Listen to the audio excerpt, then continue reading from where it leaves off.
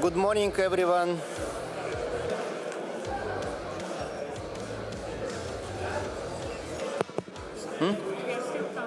Okay. Yeah, good morning, everyone. Please do not forget to register at the entrance to the hall so that your names will be counted for quorum.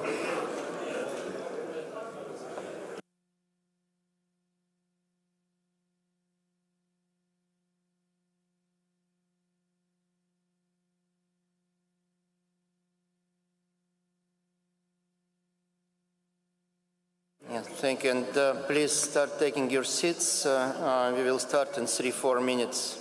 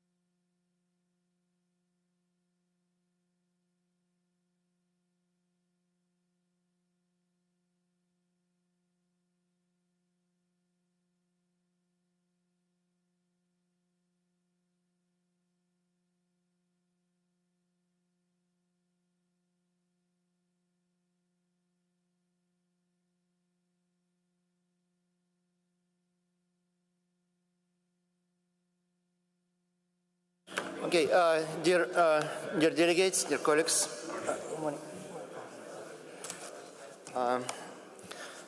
as people continue to arrive, let me start with apologizing personally for the mess created yesterday by the broken electronic voting system for a normal course of our General Assembly and in particular election process to the commissions.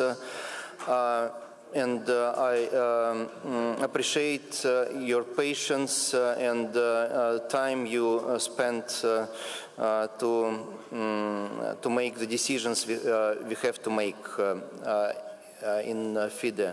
And due to that, we will have to continue with the elections today, as well as you know, with the elections of the members of the Ethics and Disciplinary Commission.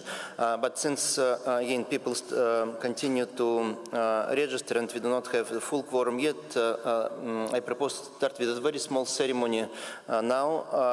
The Council considered an initiative by the Social Commission to make the next year the year of social chess in FIDE, to concentrate on the social projects all around the world in all areas that we cover now, and adding some new ones as well. And the presidents of continental federations, associations have agreed to sign together with me the memorandum to start the year of social chess. And I would like to ask Hisham to represent the Asian Chess Federation, as Sheikh Sultan left for the urgent reasons back home, and we'll have a very short video and very quick ceremony.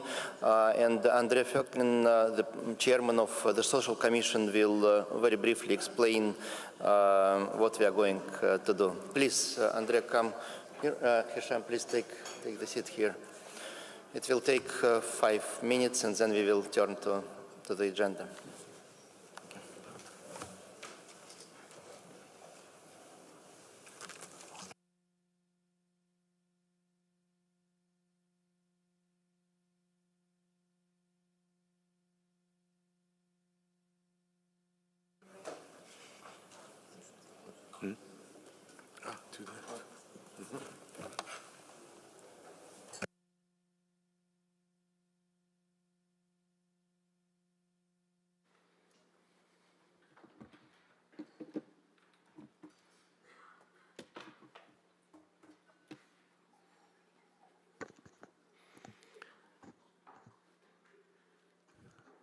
Dear colleagues, as national president of Switzerland and chairman of the Social Commission, I'm very honored to address some words on this social chess year next year in 2025.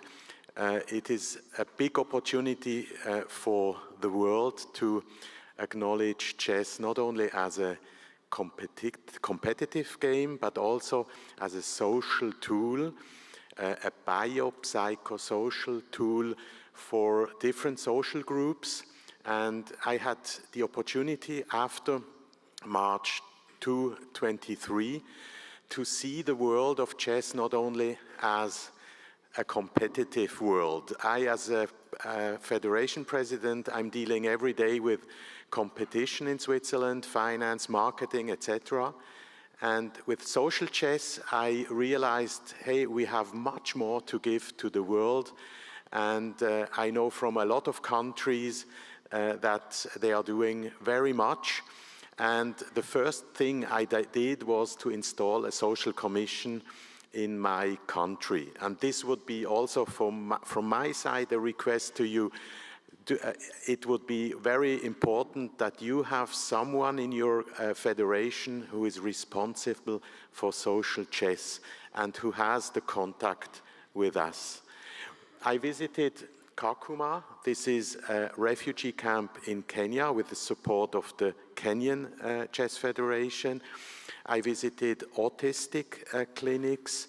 I visited also prisons, 2 prisons, and I saw that the initiative of FIDE, which is very much supported by the FIDE management, is a real good thing. And when I got the proposal that we could do a social chess year, I said, this is Christmas for the chess community. And I would like to ask you for engagement for this year. We will be ready for you to have contact with different social projects. We will put them on social media, visit it. And I think it's a big opportunity for all of us. And I would very much thank the management to make this possible. Thank you very much. Thank you. I think while we while we are watching the movie, we can start preparing the signing. So please help us to do it now. Chess is more than just a game. It's a Do you have the papers ready? Connection and transformation. In 2025, FIDE is proud to launch the Year of Social Chess. We believe in the power of chess to bring about positive change, from therapy and education to rehabilitation and inclusion. Social chess is our way to build a better world. The Year of Social Chess will introduce groundbreaking initiatives across the globe. Monthly themes will address critical social challenges: chess for protection in refugee camps, chess for cognitive health among the elderly, and even chess for addiction recovery. Through this initiative, we are mobilizing communities, conducting research, and creating opportunities for all to experience the joy and impact of chess. Join us for online chess events, global conferences, and even a documentary film festival that will showcase the power of social chess.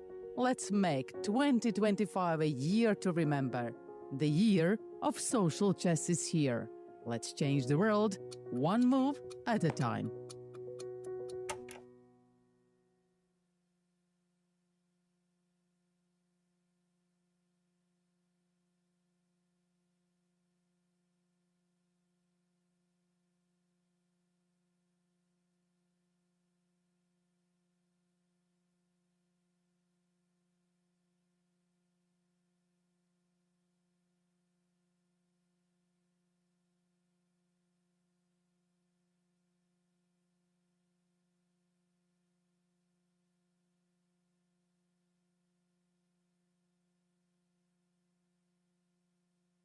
Thanks a lot for your applauses. Let me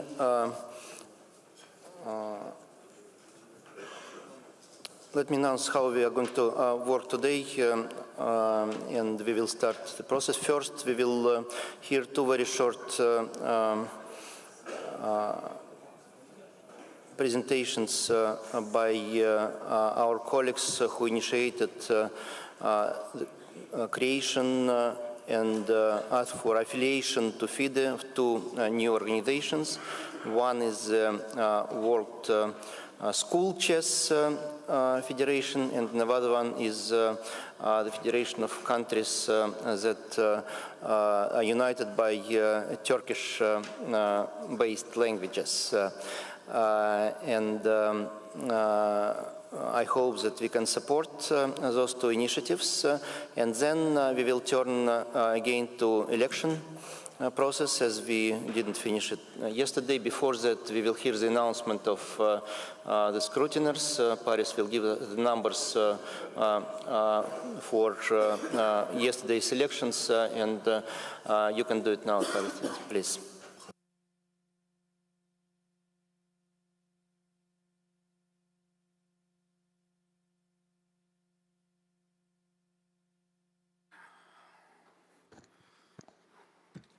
Good morning.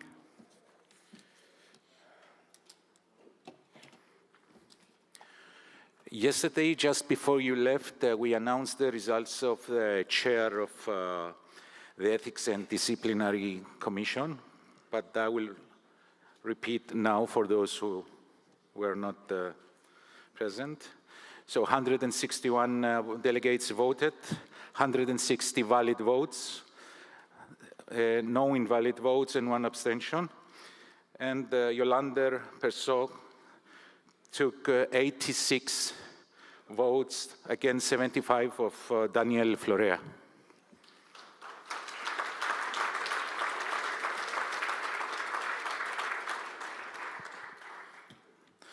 And the results of the verification commission members: 161 delegates voted, 161 valid votes, no invalid votes, no abstentions.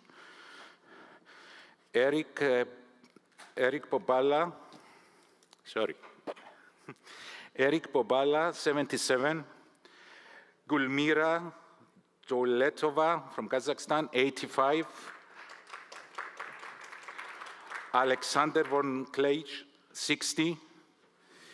Ken Kurt, 49, Panul Line, 68, Malcolm Powell, 76, and Rajai and Al-Susi from Palestine, 58. Sorry for the pronunciation of the names. Who are elected, please? So we have, sorry? Who are elected? So we have... Yes, please announce who are elected, yes. Okay, we have Gulmira with 85 votes. First, then is Eric Pobala with 77 votes. Malcolm Powell, 76 votes. And Panu Line, 68 votes.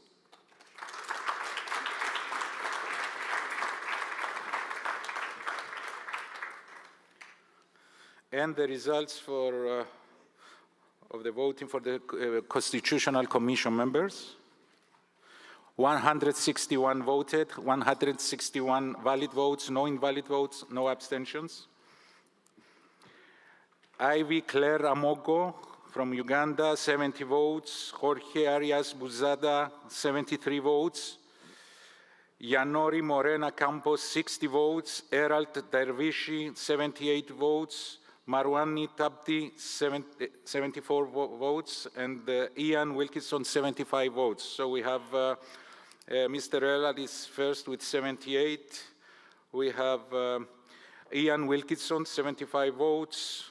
Marwani Tapti, 74 votes, and Jorge Arias Buzada, 73 votes.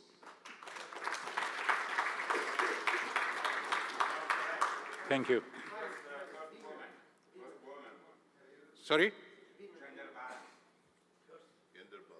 Yeah, first, the woman, yeah. From Uganda. Places, but who should at least one woman. So first for unfortunately all men. So insist of him, she because she is women, the best women. I heard this. No. This Marwan Tapti is from Algeria. Okay. Marwan is male.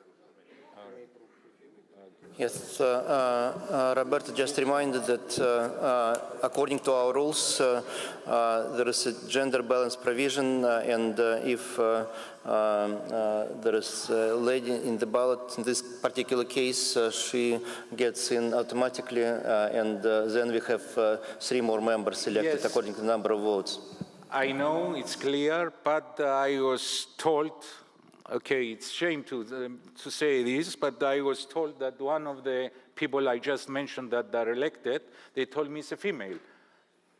So that's why I mentioned the names I did before. So then that means that the Jorge Arias Buzada is not elected, and Evie Claire Amogo is elected as female. Huh? Okay, I'm sorry.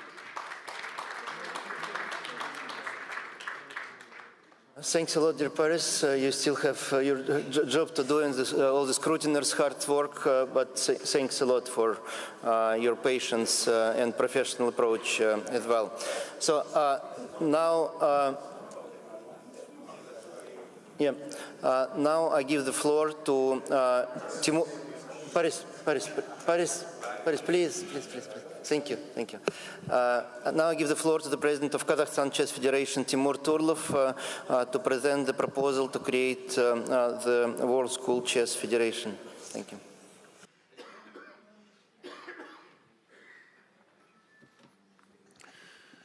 Dear members of General Assembly, dear Arkady Vladimirovich, above all, I would like to appreciate FIDE for organizing this event. The starting point topic, quality composition and representatives, indicates the meeting of FIDE General Assembly will become another significant stage in the history of modern chess and will mark the beginning of qualitative changes in which we are all interested. I'm here and I'm speaking not only as a president of Kazakhstan Chess Federation, but foremost as a CEO of Freedom Holding Corp, a strategic partner of FIDE, and sponsor of main events in the world of chess over the past few years. We started our collaboration because of our goals to popularize chess in our country. But then we realized how important is this collaboration between chess and business across the globe, and how undervalued still the chess in global sponsorship. Chess is actually the greatest club, the greatest community, and still have a lot of room for growth and development. We see how it's became more and more popular, and how the chess audience is growing all over the world, in developed countries, in developing countries, in the countries who always was famous for chess, and in the countries where chess never was very popular. So now we see a very big demand for that and very rapid growth of popularity. And today I want to announce our initiative, the International School Chess Federation. This initiative, we want to implement this project because chess is not just a game. It helps children to develop critical thinking. That helps our kids to better understand their minds, to better concentrate and keep their discipline. In this world where it's more and more difficult to concentrate on long texts, it's difficult for our kids to read and understand books. But it's still very critical to be able to keep concentration, to be able to compete and finally to get better educated. I believe that this initiative cannot just become a good development for professional chess, because the more kids will start to play at schools, the better fit we will receive at chess schools, the more professionals come to professional sport, and the more competitive national federations should become. But I also believe that a lot of kids who will start to learn thinking and critical reasoning during understanding chess will finally achieve better goals in their lives. They became great scientists, businessmen, they became government officials. I believe that chess in schools can actually be mutually beneficial for most of stakeholders in our life. And our mission is to unite National School Chess Association and support the global integration of chess into school curricula. I believe that our role is actually to build an organization who will provide enough resources to support existing initiatives. We will try to provide project management. We will try to provide financing. We will try to share our experience to develop schools to develop chess in schools in Kazakhstan. I believe that we will share our expertise, how we dealt with government, how we dealt with sponsors.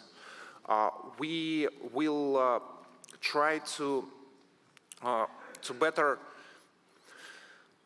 organize some key events and competitions between schools, as we did, for example, in Aktau during the last year. I believe that the World Chess School Team Championship should become the main event of this new Chess in School Federation. And I believe that this Chess in School Federation should finally become a very democratic organization who will unite a lot of people who is now do that in the different countries, in the different continents, who now do their job as enthusiasts. We will try to frame them. We will try to provide them resources to create a networking platform for them, and to exchange a lot of stuff, like, for example, our expertise in school books, our mobile app solutions, and some IT solutions which help finally to train teachers, to help teachers to train kids. And finally, support development of chess between kids in schools, also for to make chess fun for a lot of audience. About the federation, we will start as a sole founder. So Torlov Private Holding on the first stage will take care about budgeting and financing expense of this organization. But we setting goal finally to make this federation as a real federation, and we will work closely to continental leaders, to local federations, to create community of sponsors, to create community of management, to create a full representative advisory board, to create a full and representative management board, which will consist most leaders of this initiative in different countries to better represent different regions of this world.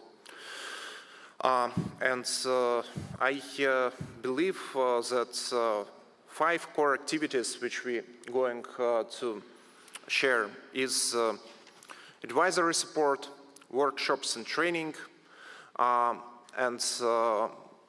and we will conduct workshops and training sessions for school teachers and chess coaches to improve their skills in teaching chess to students. We will try to, of course, be focused on tournament organization on local and global level. We will try to provide support, some organizational support and also financial support for this initiative. We will try to create a platform for resource sharing, because it is a lot of great experience which is already was received all over the world, and we will develop and provide access to many educational tools which already exist, and we will try to frame development of that and sharing of this information. And of course, networking and collaboration, online and offline, creating conferences, facilitating any government relations.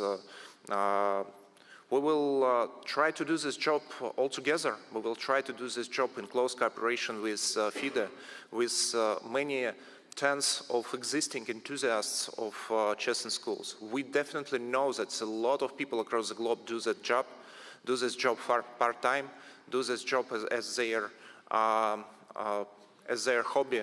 But we really believe that if we will help finally to better frame and better organize to create organization with some full-time employers, that should create a good and reasonable impact. And I believe that we will be a long-term partner, and we are ready to provide commitments to this organization, to support this organization long enough to make it sustainable. As we did as a corporate supporter of chess across the globe, financing Kazakhstan Chess Federation and financing a lot of important FIDE events, which in my opinion crucial to develop and promote chess in the region and in a global landscape. And this experience supporting, for example, corporate chess championship in New York, we're working all together to make a great event, I think the biggest in the United States in a century. We work now to launch this December championship in Lower Manhattan for Rapid and Blitz, which should become, in my opinion, we hope that this event can improve, even explode interest to chess in the United States, because it will be events which will should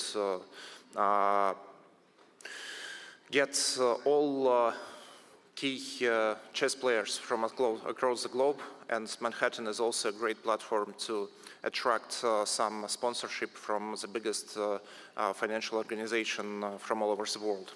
So, dear delegates, dear Arkady Vladimirovich, I would like to ask you to recognize the International Schools Chess Federation as the affiliate of FIDE and support our initiatives. So we try to do that for good. We try to do that as a charity also from our side, but I believe that this organization will provide a very great payback for all supporting members, and this impact will be very visible and very efficient. Thank you very much. Thanks a lot for this presentation, and I would like to ask the floor if there are any questions or objections, comments on that, please. Hello. My name is Hanif Qureshi. I'm from Pakistan, and recently we have launched the largest chess and education program in the world, eyeing 10,000 schools. But frankly, when I came into the field and we started looking at that, we see a scale beyond our capacities at this point. You're talking about hundreds of thousands of schools.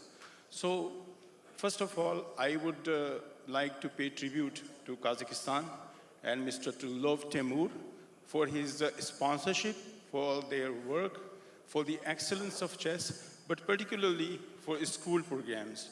I would full-heartedly support this initiative, and I think what I understand from what he's saying also, that an international advisory board can be set up.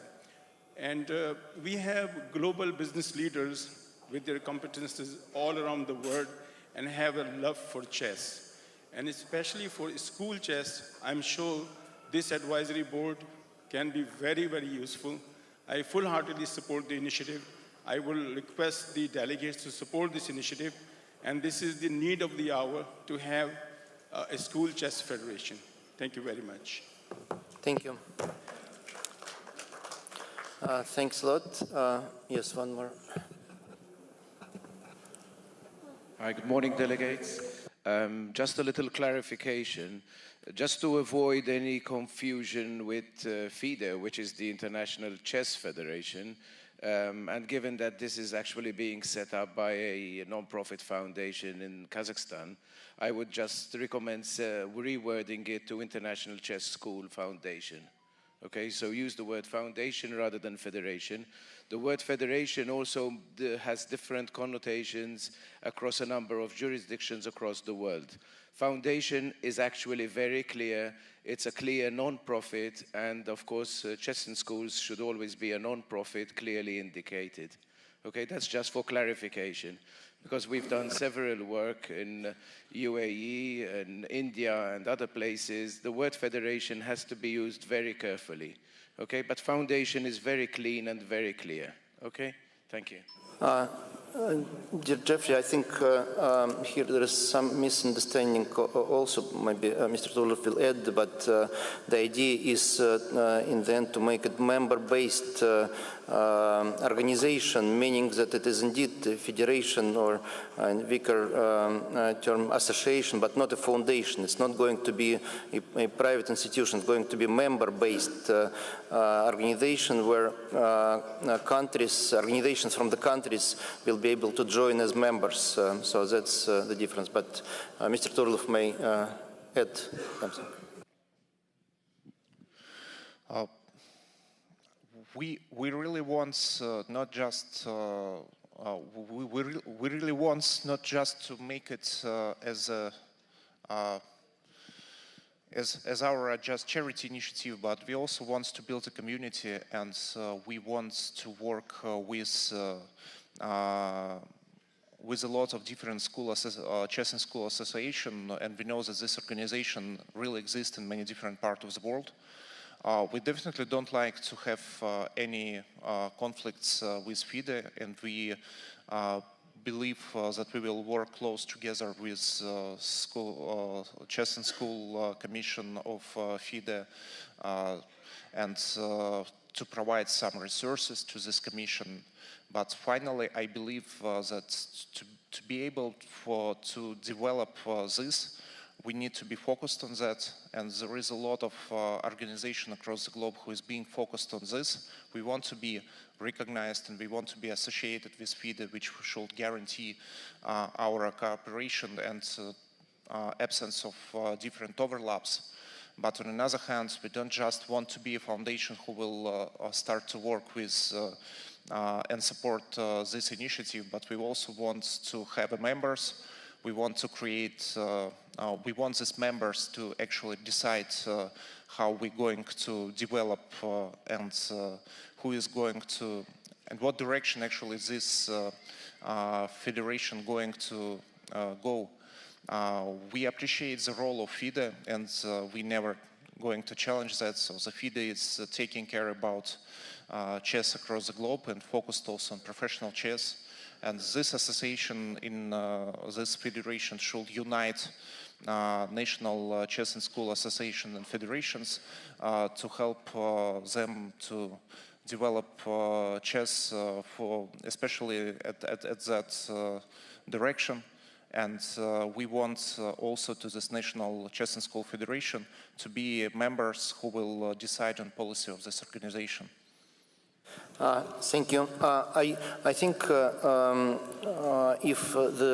if in general we can support the initiative and the affiliation, the Council can work with the colleagues to refine any legal and technical detail then in a due course. Since, of course, when we are talking about such a large institution, there can be some legal matters that will have to be put in order according to the legislation. So the Council can follow up on that. Mr. President, can I say a few words? Yes, please. It is clear for me that Mr. Turlov, he doesn't need to come here and try to get an approval for the Assembly if he wants to create such an organization. What he wants, and he's here, is to get a cooperation with FIDE and to work together with FIDE. It's obvious that the difference between a foundation or a charity organization and a federation is that in the idea of the federation there is a political gravity. I understand that people here can be afraid that in one moment this organization can be independent. He could do it from the beginning, this. So he's coming and he's asking to work with him, with FIDE. It's up to us if we really go together, help each other. This is the most important for me. That's why, of course, I'm in favor of approving what actually he's asking from FIDE to recognize this organization. So I don't believe that we need to discuss how the President said details can be discussed in the Council. Yeah, thank you. Let's take the last one and we'll conclude. Yes. Good morning. I'm Mamolin from Myanmar, President of Myanmar Chess Federation. In our country, since 2016, we have our private school sports association, and then chess is one there. And now we are going to form International Schools Chess Association of Myanmar. It is under process, and then we are going to start the tournament among the international schools of Myanmar in the beginning of next year. And as you know, the private schools and international schools are very supportive for sports in each and every country.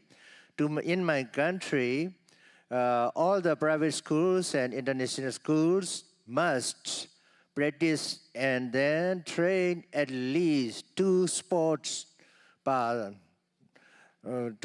them. So most schools, they choose chess as one because they don't need too much space and there are too many equipments, and also it's easy to organize, and it's also very beneficial for our children.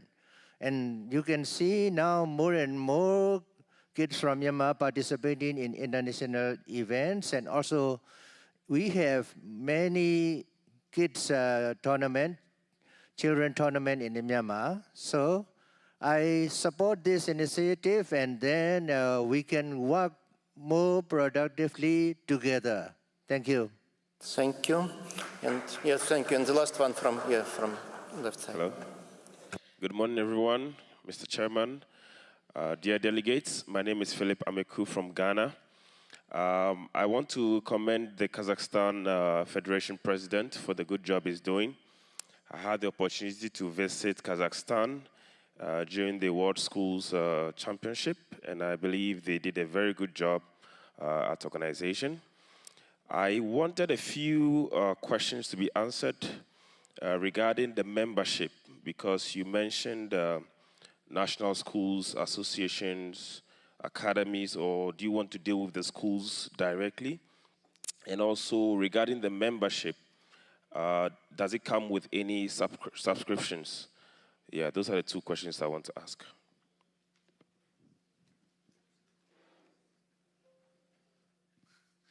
Thank you.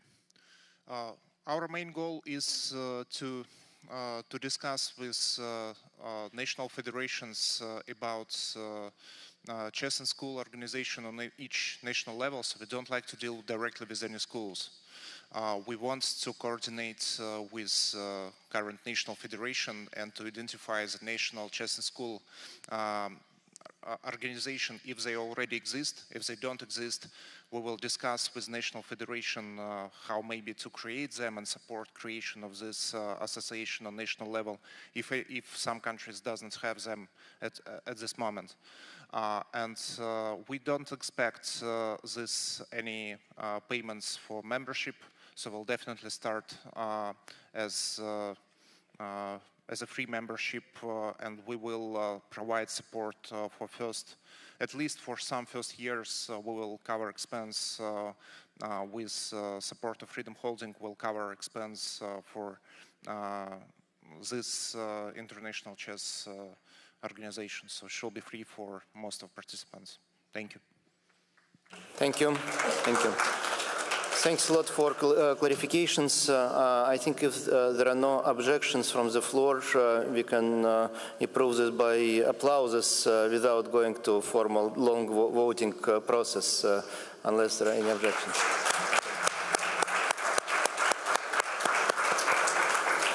Thanks a lot. And now also very brief presentation from Elaha Kadim on the creation and affiliation of the Turkish language-based countries. Elaha. Elaha, can you come to the microphone? Yeah. Representing Azerbaijan Chess Federations and all countries who agreed to create the organization. Honorable President, esteemed members of the FIDE General Assembly, distinguished delegates, and chess enthusiasts from around the world. Today I have an honor and privilege to stand before you and to present to you the proposal to establish the Turkish-speaking Countries Chess Association as an affiliated organization within FIDE. The founding members are Azerbaijan, Kazakhstan, Kyrgyzstan, Turkey, Turkmenistan, and Uzbekistan. These associations present a unique opportunity to bring together nations with the shared linguistic and cultural ties, and this initiative is not merely about linguistic affinity, but it also embodies a broader mission, one that aligns closely with FIDE core values of inclusivity, collaboration, and development through chess. And establishment of these associations hold deep significance on multiple fronts. Cultural unity through chess. The chess-playing nations of the Turkish world share a cultural heritage that spans centuries, and chess is not only a game, but a vehicle of connection, diplomacy, cultural exchange, and this new association would strengthen the legacy across borders.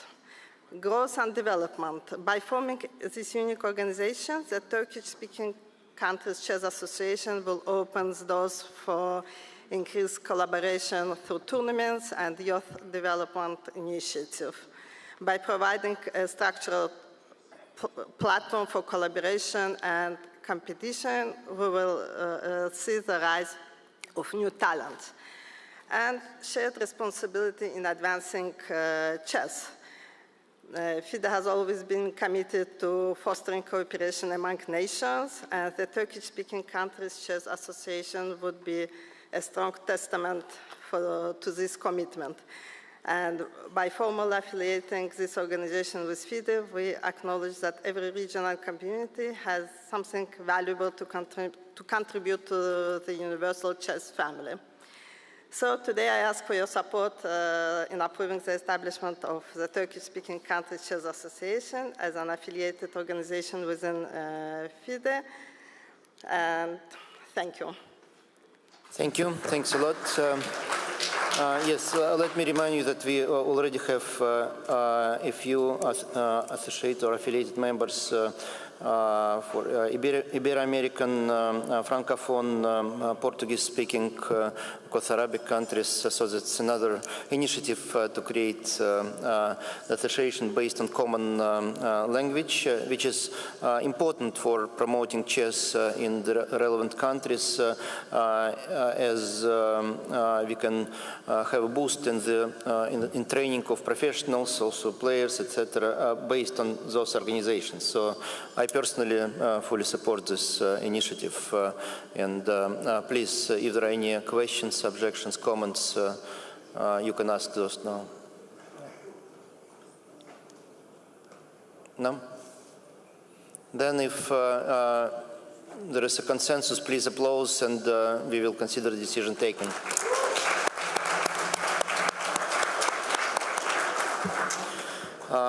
So I propose now to turn to back to the elections, since otherwise we will have a completely unknown timing of further considerations, and then we'll proceed with other matters. So I would like to ask Roberto Rivella to help me with that again, and I appreciate your patience, as we need to have a very smooth process here.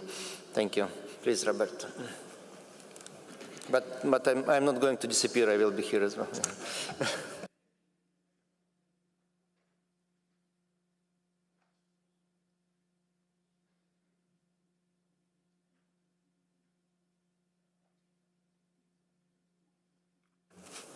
Okay. So, of course, we will not try to use an electronic vote again. So I think we have to go on as yesterday in the same system. Yesterday we already had the pleasure to listen self-presentations of all candidates. One of the candidates that didn't win for the position of chair of the Ethics and Disciplinary Commission accepted to run for the position of member. The other one decided to not submit his candidature for this position. I just would like also to remind you that the gender balance principle that was the same for all commissions. But in this case, given that the elected president is a woman, the gender balance has to be considered in the full composition of the commission, just to be clear. In a constitutional commission, on the opposite, this was the reason that I raised before. It was necessary to pay attention to the principle of gender balance. So I think we can do exactly as yesterday. We don't need to have other presentations because all candidates had the possibility to self-present themselves. So I think we can start as yesterday, as soon they confirm me that we can start. And unfortunately, I believe that the delegates that are also players run to the playing home, so probably they couldn't vote, but as soon all the team are prepared, maybe we can do as yesterday. So, now I will prefer to have just, I don't know if we need observers, but only observers of the continents can be accepted. So now not observers for candidates, just observers for the different continents. So can I invite observers and scrutineers and other people to go in the room of yesterday? As yesterday, we can start with the vote of the observers, the vote of the scrutineers, and the vote of people that are helping. I think Scottish and the Netherlands delegate can vote first, and then we will follow alphabetical order. I think we need a couple of minutes, no more.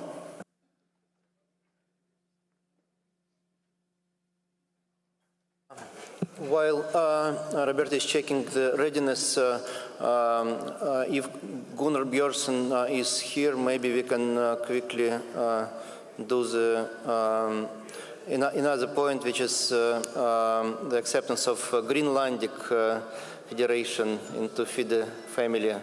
It was already discussed and pre-approved by the Council since the full set of documents was presented, and I would like to ask Mr. Björnsson to quickly present the case while Roberto is checking the readiness of scrutiners.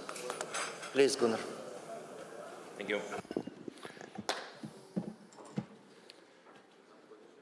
Dear honorable guests, as you know, I'm not from Greenland, but I'm from Iceland, but I was asked by them to come here on behalf of the Greenland Chess Federation. And they are applying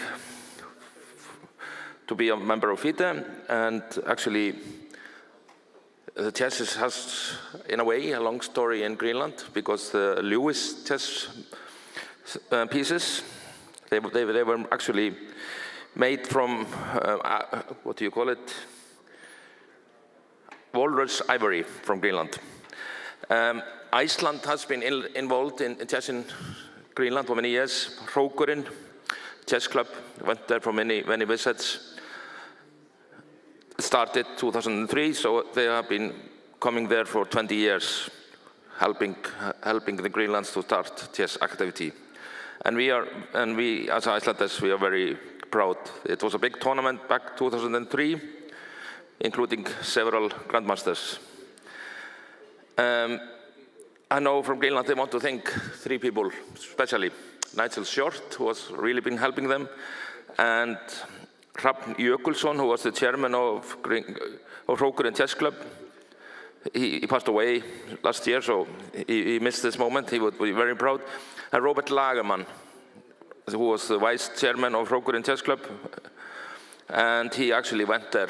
I talked to him yesterday, and he had been in Greenland for 64 times, one time per any chess pieces.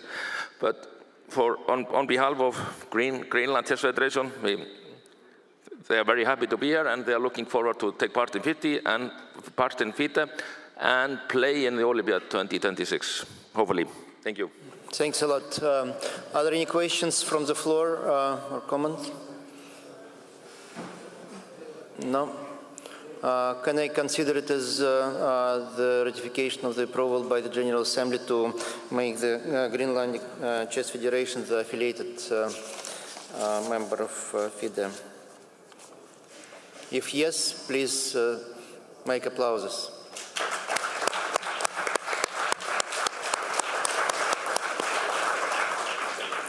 Thank you. And let me quickly check if everything is ready.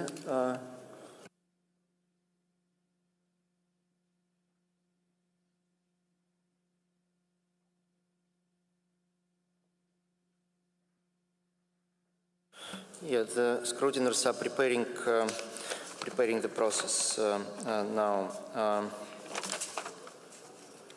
So let me see if we have some small items that we can cover quickly or not. Probably not. Let me just mention that we have a section 6 in our agenda, which is FIDE tournaments 2024-2028. The intention was to hear the presentations from Uzbekistan and Abu Dhabi regarding the Olympiads, and you heard the presentation from Abu Dhabi yesterday. We do not have Uzbekistan presentation here. I can reassure you that the preparations in Uzbekistan are going very well.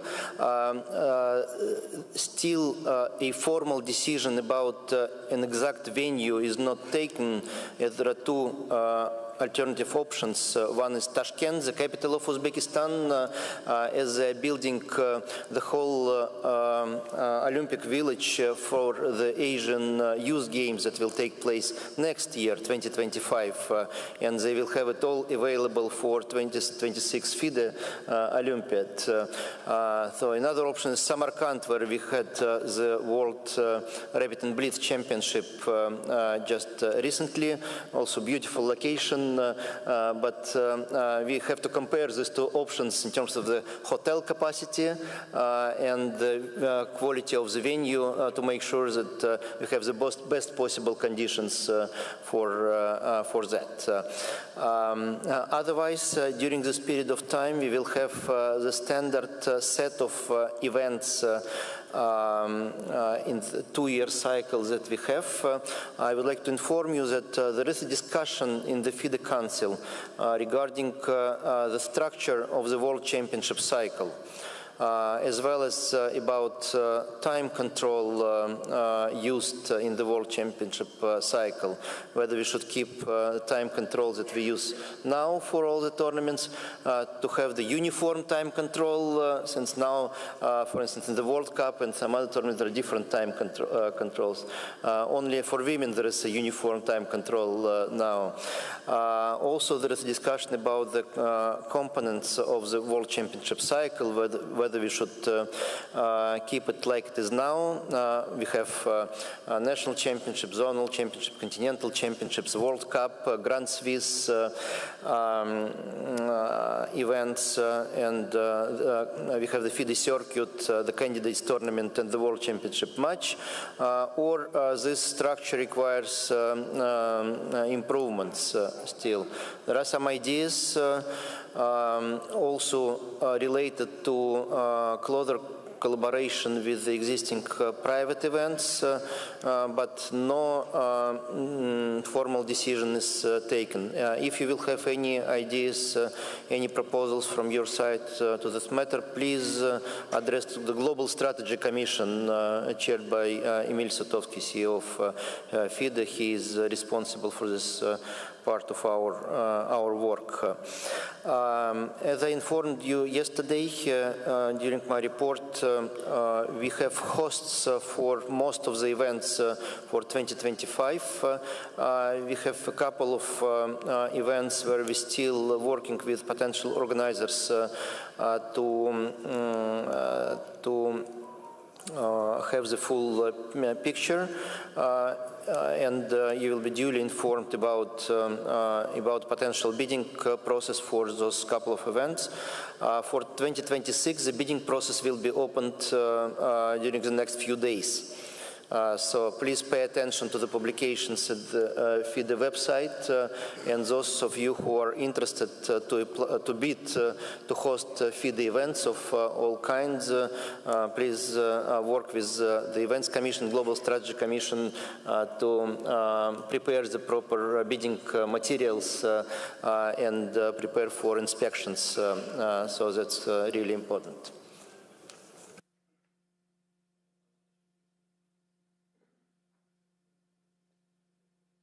Yes.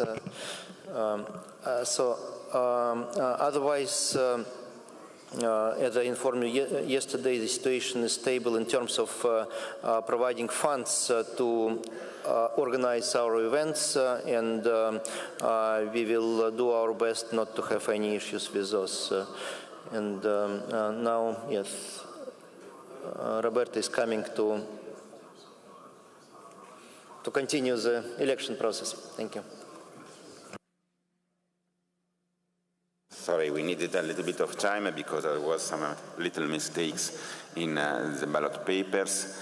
Now it seems they are coming. So I know that some of you are arbiters or players.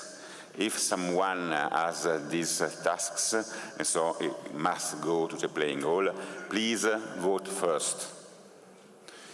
I know, for example, Liechtenstein and Uzbekistan had this problem, so I already gave them the possibility to vote first. It's okay for everybody? There is someone else that needs to go to the playing room? No. So, one? Okay, so please come. If you can tell me just from which member federations you are. Maybe come here, you give me your name of your member federation so I don't have to call you twice. Namibia? Okay, go. Okay, go.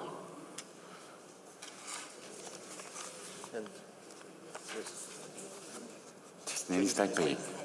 Just one moment, I arrive.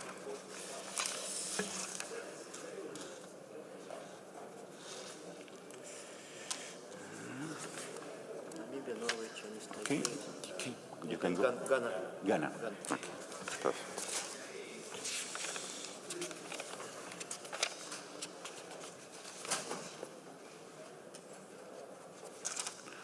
No one else?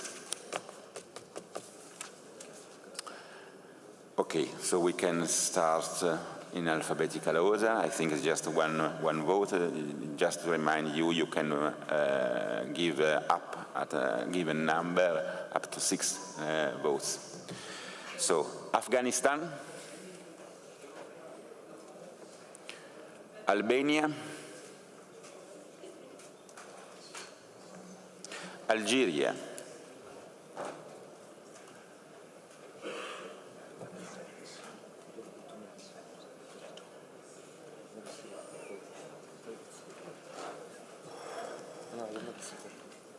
Andorra,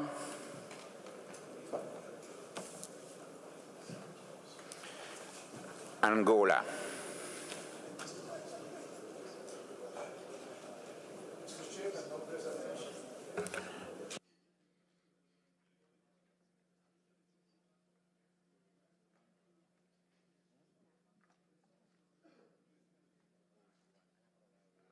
you are right, because you gave the possibility to self-present themselves only to the members of the other commissions, and not to the members of this commission.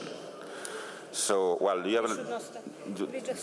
Do you have the list of ballot paper? Can you give me a ballot paper? No, I take this. Okay, okay. Well, I will take this, but just remember which one I sent. But I need this one, believe me. Ah, okay. Well, okay. Ali is right. We gave the possibility only to the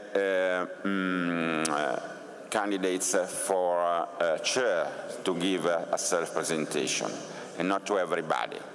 So we can just give 1 minute to each one of them very, very quickly. So I have not the list.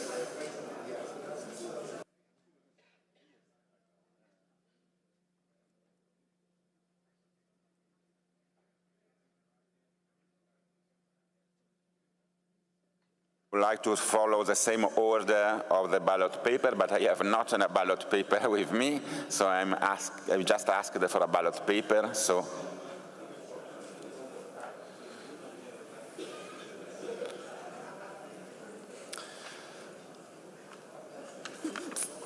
thank you. So I would like to invite Khaled Arfa from Tunisia. Is he here?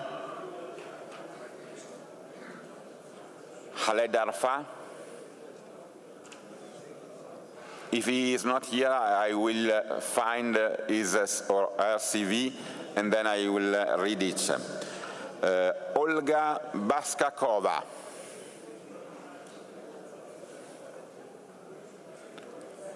Is Olga here?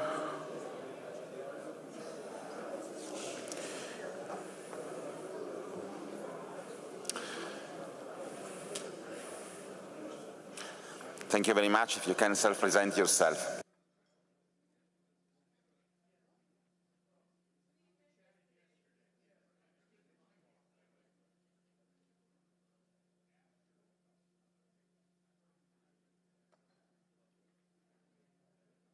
No,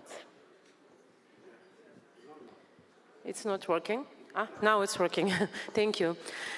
Good morning, ladies and gentlemen, Mr. President and delegates. I am Olga Baskakova from Kazakhstan, and I am honored to be here as a candidate for Ethical and Disciplinary Commission of FIDE. I am working as a top manager for Freedom Holding Corp, which was presented before by Mr. Turlov. And as you know, it's one of the main partners for FIDE. And generally, Freedom Holding Corp support principles of UNDP, including ESG principles, including sport and sport initiatives. And as all you know, and as well, I am very close involved to organizing this tournament, which will come in New York at the end of this coming December. I believe that as a candidate for a commission, I have a proper background. I have free in my pocket. I do master's degree in law as well and international economy. And additionally, for my 25th birthday, I present myself psychology education. I really need to understand people properly. That's why I take this education, these courses. As well, I am certified coach by ACA standards, which help me to work with people to find some solution between, I can say, the big groups of people when everybody has their own opinion. At the moment, I have 25 professional experience as advocate, and 10 of them I am a judge for trial court, and I am a member of supervisory board for approximately 10 social projects as well. This activity is voluntary. It's just my contribution to social network in Kazakhstan and in all countries when Freedom Holding Corp presented. And as well, I'm honored that I bring mediation to Kazakhstan at all levels of legislation when I was so young, but it takes 10 years. And I believe that women should be in this commission presented, because women can work properly with the small details, with some documents, which takes time. Sometimes it's not interesting, but we have to do this. And some people say that maybe women not too serious for such serious committee, but I can say you that I could be serious. Even when I have a serious face and energy, even my pet animals in my house stop to breathing, because they feel that something going on. That's why I can do this job. And as well, I can say that I can commit, I can say more, that I have enough intention and capacity for this very responsible and important job, I can say. And I'm lucky because I have a brilliant team with me, which is approximately 140 lawyers in all the world, and they do my everyday stuff. That's why I have enough time to be the proper member of this committee, which I try to be the part of this. And finally, let me share just very small personal remarks. I am mom for 4 children, and 3 of them are teenagers. Believe me, it's complicated to have teenagers at the same time, because everybody with their character, with their changes and emotions. And for us, Sunday family chess tournaments, it's really possibility to be together, to stop, to catch up my children from gadgets, from any social networks, and to spend time together. And I really feel that chess, it's not just a sport, it's an option for sociality, it's an option to have a better, proper time for family as well. That's why, because of this as well, I would like to be a contribution for development of chess. I would like to be useful and helpful for FIDE as a member of Commission. Thank you for your time.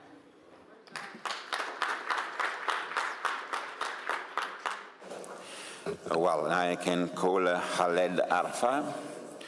And I would like to request you to be silent because it was difficult to listen the first candidate. Please. And I would like to invite you to limit your self-presentation 2 minutes, no more. Dear member of the FIDE Council, dear President and delegates, I'm Khaled Arfa from Tunisia. I'm a lawyer and attorney of law for more than 35 years. I'm interested in new technologies, problem solving, law engineering, artificial intelligence applied to law. In my childhood, I was a chess player, member of the Tunisian national youth team. Then I was member of the Tunisian Chess Federation. In 2018, I was elected president of the Tunisian Chess Federation, and I am also a FIDE instructor. I have many publications in law. You can see the list in my CV. I was, for my first term in the Ethics Commission from 2020 to now, I collaborated with my teammates for authoring the new EDC code and the new procedural rules. It was a huge work that all FIDE family must be proud. I contributed to implement some new ways of work in our committee by implementing a database used by of the decision, which is used by all our members in the ethics committee, and I will be proud to continue this work and to enhance more the methods of working in our commission. Thanks for your consideration.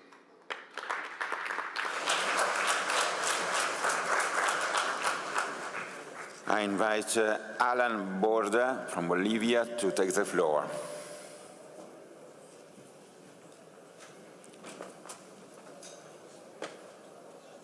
Is Alan here?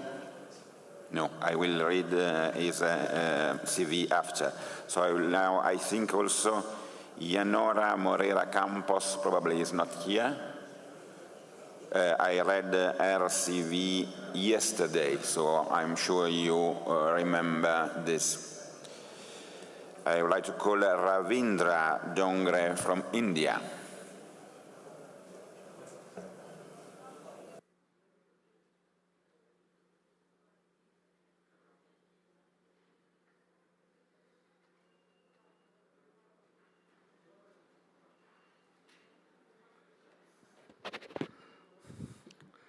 Dear members of the FIDE Council and General Assembly, I am part of the chess world for the last 45 years as a player, as an organizer, and as an administrator.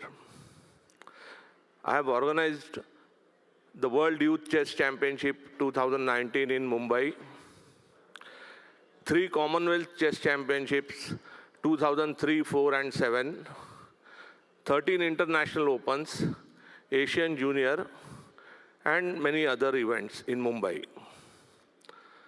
As part of the administration, I was the Vice President of the All India Chess Federation from 2005 till 2011, and the Treasurer till 2014, 11 to 14.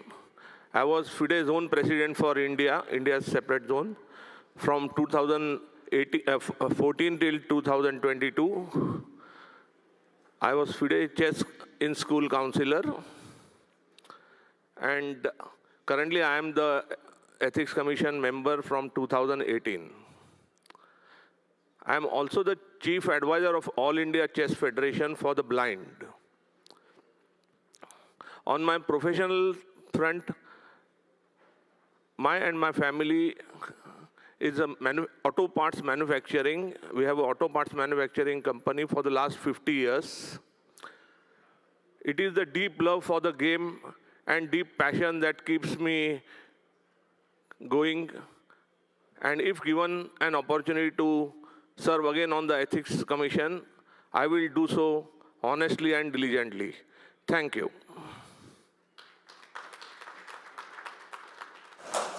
I can read briefly the CV of Alan Wilbert Borda Rivera.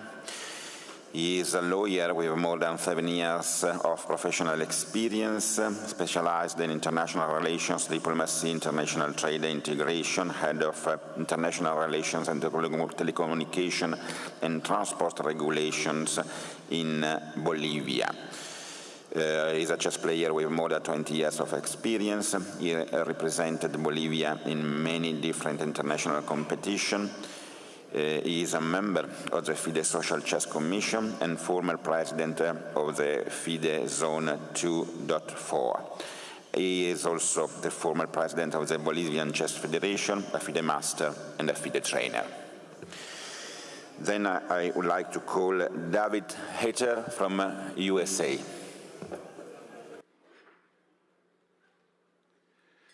Good morning. I'm David Hader from the USA. I'm a current member of the Ethics and Disciplinary Commission, and I've served on that commission for the last 4 years. We've been a good team in the last 4 years, and I'd like to be reelected to continue some of the good work that we have done there. I'm also a FIDE delegate from the USA, as well as a member of the Board of Directors of the U.S. Chess Federation. My professional experience was as a military officer, and I retired at the rank of colonel after several decades of service. One of my assignments in the military was teaching at the United States Military Academy. I taught basic and advanced writing skills at the Military Academy, and I'd like to think that that experience helps when drafting decisions in the Ethics Commission. I also taught the Introduction to Ethics course at the Military Academy. I have several graduate degrees, but the one that's most relevant to this particular assignment would be I have a master's degree in philosophy where I concentrated and applied ethics. I also have master's degrees in public administration, strategic studies, and military art and science. My bachelor's degree was in business administration, personnel, and human resources, and that's important. Dealing with people, that's what we do in this commission. And I'm certified as a professional of human resources by the United States Society for Human Resource Management. When I retired from the military, I now work in chess full-time. I'm basically at chess tournaments nearly every weekend of the year as an arbiter. I enjoy doing that. Last year, I directed almost 300 sections of 15,000 players and over $1 million in prizes. I bring that experience as an arbiter and a tournament organizer to the Ethics Commission, and I believe that can be valuable too. I thank you for your consideration, and I hope you will vote to re-elect me to the Ethics and Disciplinary Commission. Thank you.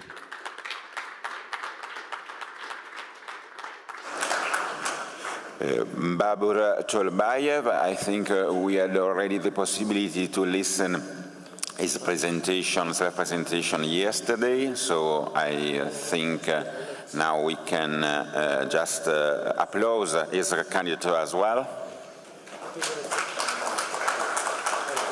And then ask Ali Nihat Yazici from Turkey to take the floor.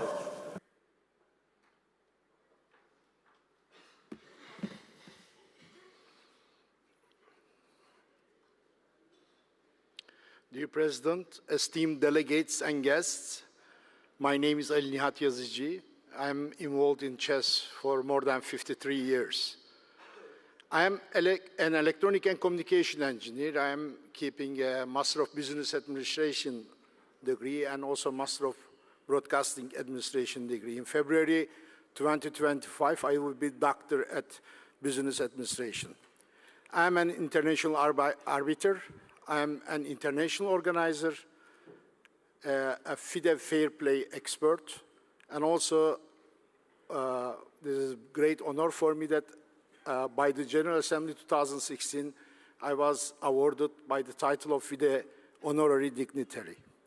I served as the President of Turkish Chess Federation 12 years between 2000 and 2012, and as FIDE Vice President 7 years, and as Chairman of Chess and School Commission 9 years, and I organized more than 60 European and world events in Turkey, including 2 Olympiads.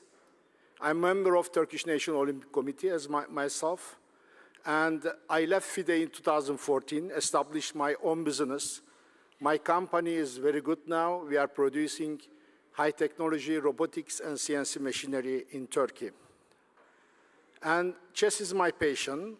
Since I am no longer involved in chess politics in Turkey and FIDE, I would like to contribute to the next term as the FIDE ethics member to our eminent sport. If I am elected, I solemnly swear on my honor that during my tenure, I will be faithful to the principles of FIDE Charter and the laws of chess, that I will be fair in my judgments without discrimination based on any race, language, religion, nationality, gender, that I will serve FIDE without expecting any personal benefit or gain. My judgments will not be influenced by my past good or bad relations and friendships with any personality or parties involved in the case. In my decisions, the priority will be always our motto, gens una sumus. Thank you.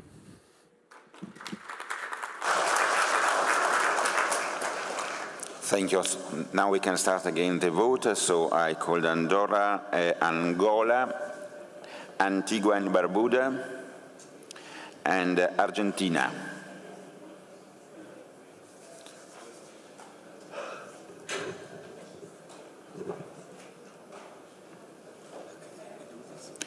Can call also Armenia.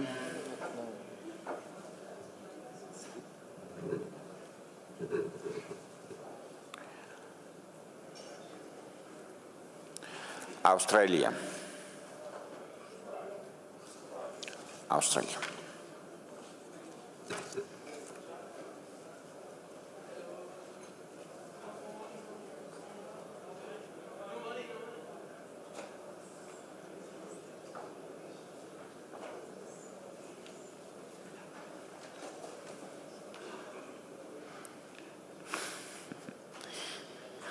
You have too many mobile phones.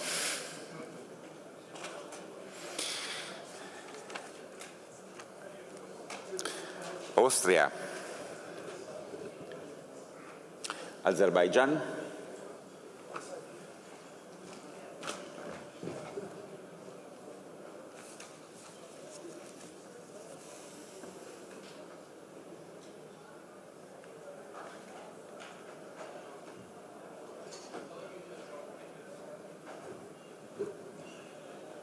Bahamas.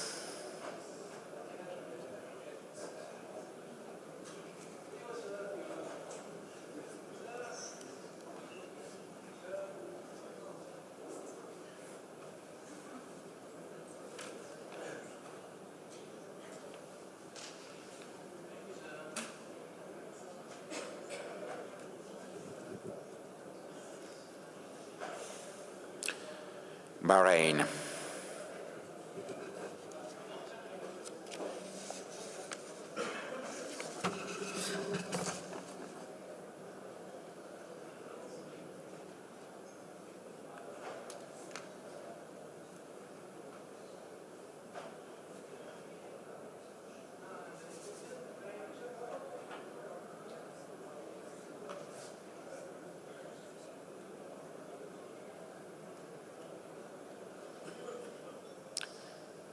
Bangladesh,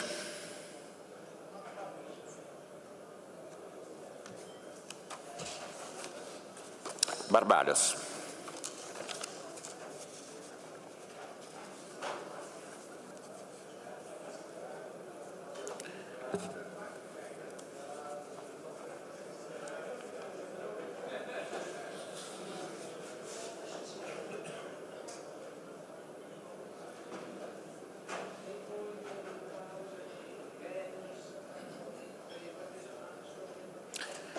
Belarus, and Belgium.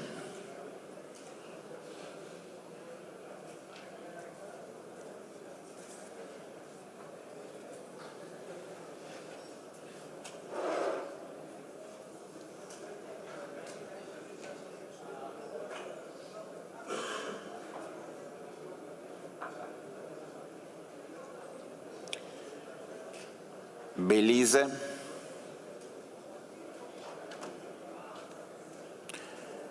Bermuda, Bhutan, Bolivia,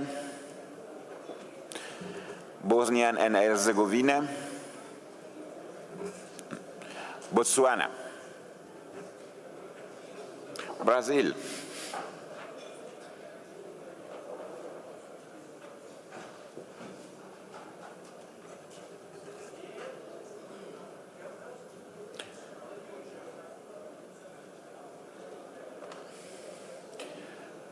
British Virgin Islands,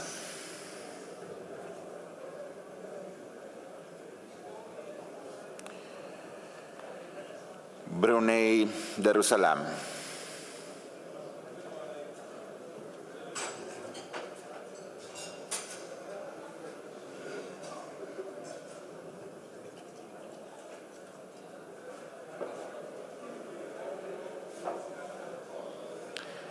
Bulgaria,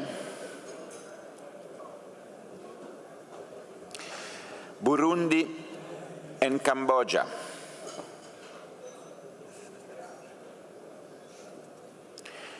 Cameroon,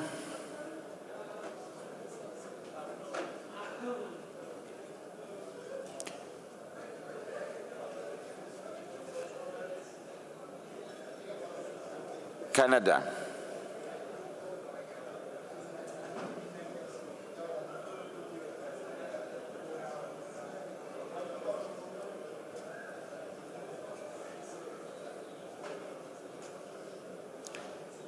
Cape Verde,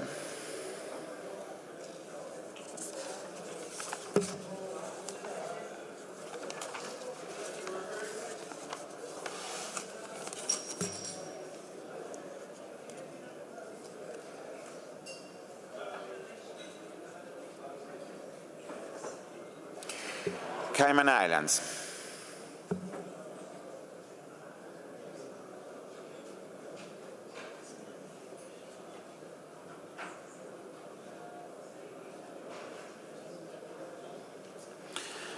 Central African Republic, Chad, Chile, China,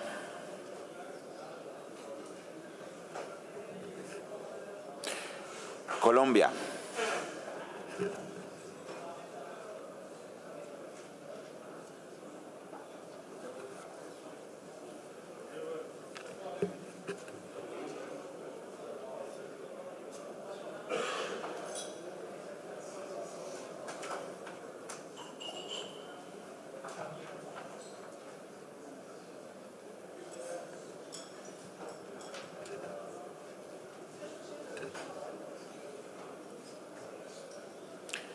Comoros Islands,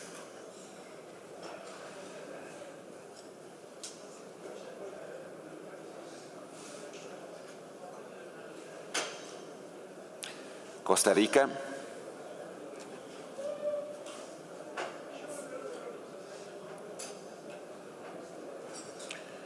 Côte d'Ivoire, if he has not yet voted, he is one of the observers.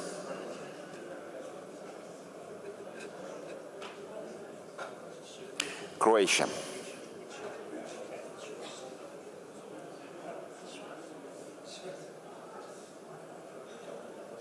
Cuba.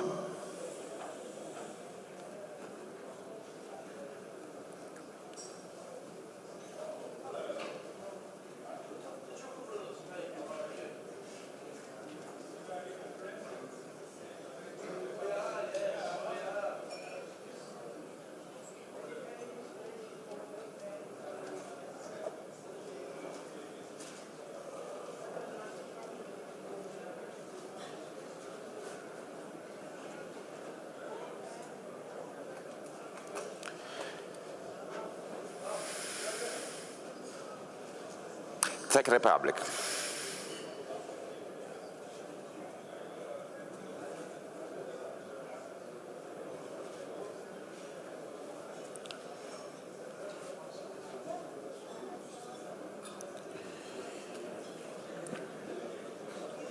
Democratic Republic of the Congo.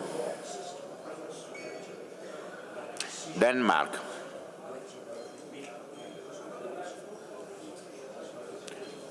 Djibouti,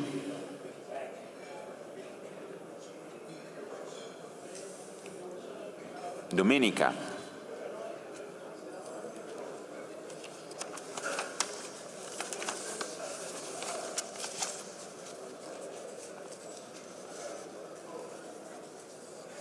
Dominican Republic,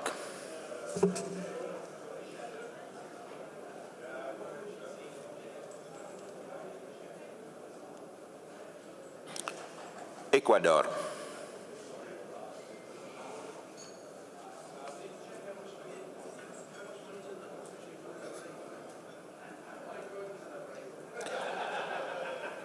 Egypt, El Salvador,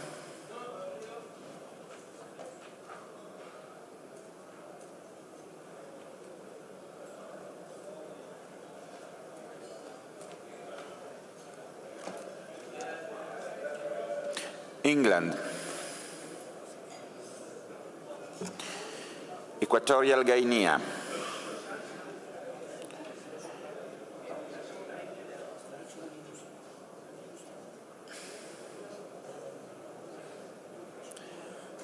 Eritrea,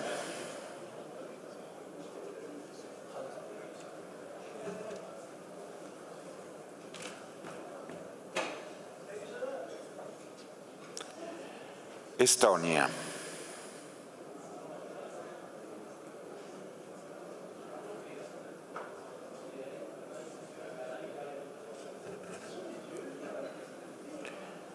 Eswatini,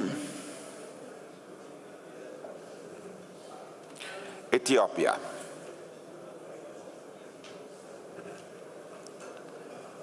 Faroe Islands,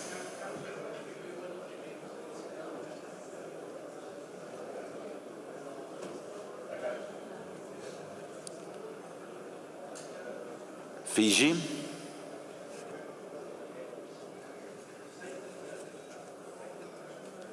Finland,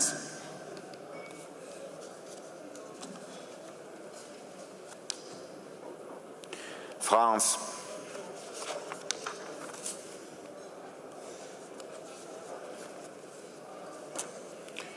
Gabon,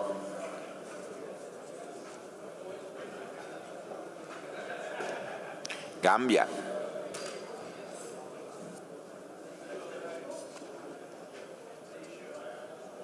Georgia, Germany,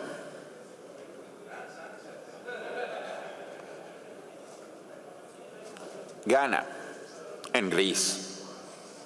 You already voted?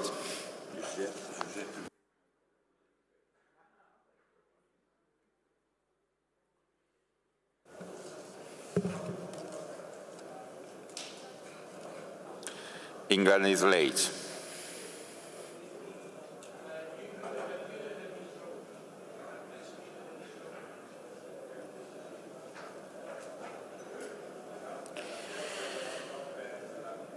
Grenada.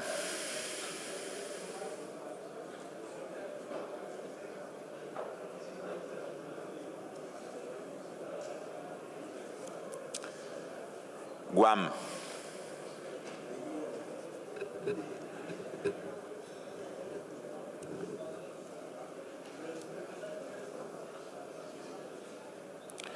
Guatemala.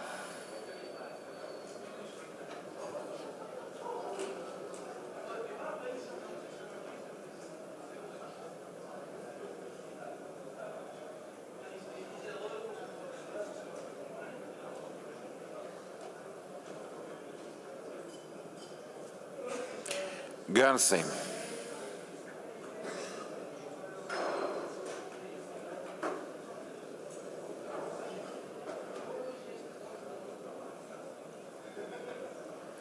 Guyana.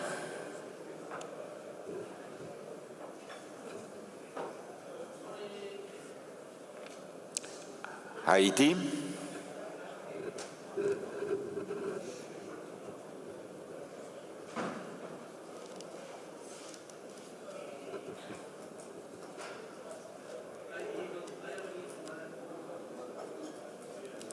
Honduras.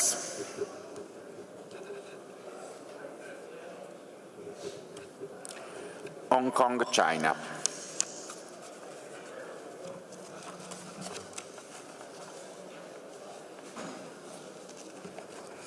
Hungary.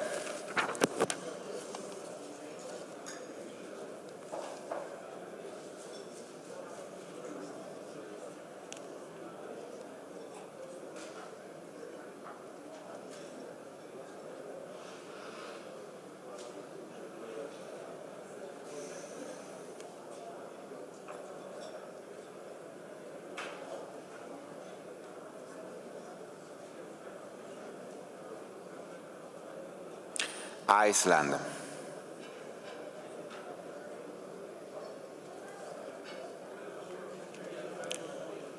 India.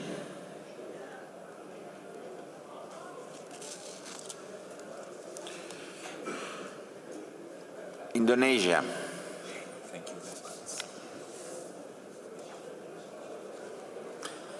Iran.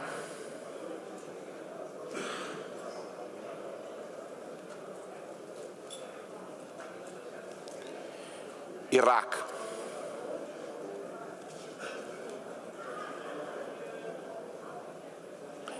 Ireland.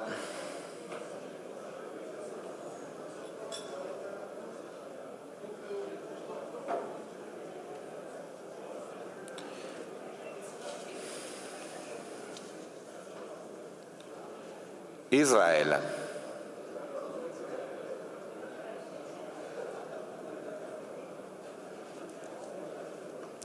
Italy.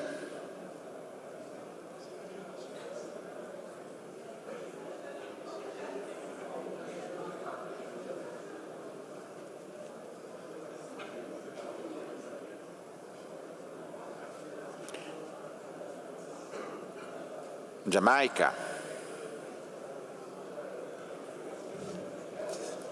Japan.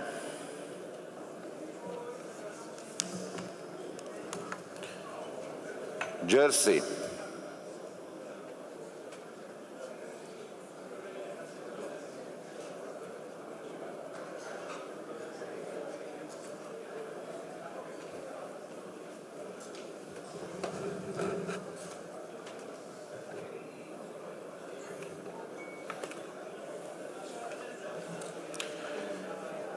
Jordan. Kazakhstan, I think I called before. No, Kazakhstan. Kenya.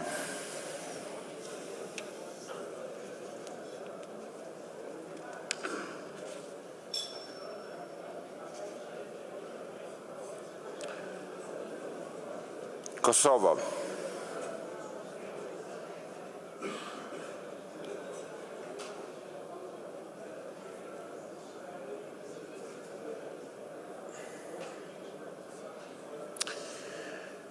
Kuwait.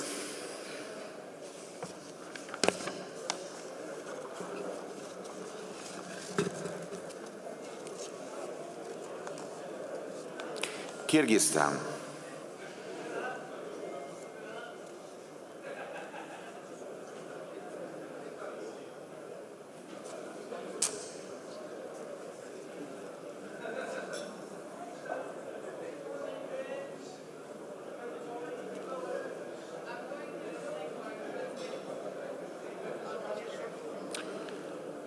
Laos,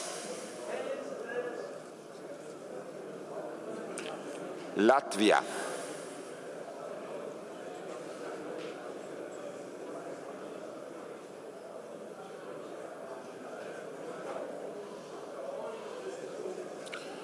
Lebanon,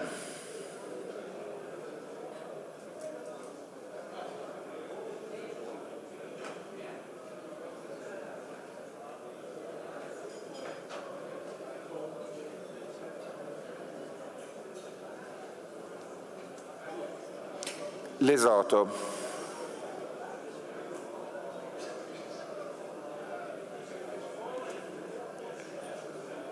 Liberia,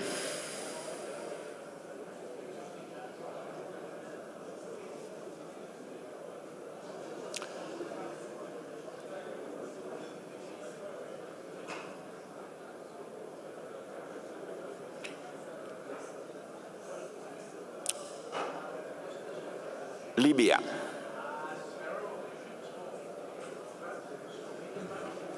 I already called the Liechtenstein, so Lithuania,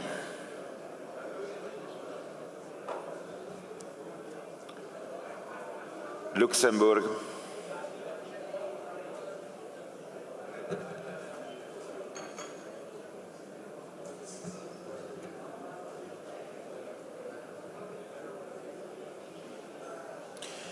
Macau,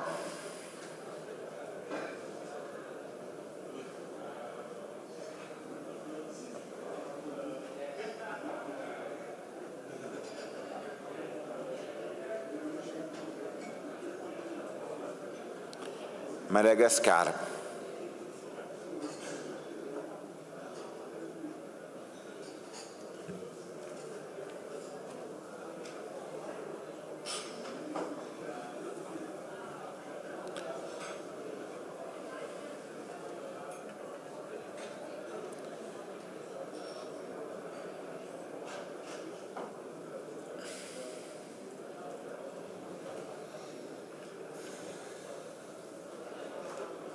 Malawi,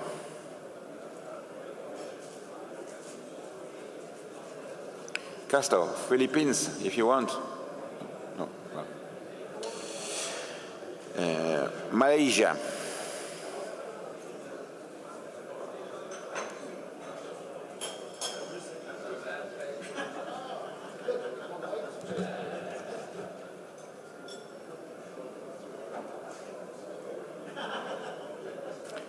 Maldives, Mali,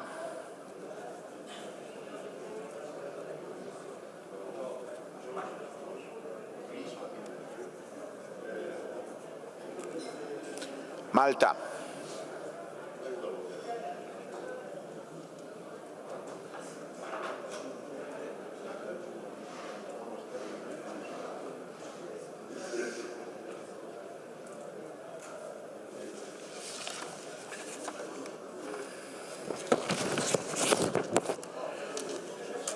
Mauritania,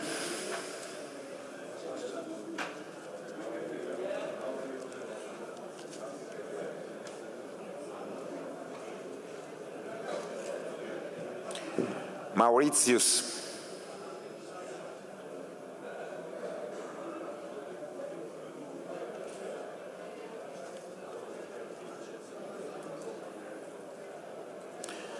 Mexico,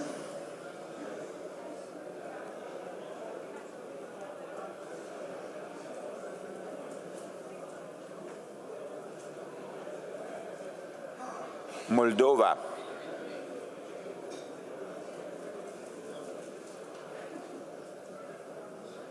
Monaco,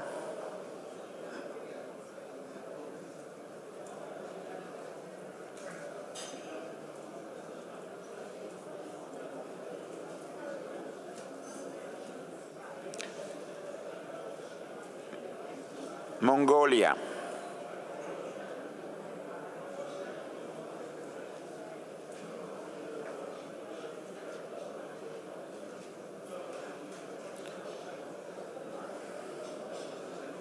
Montenegro,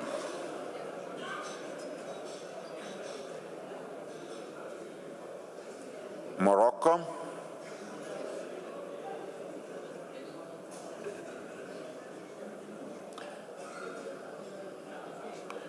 Mozambique,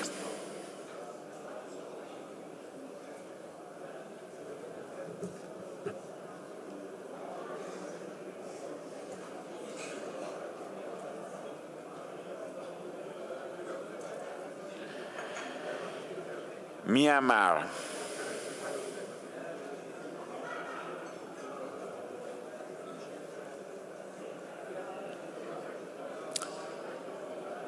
Namibia,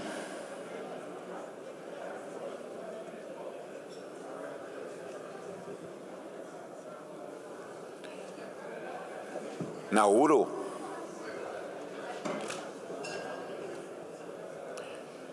Nepal, and Netherlands Antilles,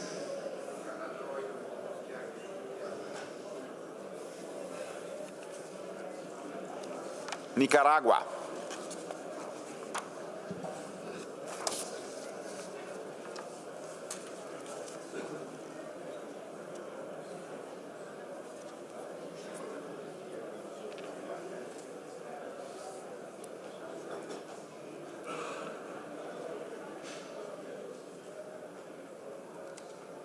Niger,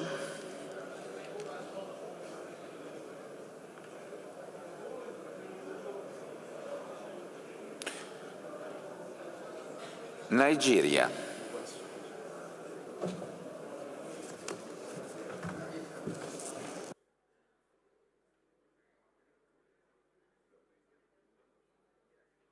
Slovenia. Go, Slovenia. With FIDE. And 2 days before, Barcelona played with Espanyol. If you like, you are invited for stay in Barcelona, football, and the gala celebration. North Macedonia,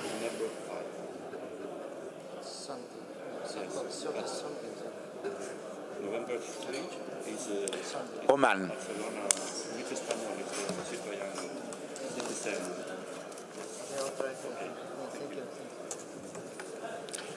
Pakistan,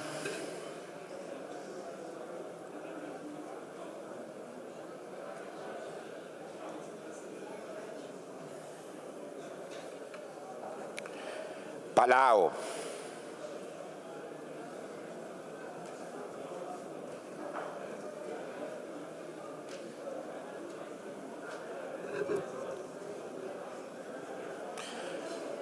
Palestine,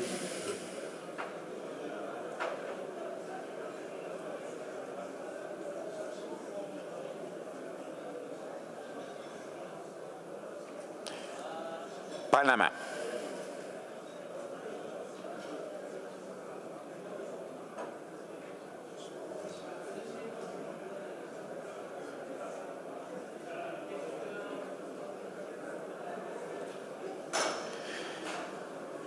Papua New Guinea,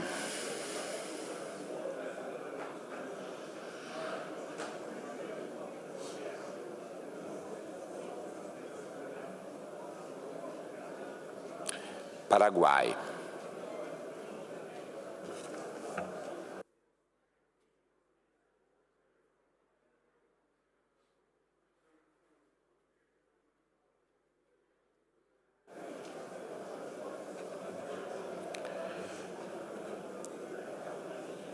after Paraguay, Peru,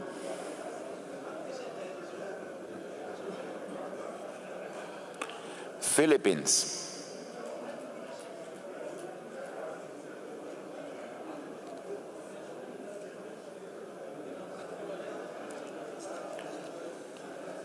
Poland,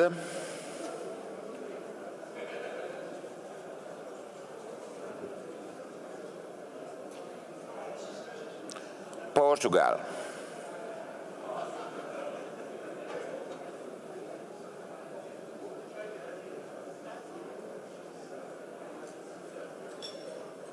Puerto Rico,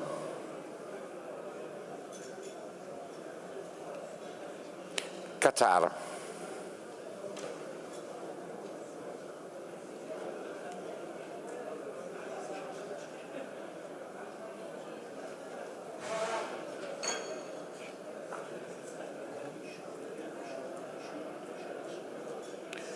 Romania,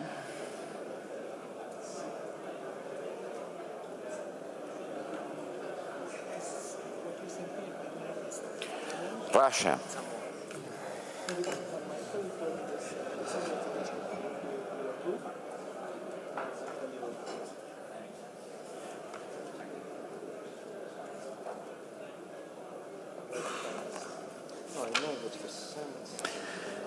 St. Kitts and Nevis,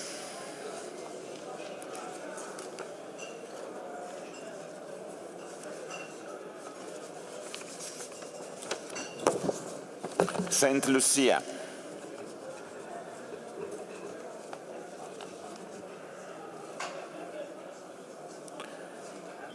St. Vincent and the Grenadines,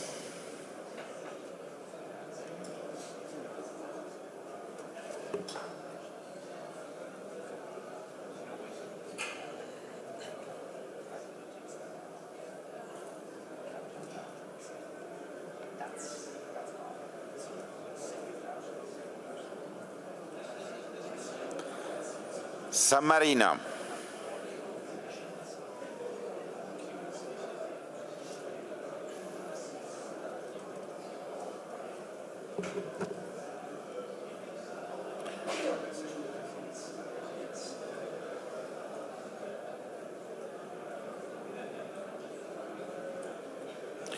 Sao Tome and Principe,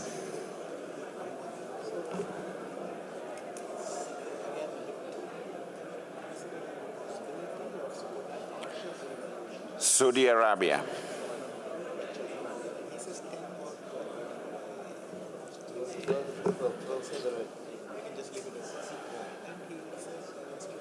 Senegal,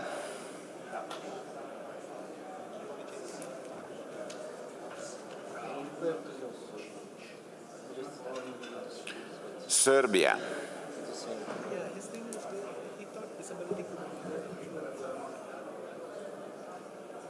Seychelles,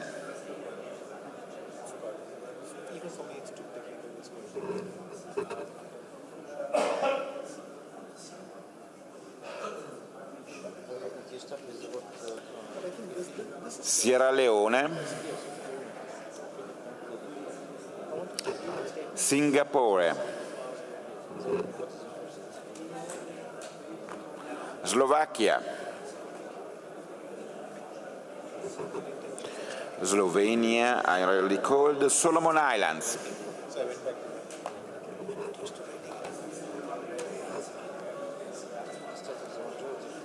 Somalia,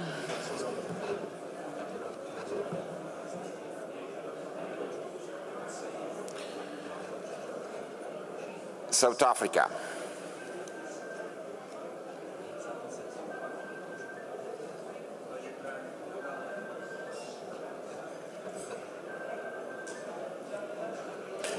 South Korea,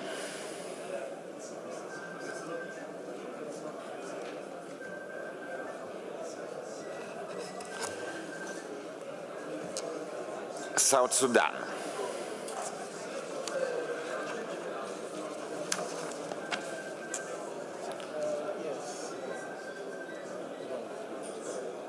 Spain,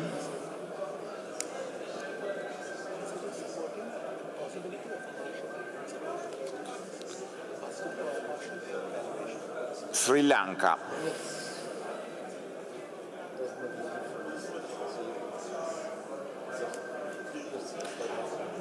Sudan,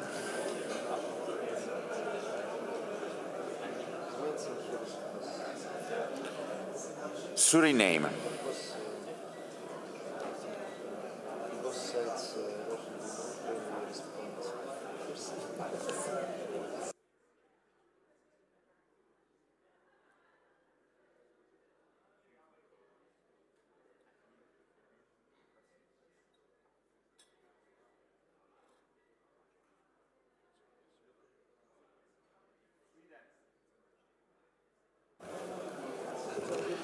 Switzerland.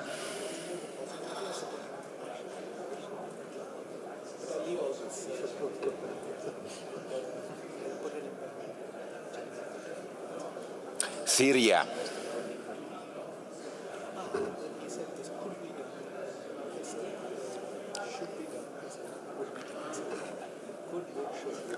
Tajikistan.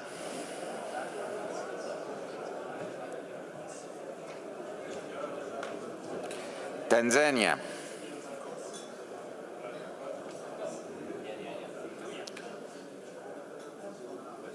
Thailand.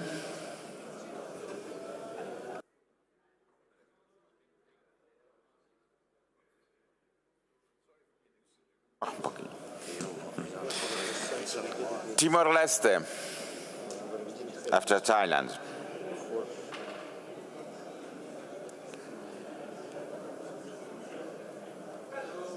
Togo.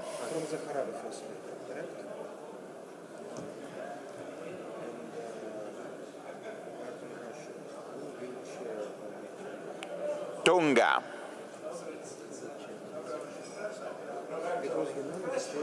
Okay. Trinidad and Tobago and Tunisia. Turkey.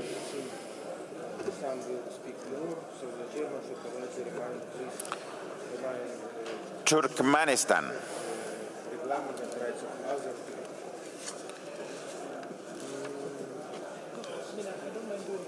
Uganda.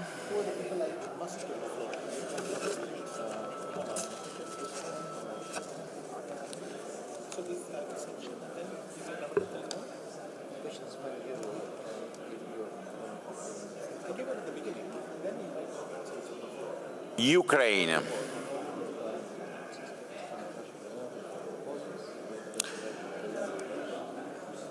United Arab Emirates.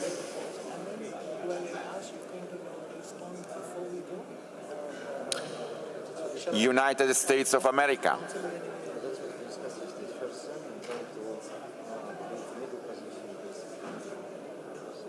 Uruguay.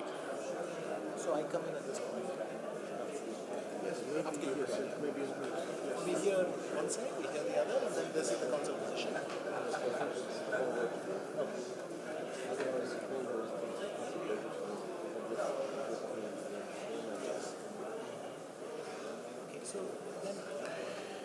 U.S. Virgin Islands.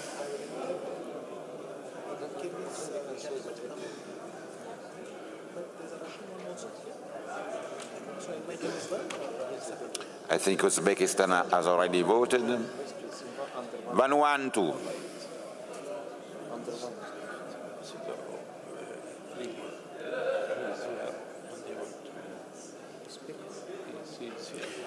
Venezuela.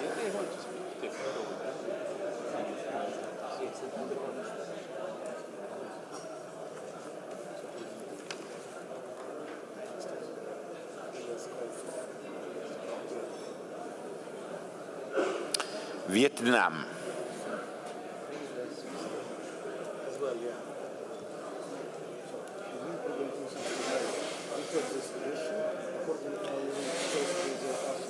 Wales, if it is not an observer, Wales.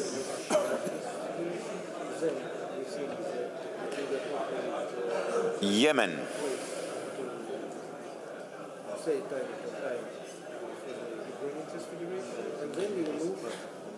Zambia and Zimbabwe.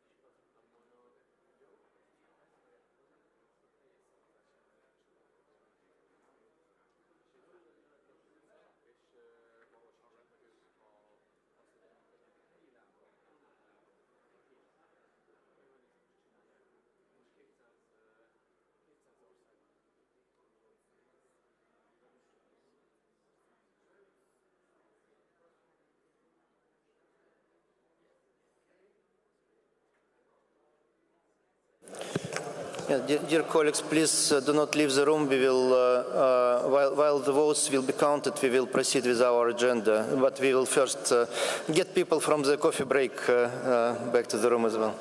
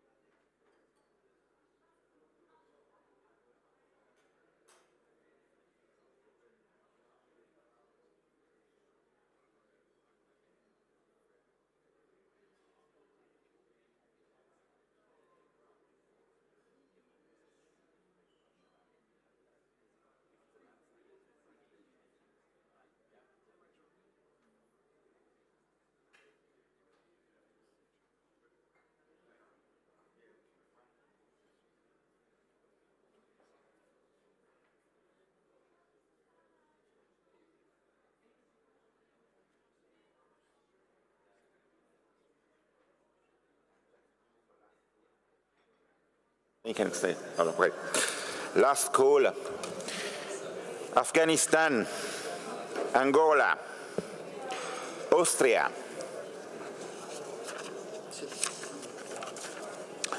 Belize, Bosnia and Herzegovina, Botswana, Brunei Darussalam, Bulgaria, Cambodia, Central African Republic,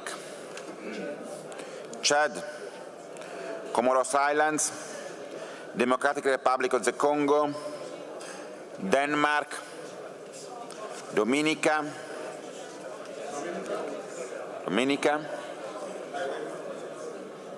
go to vote? Equatorial Guinea. Not Georgia. No, you already voted. This is just, I called you who has not voted, has not yet voted. Eswatini, Ethiopia, Gabon, Gambia, Guernsey, Hong Kong, China,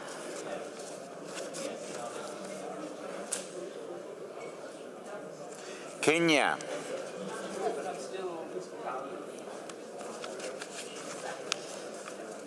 Laos, Malaysia, Mauritania, Mauritius and Mexico, Moldova, Montenegro, Nauru, Nepal, Nigeria, Oman, Palestine, Paraguay, Philippines, Castro was here, Philippines, Poland, Puerto Rico, Romania, St. Lucia, Saudi Arabia, Scotland, but Scotland voted or not? Here it's not written, it's okay. Senegal, Seychelles, Sierra Leone, Solomon Islands, Somalia, South Korea, South Sudan, Sri Lanka, Thailand and Timor-Leste, Trinidad and Tobago, United Arab Emirates, Yemen and Zambia. Finally, there is someone that has not voted yet. No one, all of you voted. Okay, so we can declare closed the election.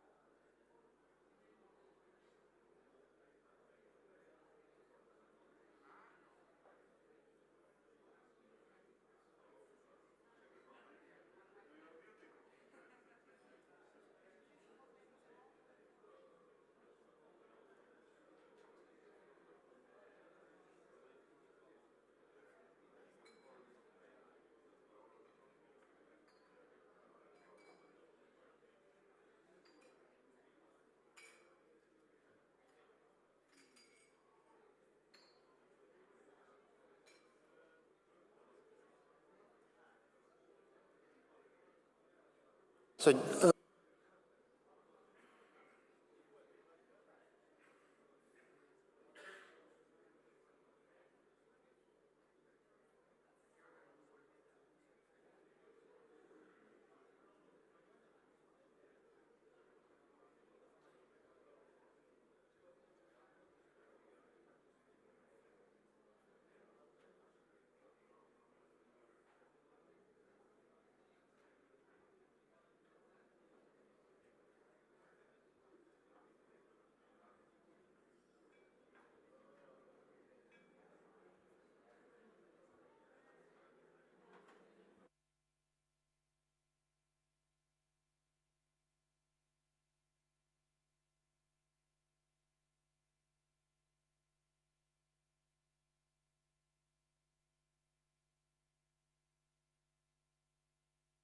Okay, dear delegates, please take your seats. We have to proceed.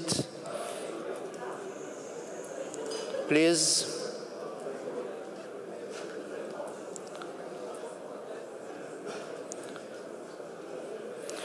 Yes, the next item on our agenda in the section related to affiliated members, federation membership issues, we have the subject of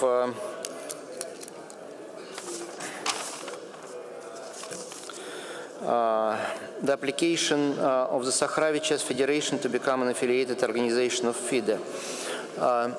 Let me remind everyone that this matter was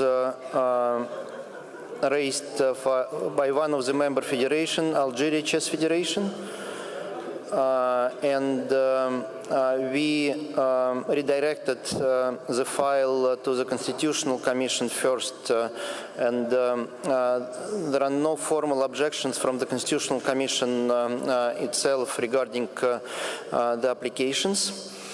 Also, we received a letter from the Morocco Chess Federation that strongly objects the approval of the application of the Sahrawi Chess Federation to become an affiliated organization of FIDE. Based on our understanding, the status of this territory in the United Nations is still under consideration. The process is ongoing. Also, I had meetings with both sides and concluded that there are strong arguments in both submissions regarding the case. I mean, in favor and against the application. Also, chess is the first sport where Sahrawi sport authorities are seeking to enter into the activity. There is no other sport at this point that involves the territory in their families, nor the International Olympic Committee.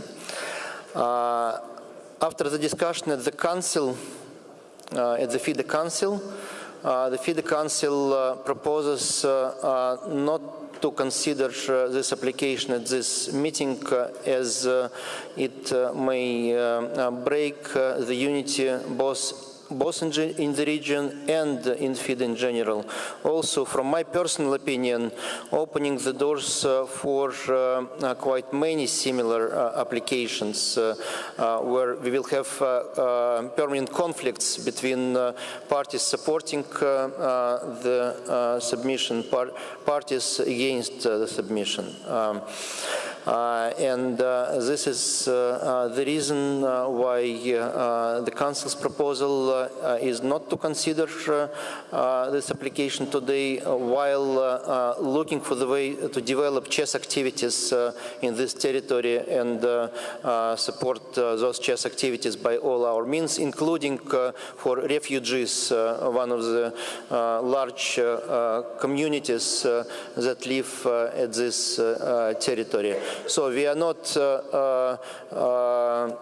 taking a large number of people behind to the sides. We have to work there, but the formal application and its approval can create certain and big risks for FIDE, for our family at this point. So please, I can give the floor to maybe 2 or 3 maximum speakers from the floor, and then we will vote for that. So please, Algeria.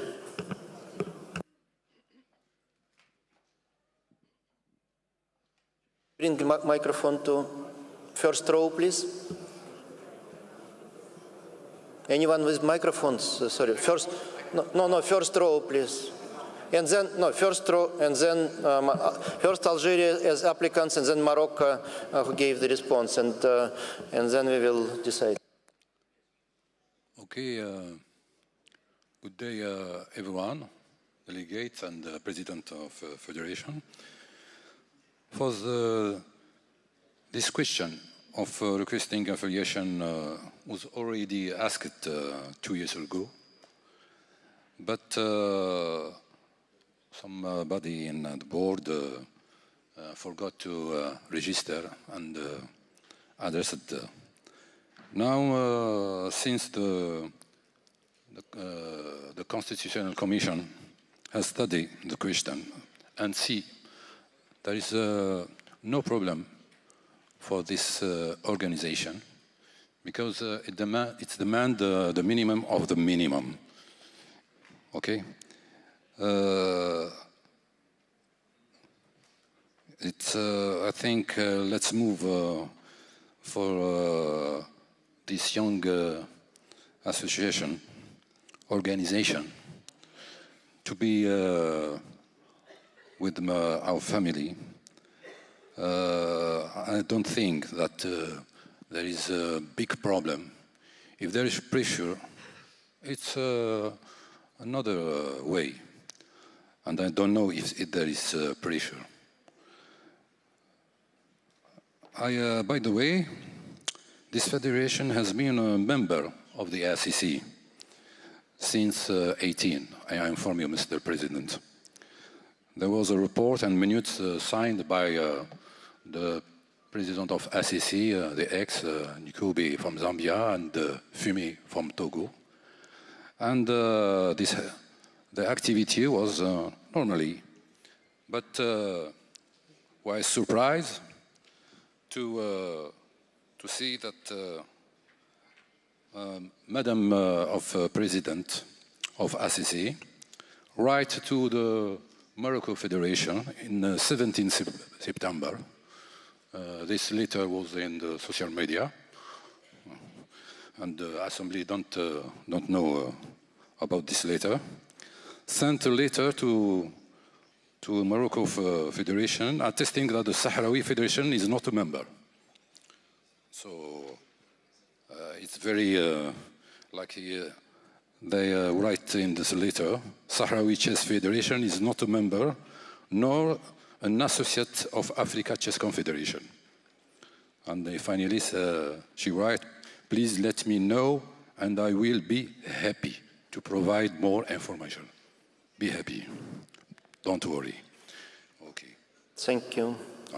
Can you conclude? I finish with this word. We ask for the minimum of the minimum. It's an organization, okay? Without flap, without right to voting, just to play chess, you know? And there is no problem for our family. Thank you. Thank you. Yes, the letter from ICC was one of the reasons I said that we are not prepared to consider this matter at the General Assembly, but I promise to give a floor to Morocco Chess Federation if needed. Otherwise, we will just go to vote for the motion not to consider the application today, but providing support to the developing chess as the request is for people who live in this territory.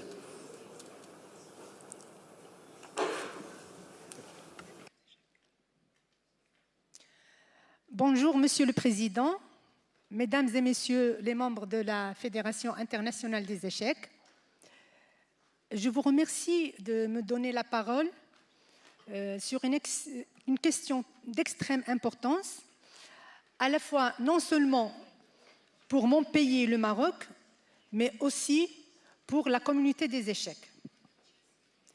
Je souhaite réitérer mon opposition, l'opposition de mon pays à l'inscription dans l'ordre du jour de notre honorable Assemblée générale d'un point dédié à l'examen de la candidature d'une quelconque fédération ou organisation affiliée ou association représentant l'autoproclamée République Sahrawi.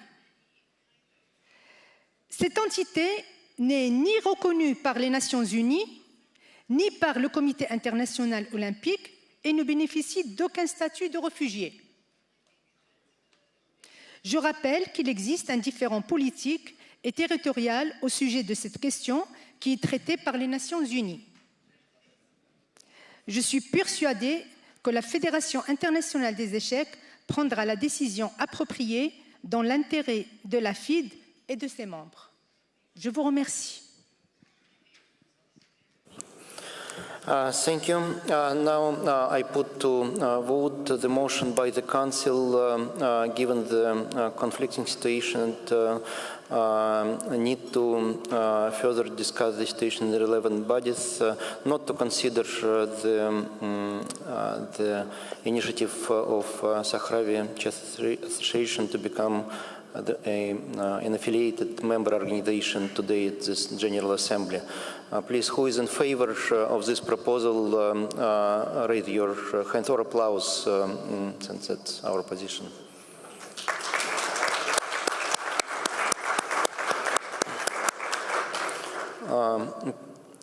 Please raise the hands who object to that motion of the Council. No, the motion of the Council. No, Madam, it's, yeah. Okay. Yes, one, I think probably two, but okay, thank you. Let's put this in the minutes and proceed with the next subject. Thanks a lot.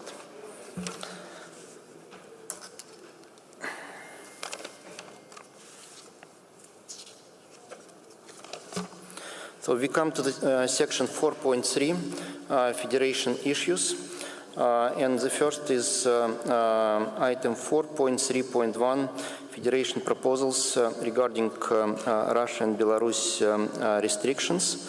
And we have a set of materials that was given to the General Assembly. But let me start with saying that given my association with the Russian Chess Federation, I have to recuse myself from chairing the meeting during the consideration of this process and from taking part in this discussion. And I would like to ask the Deputy President of FIDE, Vishwanathan Anand, to chair the meeting from this point. Thank you.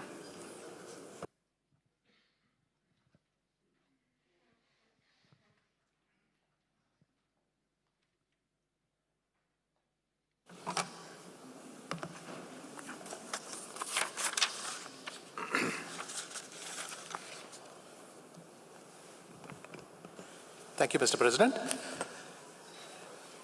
I would like to invite the delegate from the Kyrgyzstan Chess Federation to table his proposal. I would then like to invite the Russian delegate to say a few words, followed by the right of response to the most interested party, which will be the Ukrainian delegate. I would ask all three delegates to explain their position within 3 minutes. Thank you. So first, I invite the delegate from Kyrgyzstan to table his proposal.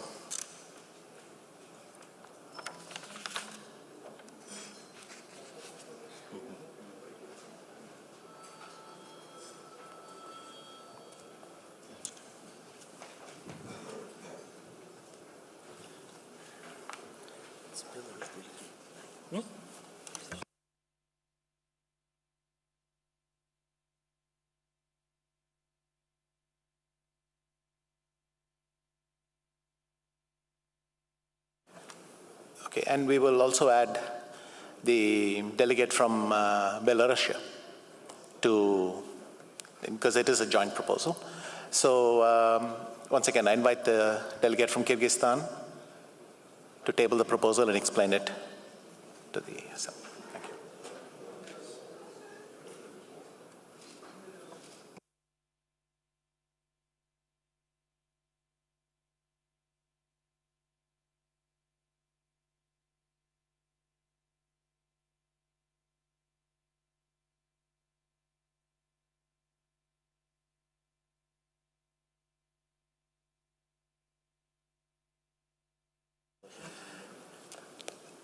Okay, in case the Russian delegate is here and is ready to speak, then we can invert the order. So yes, thank you, Mr. Yanowski.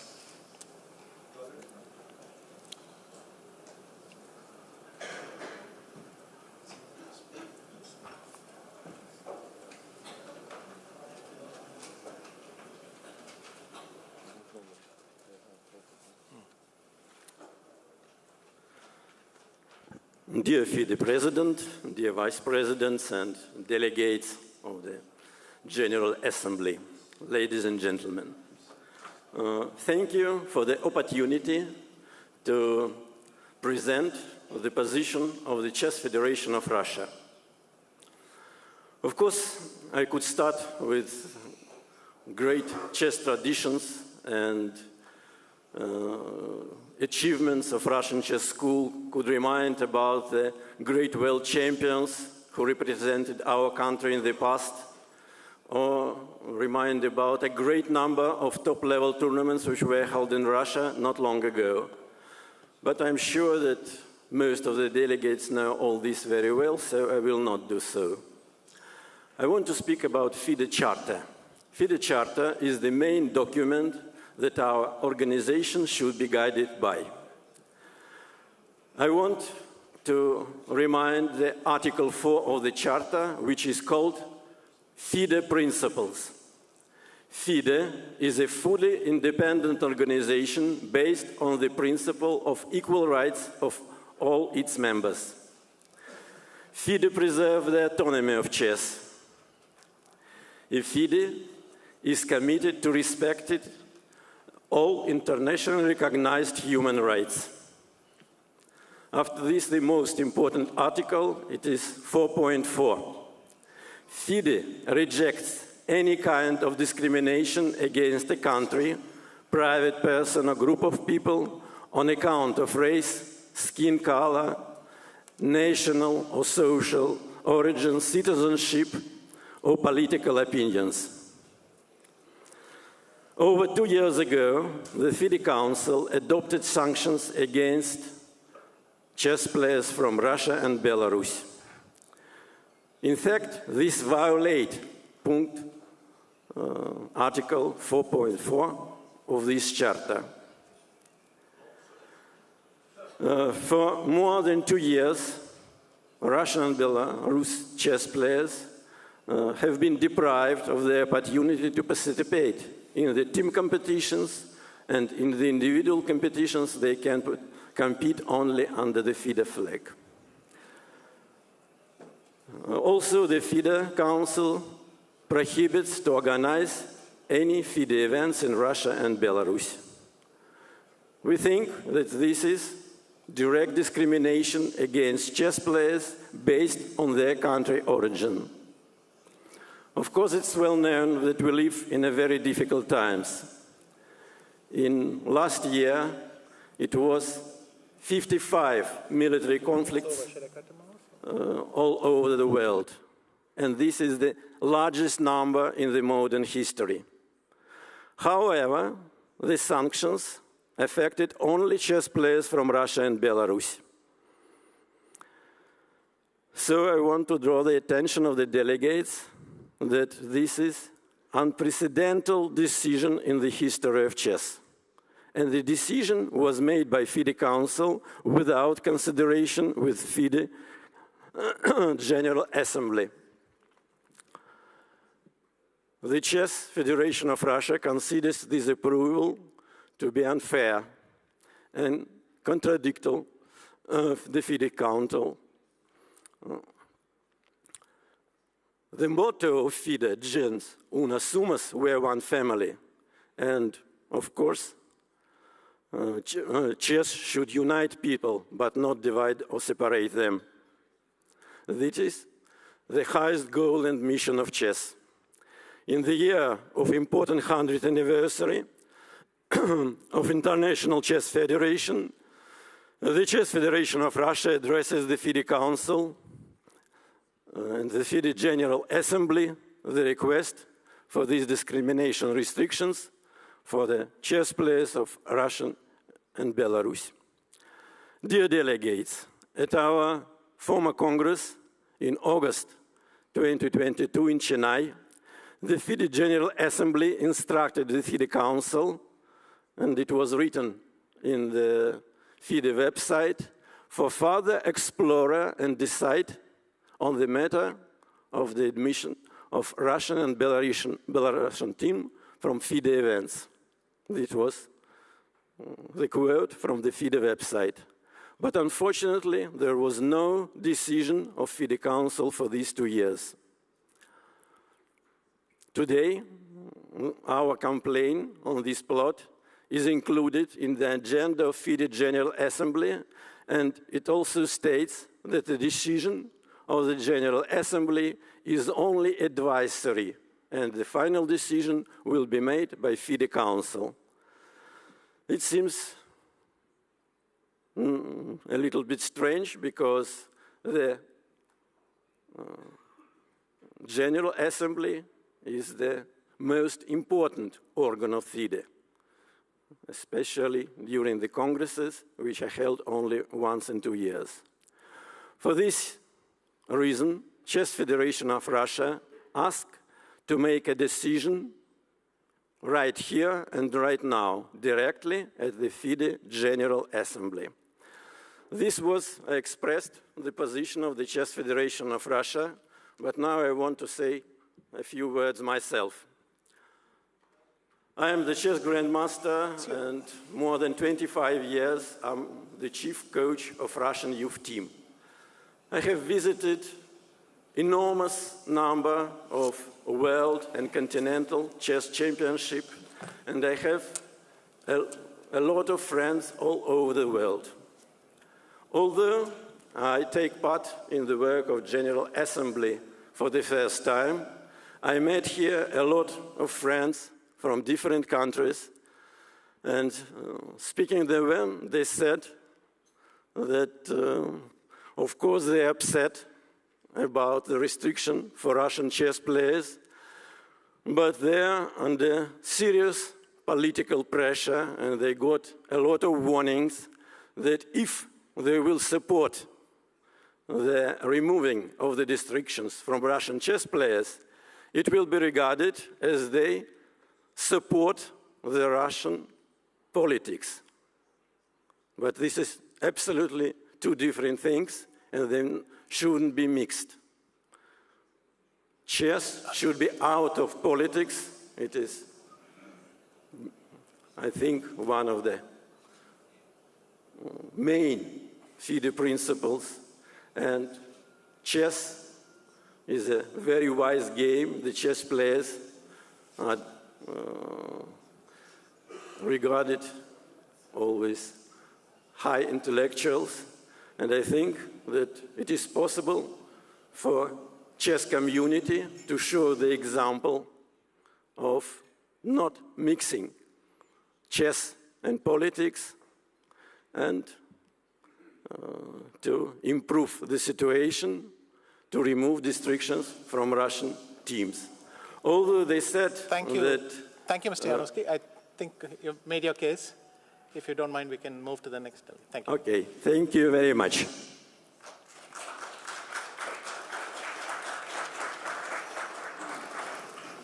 If the Kyrgyz delegate is now in the venue, I would ask him to think. I think obviously we're going to lengthen the time for each one appropriately. Okay, good day. Dear ladies and gentlemen, dear General Assembly delegates, dear Mr. President, dear FIDE Council.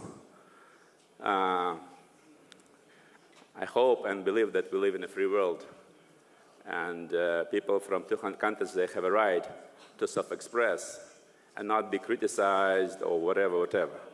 So that's why I want to exercise my right as delegate to express my independent opinion. Yesterday, some representatives of national federations tried to question my independence. Believe me, I'm fully financially independent. I fully sponsor chess, federation in Kyrgyzstan, football, other federations, social projects. So I'm fully independent. Another proof to my independence is my right, because this is my initiative to raise this issue up. It doesn't matter if it's Russia, Belarus, or any country in the world. I would do the same thing, because that's my independent opinion. And I'm sure I'm not the only one in this room. It just happened that only Kyrgyz Chess Federation, Kyrgyz Chess Union, wrote this letter and put it on the agenda. I'm sure there are other countries. So that's why I think we should follow the values of the FIDE and respect each other. We can have different opinions. So that's why my address is the following. So I hope I answered the concerns of the people about the independence, integrity, and my seriousness. Yes, I'm serious. Now it's just a matter of principle. Do we have a right as a General Assembly to make decisions, to include, exclude chess players around the world? FIDE Council and FIDE President report to the General Assembly. So if we have the right to decide, let's decide ourselves. It is two important questions. A few days ago, there was an anniversary celebration, and everything was good, except for one little part. The contribution of the Soviet chess and Russian chess federation into the chess development in the world was not appreciated. The presidents who served for many years, like Kirsan Ilimzhinov and others, were not even mentioned even once. They served 23 years. They put their great heart, leadership, millions of dollars of personal investment to the chess development, and they were not recognized. That was a bit upsetting for me.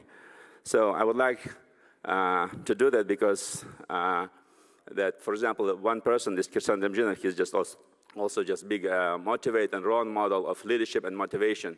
So he loves chess than a lot of people. So he did it, and he proved it with his activities. There are several strong reasons why Russia and Belarus should be returned in the FIDE family.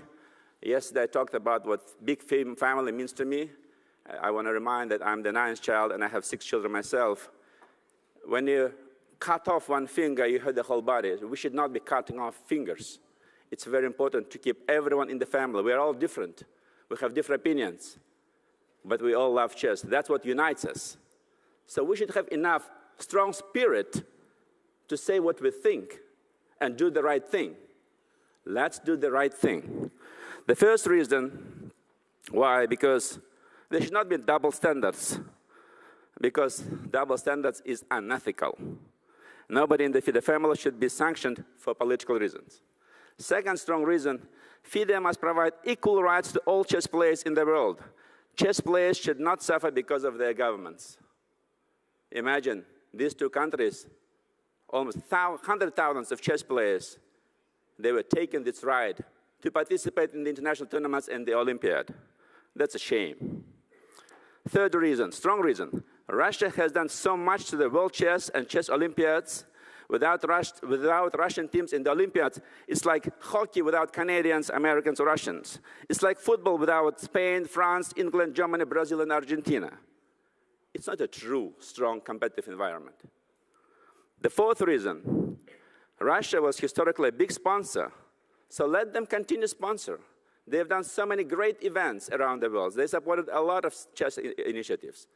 Let them do it. They love it. This is a chess nation. It's a great chess nation. We should let them do it. It will only improve chess. It will not make it worse. And the fifth reason, probably Mr. President will not like it, but I must say it because it's my personal independent opinion. He will not like what I'm going to say. 2 years ago in Chennai, he got 157 delegates supported him as a president of the FIDE. 157 delegates out of 173. It's 90%. Whatever you may say, he is a Russian citizen. Imagine you, delegates. You are participating as a delegate and your team is not playing. Imagine now you are a FIDE president who got such a big support of the chess world, and you represent one of the biggest chess nations in the world, and your team is not playing. What are we doing to our president? We say, oh, dear Mr. President. But what we're really doing, it's such a moral pressure. I think he doesn't deserve it. I think he deserves much more. So my suggestion stays the same. General Assembly can provide itself a right to decide on this matter. FIDE Council and FIDE President are reporting to General Assembly, and we, the General Assembly, have the supreme authority. So let's decide that the General Assembly will make a decision on this matter. Restore Russia and Belarus, especially Belarus. What did they do? Come on. In this full membership rights immediately. Secondly, the voting on returning full rights of Russian and Belarus federations should be done in secret voting. We saw how some very mature federations behaved too emotionally yesterday. I was watching and I felt like I was a 95-year-old man and they were like teenagers doing too emotional about things. Let's respect each other. We heard you, we understand your concerns, but let us all, around 200 nations, delegates of the General Assembly, decide. Let's do the right thing. Thank you very much.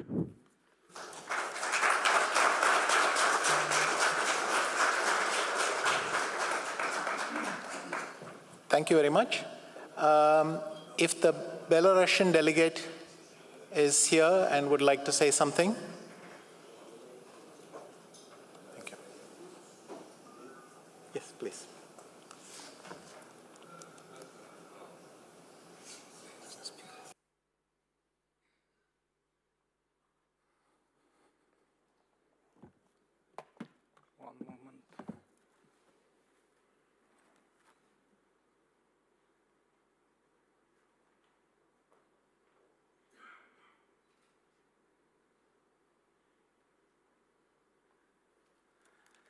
Уважаемый господин президент, уважаемые вице-президенты, уважаемые делегаты Конгресса ФИДЕ, я председатель Федерации шахмат Республики Беларусь, Сычук Сергей Сергеевич. Я просто хотел бы в начале своего выступления сказать о том, что немногие знают, что такое Беларусь, и как бы мы тут идем Россия, Беларусь, Россия, Беларусь, Россия, Беларусь. Я вітаю вас, поважанные сябры. Это начиная свое выступление на белорусском языке, для того, чтобы вы знали, что Республика Беларусь – суверенное государство, имеющее свою нацию, территорию, язык, гимн, герб и богатые традиции. Считаю необходимым рассматривать решение вопроса по нашей федерации в рамках нашей страны. В Европейском шахматном союзе мы одна страна остались, не принимающая участие в турнирах вообще. И в мировом масштабе нам запрещено играть в командных турнирах, турнирах под флагом своей страны. В чем причина и мотивация в 2024 году этих решений категорически непонятно. На чемпионатах и Кубка мира мы показываем стабильно высокие результаты. Далеко не каждая федерация может похвастаться такой работой. К примеру, на последнем южском чемпионате мира в категории до 20 лет золотые медали в рапиде и в блице у мужчин и женщин в Республике Беларусь. Благодаря усилиям государства и федерации активно культивируется популяризация шахмат в нашей стране. Я хочу поблагодарить неравнодушных людей за помощь и поддержку. Дружите с нами, и вы убедитесь, что мы достойные и честные люди. ФИДЕ на различных должностях, в различных качествах работают выходцы и граждане нашего государства. Есть претензии к ним? Нет, да? Добросовестные люди. Я уверяю вас, что наши спортсмены точно такие же люди, ничем не хуже. Мы стараемся регулярно погашать финансовые обязательства перед ФИДЕ. Поддерживаем работу по соблюдению девиза ФИДЕ «Мы одна семья». Во Второй мировой войне в Республике Беларусь погиб, был расстрелян, замучен или сожжен каждый третий житель нашей страны. Мы понимаем, что такое война, и помним об этом всегда. Мы вместе с другими государствами освобождали в том числе и Европу. Лично у меня дед погиб в боях за освобождение Польши и похоронен на кладбище в Варшаве. Я надеюсь на ваше решение отменить необоснованные здравым смыслом ограничения для белорусских и российских шахматистов, либо четко назвать причину и на основании каких законодательных актов это установлено. Лично я не понимаю и не вижу абсолютно причин. Да, на церемонии высказался Магнус Карлсен по нашему вопросу. Я не уверен, что он знает, где находится наша страна, и если и какая причина санкций. Он может и не знать, к примеру, что гроссмейстер Лозовик, участвовавший на острове Мэн в итоговом турнире 23 года, тоже белорус. Я тоже знаю, что есть Норвегия, и слышал о финансовом кризисе в этой стране, но я не в состоянии давать оценку происходящим событиям. Это дело норвежцев, и рекомендовал бы оценивать хорошо изученные вопросы. Геополитическая ситуация в современном мире образовалась такая, что претензии к нам просто не выдерживают никакой критики. Анализируйте ситуацию, делайте логически правильные выводы. Мы не можем играть на Олимпиаде уже много лет. Однако наши спортсмены других видов спорта принимали участие в Олимпиаде во Франции в 2024 году. Имеют ряд наград, медалей, в том числе высшей пробы. Наши шахматисты не навязывают никого, ни какие-то взгляды, никакие теории. Наша федерация работает на общественных началах. Мы не просим глобальной финансовой помощи от FIDE. Наше государство в полной мере осуществляет поддержку шахмат. Шахматы – массовое искусство, но стадионы мы не собираем. И на сознание людей мы не претендуем влиять. Вы знаете, что мир шахмат, наш мир – это мир шахмат, да? Некоторым людям вообще в мире не интересен. Тем не менее, нам не за что упрекать этих людей. Это их выбор, его нужно уважать. И не вычеркивать же их из нашей жизни. Надеюсь на вашу обдуманную оценку и соответствующее заключение об отмене установленных санкций. И просто требую уважения к нашим шахматистам и белорусскому народу. Что касается Российской Федерации и Украины, то скажу, что это братские для нас народы, и это официальная государственная политика нашего государства, неоднозначно озвученная нашим руководством. Наш президент призывает к переговорам к прекращению войны. Несколько десятков лет мы, Россия, Украина и еще 12 республик, были одним государством. Мы категорически против решения международных конфликтов, а сейчас их в мире не один десяток военных способов. Мы за мир и за процветание на нашей планете. Наш первый космонавт Республики Беларусь, Марина Василевская, в разговоре сказала мне: я когда смотрела на Землю первый раз с борта корабля, расплакалась от того, какая она маленькая в этом огромном космосе. Я вас прошу, берегите мир, благодарю вас за внимание. Что касается вопросов, да, я не профессиональный шахматист, любитель, скажу, у меня и зять шахматист, и внуку 5 лет, он уже год занимается шахматами. Так что будем развивать этот вопрос, развивать шахматы в нашей стране и во всем мире. Спасибо за внимание вам.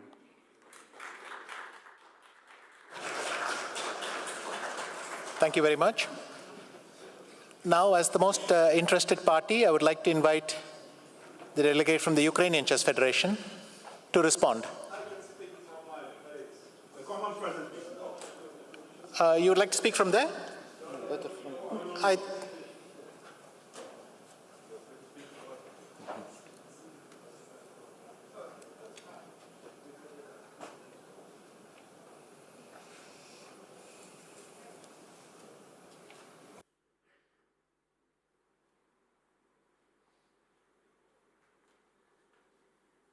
My position was, it's not necessary to go to the rostrum in order to tell the truth. I can do this from my place.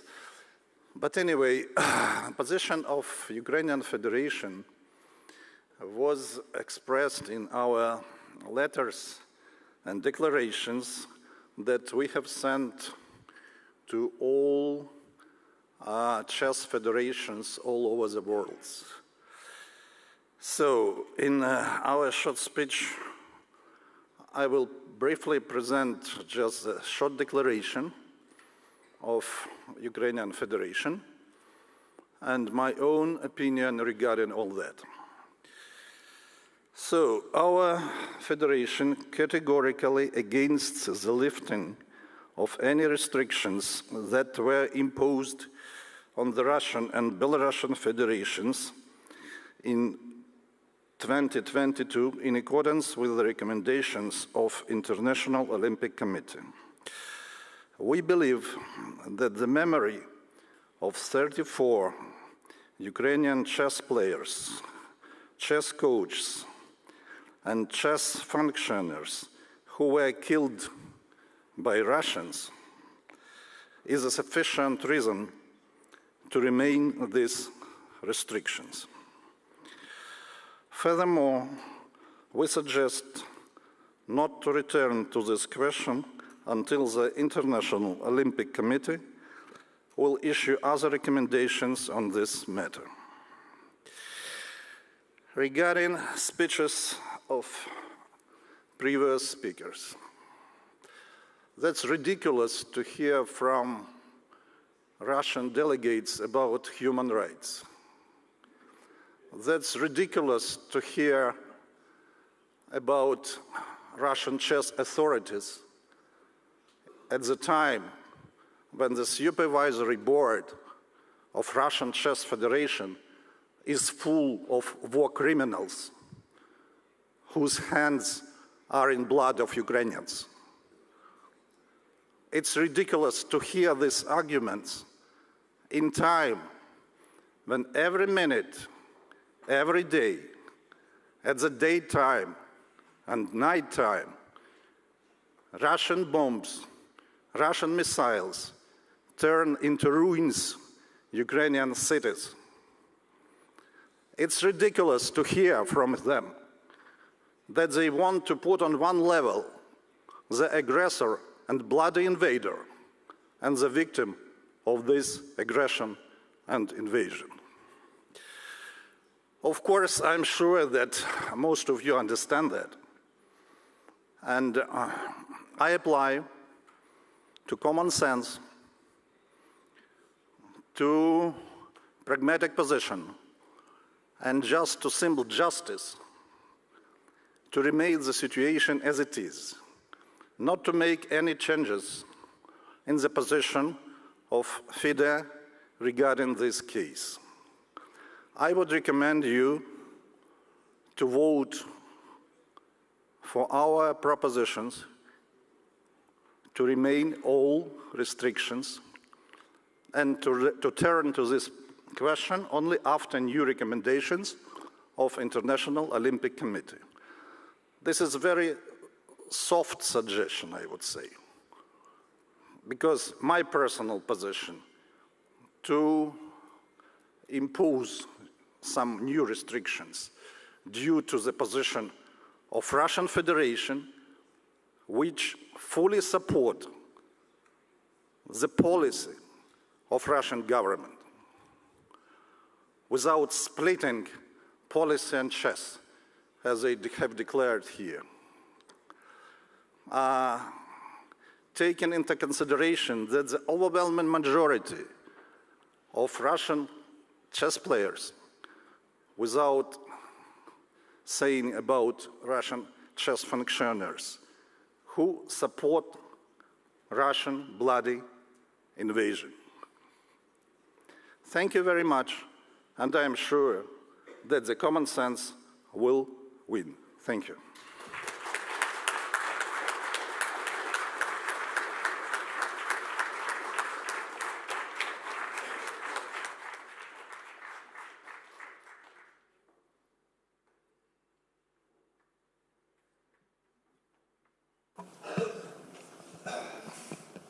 Thank you. Now, I would like to read out a statement by the FIDE Council. Dear members of the General Assembly, I want to read out the following statement by the FIDE Council regarding the proposal by the Kyrgyz Chess Union in relation to the Russia and Belarus restrictions. After careful consideration, the majority of the FIDE Council members have concluded that the current circumstances do not provide sufficient grounds to support the motions from the Kyrgyz Chess Union.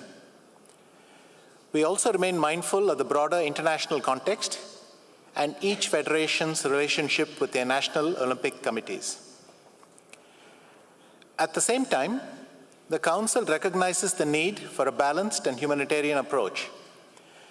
Therefore, we recommend that the General Assembly considers supporting the possibility of a partial re-evaluation of the restrictions, allowing vulnerable groups such as players with impairment and children under 12, to participate in all FIDE events. This would, however, be done in close consultation with the International Olympic Committee and the International Paralympic Committee to ensure alignment with their principles. We believe this approach upholds FIDE's commitment to inclusivity while respecting the international framework. The FIDE Council will be grateful for your support to our proposal.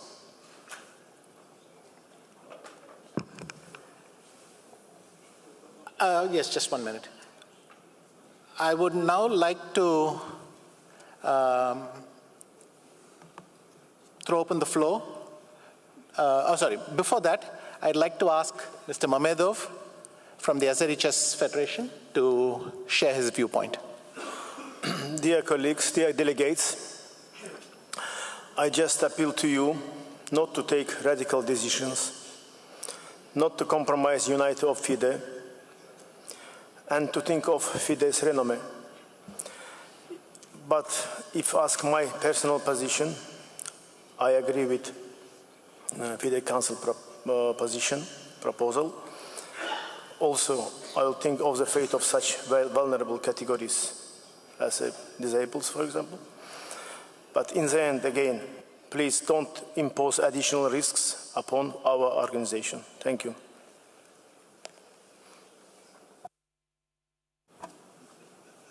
Thank you. Now, I would like to throw open the floor to some federations who would like to say a few words. I will give the floor again to the Ukrainian delegate. First.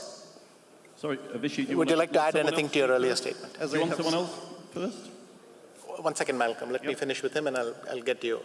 We have some time. We will do 3 or 4. No, so sure. Please. I'm saying, do you want me to give the microphone to someone else first? I thought he's got the mic.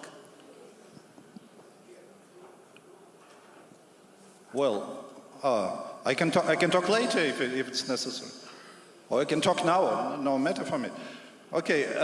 First of all, I disagree with this decision of Council, of its proposition of this decision of Council, because position of our federation is to keep all restrictions as they are.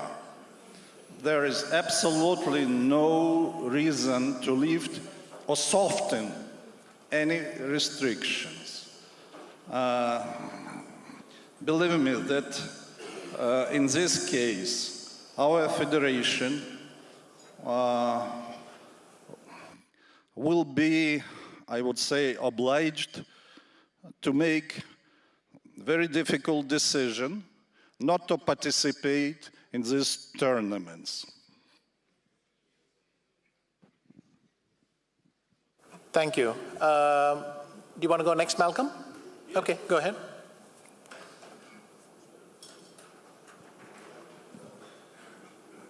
Thank you, Mr. Deputy Chairman. I think that the most important point that we should recognize when we're making our decision is probably the risk to this organization in our relationship with the IOC. I disagree with this idea of council. The IOC's position is unchanged. Delegates will have seen the correspondence that I had with the IOC head of ethics and compliance, who made it very clear what the IOC expect from FIDE at this meeting. She made it very clear, and it's in your email if you need to check it. They have not changed their position, and there is no reason for us to change our position, delegates, because nothing has changed. The war continues. Ukrainian chess players continue to be killed. The number is 34. It might be 35 tomorrow. So that is the situation. We are risking this organization's future and relationship with the IOC and all the good things that the FIDE Management Board and Council have been doing to progress our status within the IOC. Why put that at risk? There's absolutely no reason to do that. Now, that's the situation, and now I will turn to refuting the points that the Russian delegate made. He spoke about equal rights. Well, I'll tell you what the most fundamental right is, delegates. That's the right not to have your country invaded. Okay? So if we're talking about equal rights, let's think about that one in particular. And it's not discrimination on the grounds of race or nationality, Mr. Janowski. It is punishment for your government for your government's behaviour. And yes, politics shouldn't be in chess. It's a shame when it happens. But if politics shouldn't be in chess, Russian delegate, why is the defense minister of Russia, the former defense minister now, he got sacked, didn't he? It wasn't working out well for him. Why is the former defense minister and other politicians on the board of the Russian Chess Federation?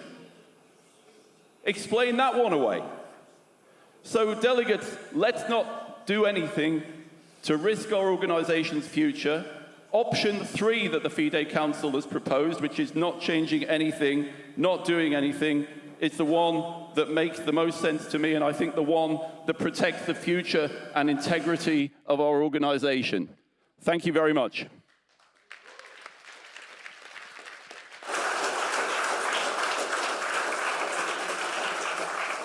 Thank you, Malcolm. Okay, Mr. Qureshi? Yeah, just to get a perspective from another. Hello, I am Hanif Qureshi, President of Chess Federation of Pakistan. Dear delegates, thank you, Mr. Chairman. I know emotions are very high. I know it is a very delicate question that we are taking up. And I respect very deeply everybody's opinion. And I would like to say the following. When we say FIDE is the same family, is this family responsible?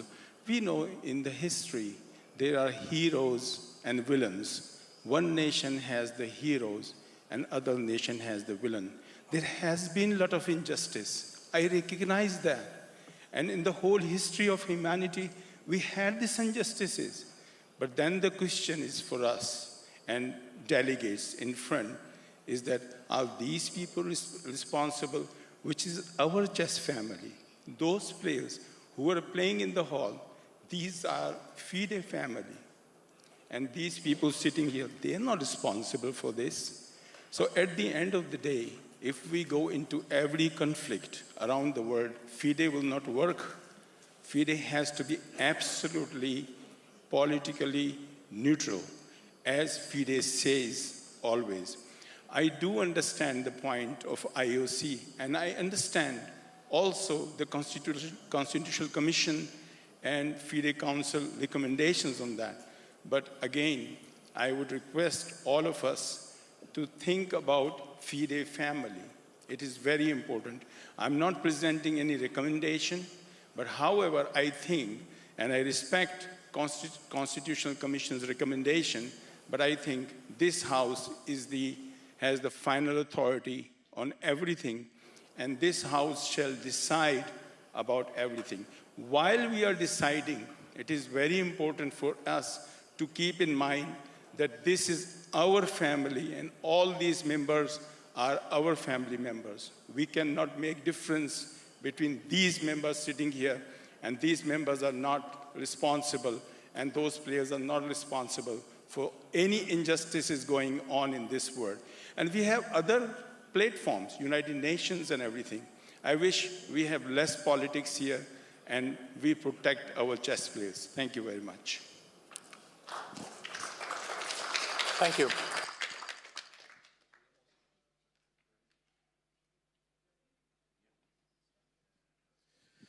Okay, guys, thank you very much for the floor, Vichy. Apart from being, of course, former CEO of FIDE for 12 years, so I've seen enough, I would say, issues, and I've worked with Kirsan for 12 years, so it was nice to hear him being recognized.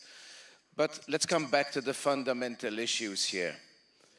I'm also, by the way, CEO of IMSA, which is the International Mind Sports Association, which represents 9 international federations. I can tell you that FIDE's, let's say, restrictions on the Russian and Belarusian Federation are actually not the strongest. Other federations have banned completely the Russian Federation or the Belarusian from participating in events. FIDE, and that's a good merit, of course, also to President Arkady Dvorkovich, because he has been very balanced in this issue, has actually allowed Russian players to play under the FIDE flag. So let's be clear. When we're saying we're relaxing, whether we're allowing 12-year-olds or players with disabilities to play, that's not really any major issue, because we're already allowing anyway the main Russian players, like Jan Nepomniachtchi. Grandmaster Janovsky was actually the trainer of Jan Nepomniachtchi, so he knows very well that Jan has been playing all these years under the FIDE flag, and we haven't restricted them in any way. So yes, I agree that restrictions should not be lifted, because any other action taken today affects strongly our relationship with the IOC and even with ARISF. ARISF is the Association of Recognized International Sports Federation, guys. These are the federations recognized by the IOC, which means we have to respect the relationships we have. In our charter, we say we respect the IOC charter. This means we are part of another extended family. We are not in isolation. I give you also attention. In 2023, the Russian Olympic Committee took the International Olympic Committee to CAS, based on exactly the same principles that are being argued here today: equality, inclusivity, etc., etc. They, of course, they lost the case, they appealed, and they lost again. So the international sports community is quite clear about the current situation. Let's not work in isolation, and we stay talking about principles of family. We all love each other. We all want to work with each other. I've been working with 200 federations for 12 years, running all over the world, and trying to help everybody. Here we just have to respect that we have a structure, we have a charter, and we just have to stick to it. And we respect the decisions of the FIDE Council. Thank you, guys.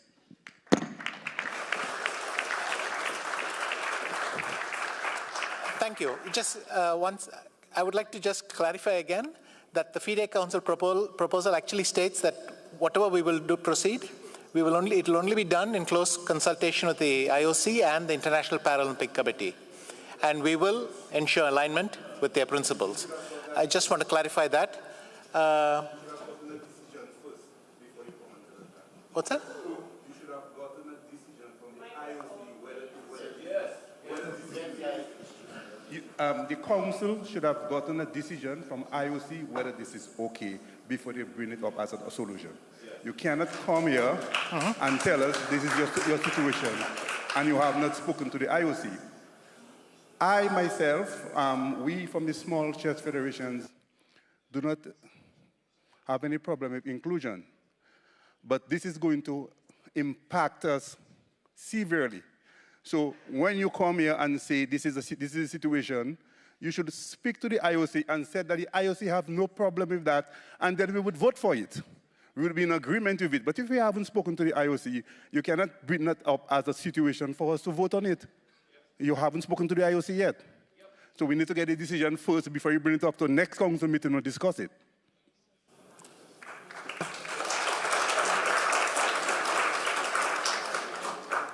Again, the FIDE Council is just asking the General Assembly to allow us to explore with the IOC. If we all agree on that, okay, can I let you speak just to, yeah, please go ahead.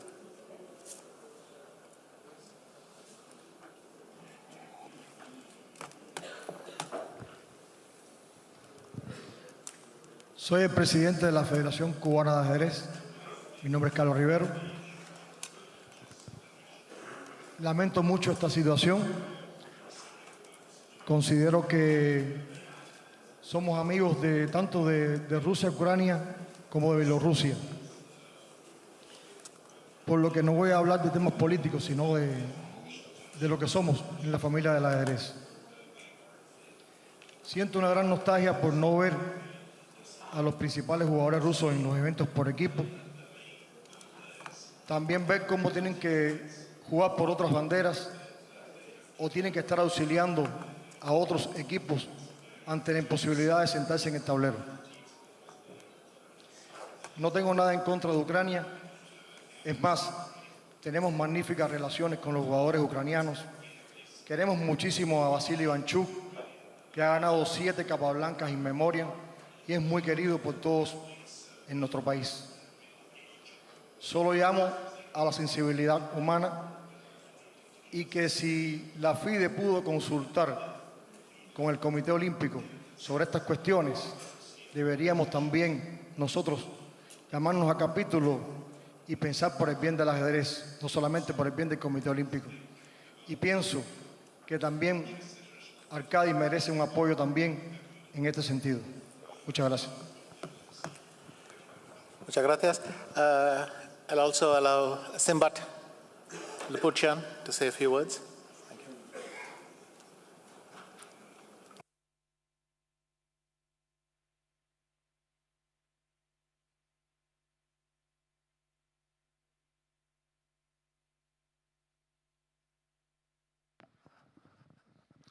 Дорогие уважаемые коллеги, я всю жизнь играл в шахматы, и всю жизнь в шахматах. Я занимаюсь организацией, я делаю очень много для шахмат, и это делаю, и я радуюсь, что я это делаю, потому что я люблю шахматы, и я хочу, чтобы мир любил шахмат и ценил, насколько это важно для людей. Мы всегда, я и очень люблю нашу семью, и всегда стараюсь быть полезным. И я уверен, что каждый семейный человек хочет быть полезным для своей семьи. А вот мы сейчас и в наших конституциях есть, что мы одна семья, это значит, что мы должны быть, уважать друг друга, любить друг друга. Еще 2 года тому назад в Индии я выступил и сказал, как человек, как шахматист, как организатор, что это большой потеря для шахматного мира, если мы начинаем в семье подойти к каждому по-разному. Я знаю, что это большая боль. Война – это ужасная. Это самое худшее в этом мире. И дай Бог, чтобы этого не было. Но война в этом мире не только бывает в России, Украине, бывает и в других местах. Тоже относится к нашей семье. Но мы все молчим, потому что это как будто не наша, только одна, да, вот только Россия и Украина. Нет, такие стычки будут всюду и всегда. И что мы будем делать? Если сейчас шахматы, оно справедливая игра. Если сейчас нам справедливо скажут, а почему там нет никаких отношений? Что может руководство сказать? Если я задам вопрос, почему отношений к другим странам нет такого отношения? Я не хочу имена сказать, да, стран. Ответа не будет. Если мог это наше руководство, я не знал, что мог наше руководство. Я знаю, что мы работаем с МОКом, но что они должны решить, как мы думаем, я этого не знал. И я очень хочу, если человек, я не знаю здесь сколько людей, шахматистов или серьезно любит шахматы, но я могу уверенно сказать, что любой шахматист, любой человек, который любит шахматы и хочет развивать шахматы в этом мире, он подумал, если что-то хочет сделать. Потому что это сильный удар для шахматного мира. Сильный удар. И я прошу, чтобы все думали, политика это не шахматы этот. Шахматы это справедливость, это дружба, это радость. А политика это совсем другое. Я бы хотел, чтобы мы были дружной семьей, правильной семьей. И то, что, конечно, война это очень плохое. Дай Бог, чтобы не было войны. Но я за нашу семью, чтобы семья сохранилась. Так, может быть, семья разрушится, и в этом будем виноваты мы все. Потому что каждым в этом, потому что мог так хочет, или кто-то так хочет. Нет, мы должны быть честны перед друг другом. Спасибо.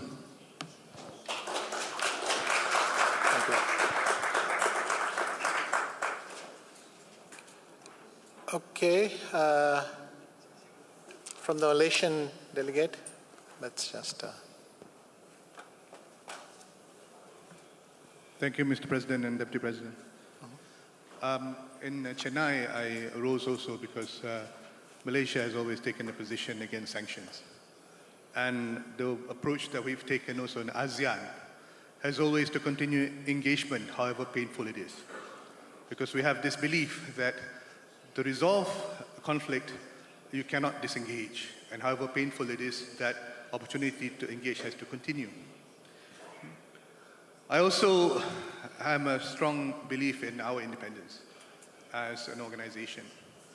It was very painful for me to watch ballroom dancing being introduced at the Tokyo Olympics and the farce of break dancing in the Paris Olympics, whilst we have not been given the honor, which I think is almost 100 years past due. So, bearing that in mind, and also what has already been said by the others, I actually want to take the opportunity to applaud the FIDE Council on their guidance.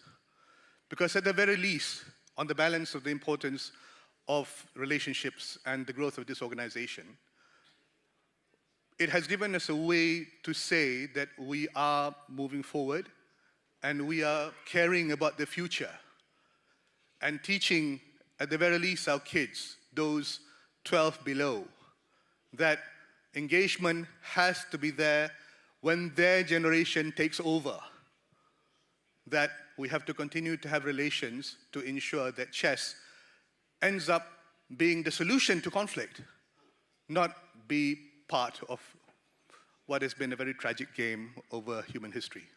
Thank you very much.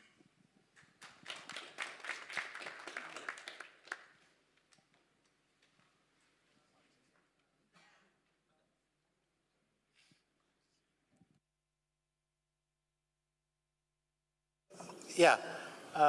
Okay, please go ahead. Je peux aller? Monsieur le Président, j'ai la parole.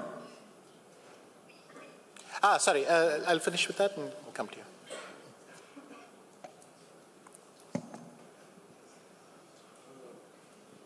Bonjour tout le monde, je suis le président de la Fédération camerounaise de d'échecs, M. Tonkley.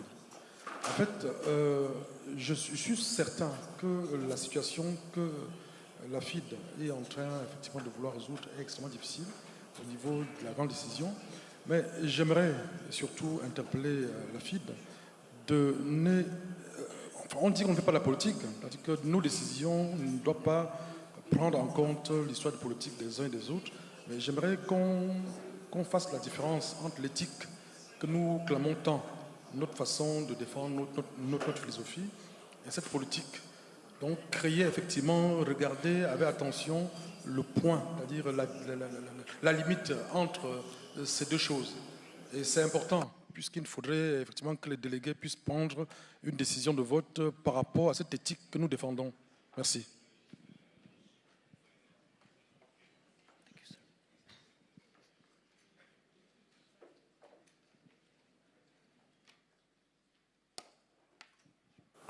Okay, thank you. Could you speak, the person standing there? Yeah. Merci bien, Monsieur le Président de Sciences. Je me présente encore, Youssouf Maïga, je suis le président de la Fédération malienne des échecs. C'est vraiment une situation très complexe que nous sommes en train d'analyser. Mais moi, je pense que je vais parler vraiment avec mon cœur, pas de politique, rien du tout. Et je l'ai dit hier, je suis venu aux échecs à cause du match Karpov-Kasparov. Sinon, je ne connaissais pas l'échec. C'est à cause de ça que je suis venu. Et tout ce que j'ai vu, c'est que réellement, nous avons un passé riche avec l'école soviétique et l'école russe. Et j'ai le cœur peiné de voir qu'effectivement, nous venons dans des Olympiades, dans des rencontres, et que nous ne pouvons pas rencontrer ces grands joueurs. Et un moment très important de ma vie et de mon bonheur, ça a été quand j'ai été... Parce que j'ai appris les échecs pratiquement dans les années 85-86. Et 2 ans plus tard, je suis parti à l'Olympiade de Thessalonique, en Grèce, en 88. Et un moment important, c'est les photos que j'ai pu prendre avec des grands joueurs comme Karpov, Kasparov et autres. Je pense qu'il y avait Anand aussi qui était là-bas en 88, ainsi que Jules Polgar qui était aussi à sa première participation avec ses 2 sœurs. Donc, pour moi aujourd'hui, voyons comment nous pouvons vraiment faire en sorte que les joueurs puissent participer à tous les tournois. ce n'est pas une question politique, mais c'est vraiment une question de jeu. Nous sommes une famille et nous devons préserver cela. Donc, ne soyons pas, en fait, trop dans la politique, mais essayons de voir comment nous pouvons préserver l'essentiel pour que notre jeu puisse aller de l'avant. Ne tuons pas l'amour de ce jeu-là. Merci, Monsieur le Président, c'est ce que je voulais dire.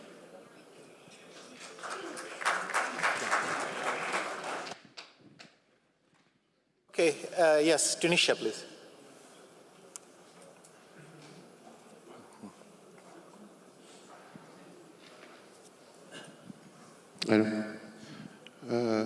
سأتكلم بالعربي.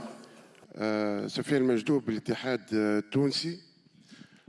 هناك حادثة أريد أن أنوه عنها وقعت في 2016 في تونس، حيث قدم وفد روسي إلى تونس ووقع الاتفاق على إنشاء دورة مشتركة، فاختار الروس لهذه الدورة اسم ذكرى فيشر. فيشر هذا اللاعب الأمريكي الذي صعد في قلب الحرب الباردة بين الاتحاد السوفيتي والغرب. هذه الأخلاق التي نريد أن نراها هنا في الشطرنج.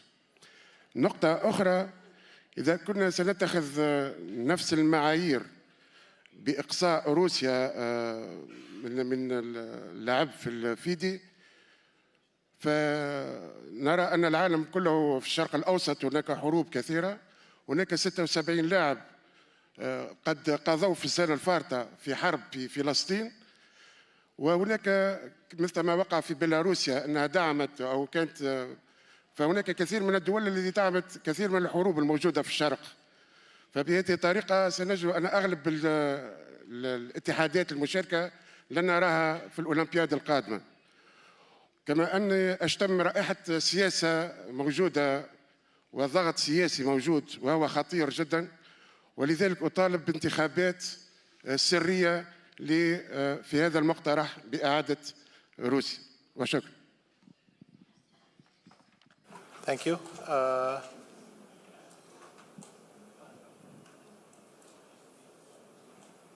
All right. Yeah, please go ahead. The woman raising the hand with the thing. Yeah, please go ahead. Yeah, thank you. Thank you very much. Yeah, the delegate who just stood up. Thank you. Just give me 1 second. Let's finish with that. Okay. Yes. I'm Anniken Vestby, president of the Norwegian Chess Federation. I will just be very short. The Nordic countries, we go with what Malcolm said, and we will not open up any restrictions before the war in Ukraine is over. And I also like to say that in Norway, we are not allowing any Russian or Belarusian players in our tournaments. And like you heard Magnus say as well, he will not have the restrictions for Russia ended. Thank you. Thank you. Okay, there's someone from the USA. Please say.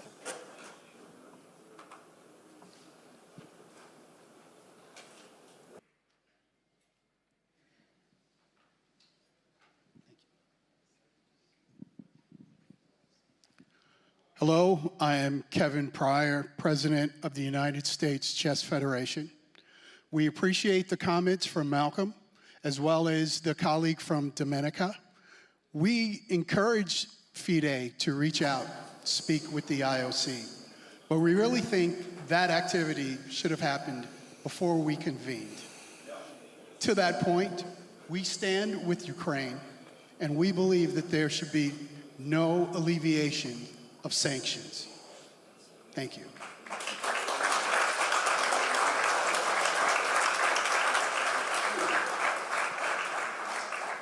Thank you. Martinov. Sasha.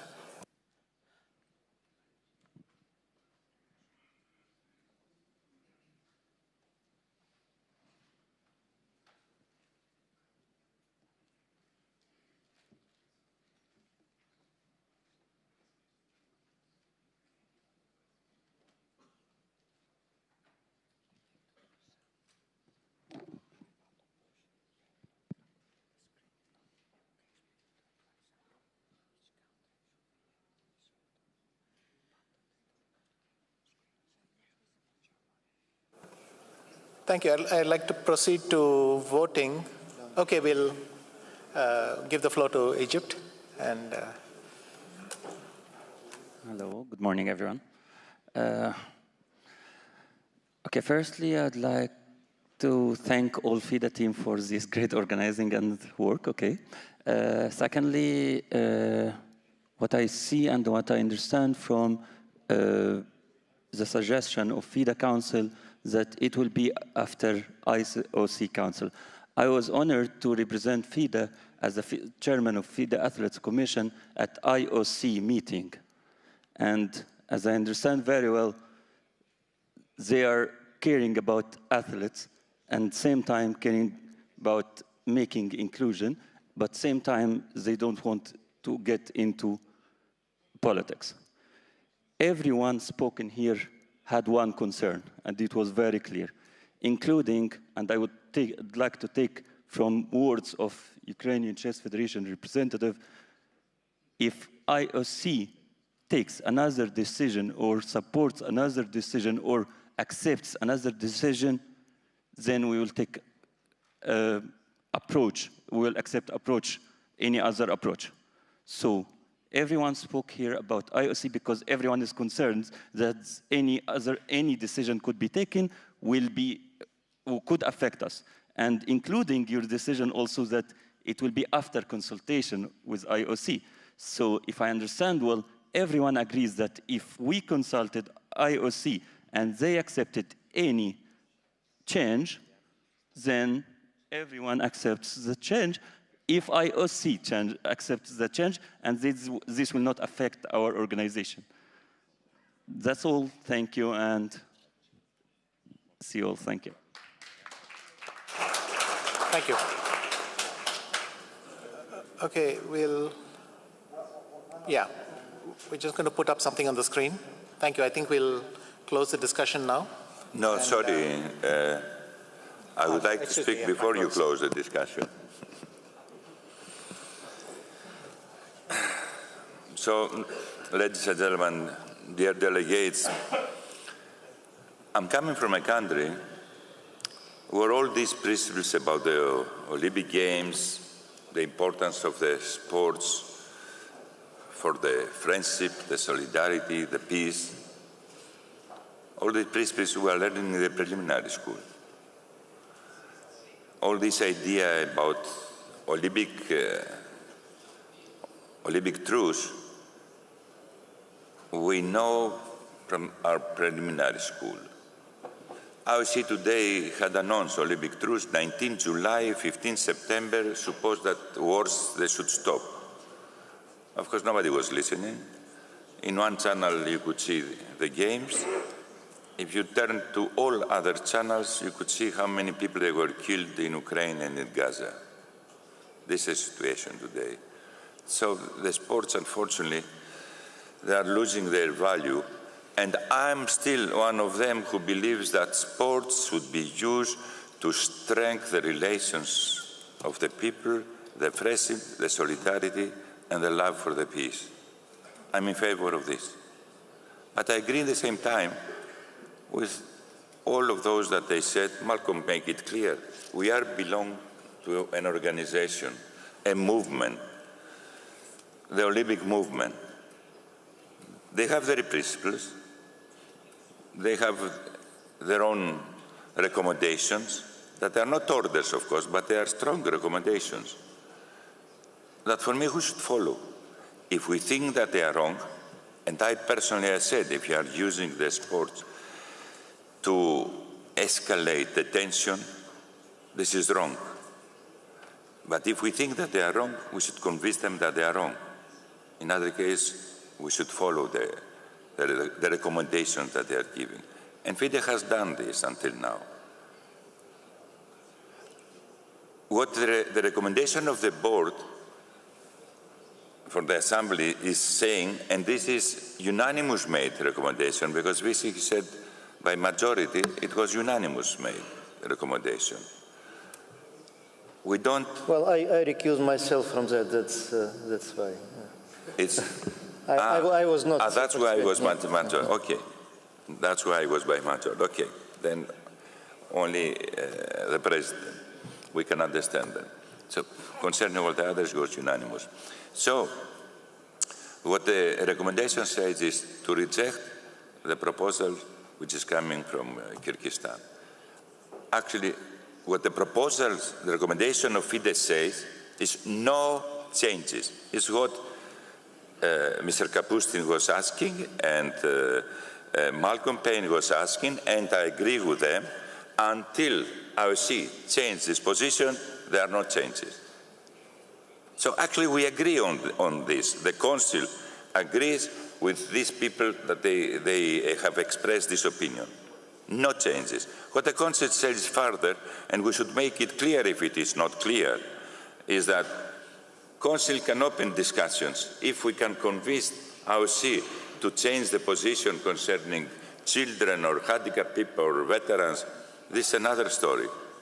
I think everybody agrees here that if IOC changes the position, FIDE can change the position. So it's not logical to say we don't want FIDE to change the position until IOC changes the position, but we should not allow FIDE to speak with IOC. Is anybody afraid that we can convince the IOC to do something which is not correct? I don't believe this, you know. I believe if IOC at any moment change their position, they will do something that they think is correct. And if you want to make it more clear on this matter, we say we come back again. So FIDE speaks. So we are covering those that they say, why FIDE didn't already spoke with IOC? So FIDE speaks with IOC and comes in an extraordinary assembly by internet and decides if we go for changes, if this is the big problem. For the moment, the recommendation says actually no changes. This is the recommendation. This is the recommendation. Now, if the Council succeeds to convince IOC to make any change in their recommendations to the sports, then okay, we come back if we want to make it clear. I don't understand what is the problem there and why we want to reject the proposal of the Council, which is completely according with most of the people they say here, not make changes. This is the proposal from the Council. So I personally, I would suggest the body with great majority to accept the recommendation. So we are protecting our organization. We are not opening a war with IOC. No war with IOC. No changes in the decisions that have been made before. And then let people speak with IOC. In any case, FIDE can do this. Doesn't need permission to speak with IOC. Let's speak. And if there is any change in the future, we come back to take your opinion.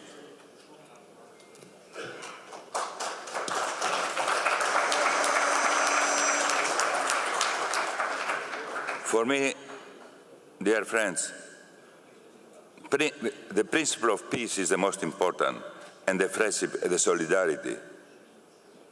So with this, we are protecting everything, and we are protecting our organization. I finished.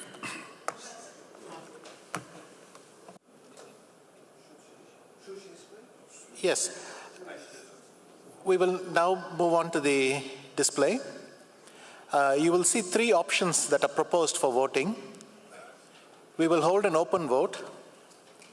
I will name each federation in alphabetical order, and the representative must indicate which option he or she supports or abstain from voting.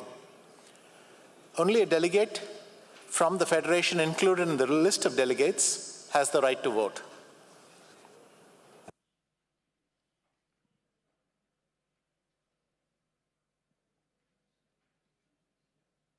Please bring the microphone to the first row, since we will go in alphabetical order. No, each person will say which option.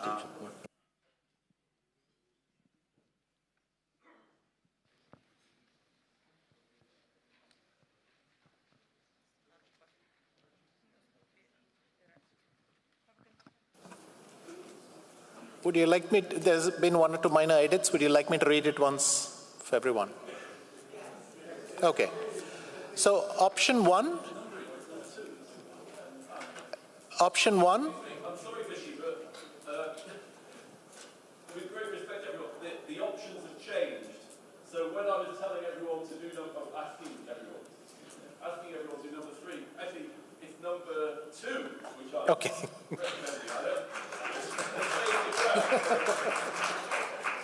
But please read to avoid to avoid misunderstanding. Please just read the options so that people understand. I think now we can say it's an open vote, and please vote with your eyes open.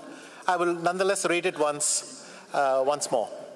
Option 1 is to support the FIDE Council suggestion as follows: that after careful consideration, the majority of the FIDE Council members have concluded that the current circumstances do not provide sufficient grounds to support the motions from the Kyrgyz Chess Union, and that remaining mindful of the broader international context and each federation's relationship with the National Olympic Committee, and maintaining the need for a balanced and humanitarian approach, that we request that the General Assembly request the FIDE Council to conduct consultations with the International Olympic Committee and the Paralympic Committee regarding the possibility of re-evaluation of the restrictions and allowing only vulnerable groups, such as players with disabilities and children under 12, in all FIDE events.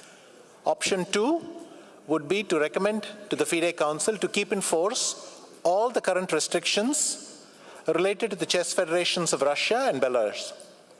Option 3 would be to recommend to the FIDE Council to lift all the current restrictions related to the chess federations and of Russia and Belarus. Thank you. Shall I proceed? Is everyone ready? Then I can proceed with calling out the countries' names, and the delegate will stand up and say the number that they vote for. So the delegate will say option 1, 2, or 3. Mr. President, I think there is a confusion with how the decision of the Council has been written, because for me it is clear that if number 1 passes, there are no changes in the restrictions for the Russian Federation and Belarus. And these people, maybe they don't understand how this has been phrased here. That's why Malcolm says let's vote for 3 number or whatever. Number 1, for me, it was clear. This was the Council decision that we're not going to change the restrictions. Until IOC decides, I agree with them. This was number 1. So it's not clear how it is written here. Okay, yeah.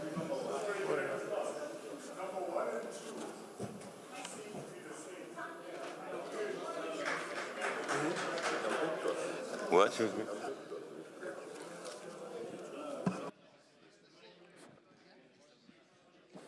Sorry. I'll just clarify that one point before getting back. 1 second, please. Excuse me. I'll just clarify that one point. Option 1 is simply whether the FIDE Council will consult with the IOC and the Paralympic Committee, whether something can be changed with these particular vulnerable groups. If the IOC and the Paralympic Committee say no, then you are correct. Option 1 becomes option 2. But option 2 is not to proceed at all. Option 3 is obviously to lift everything. That should be clear. Yeah, well, we haven't. Let me go to.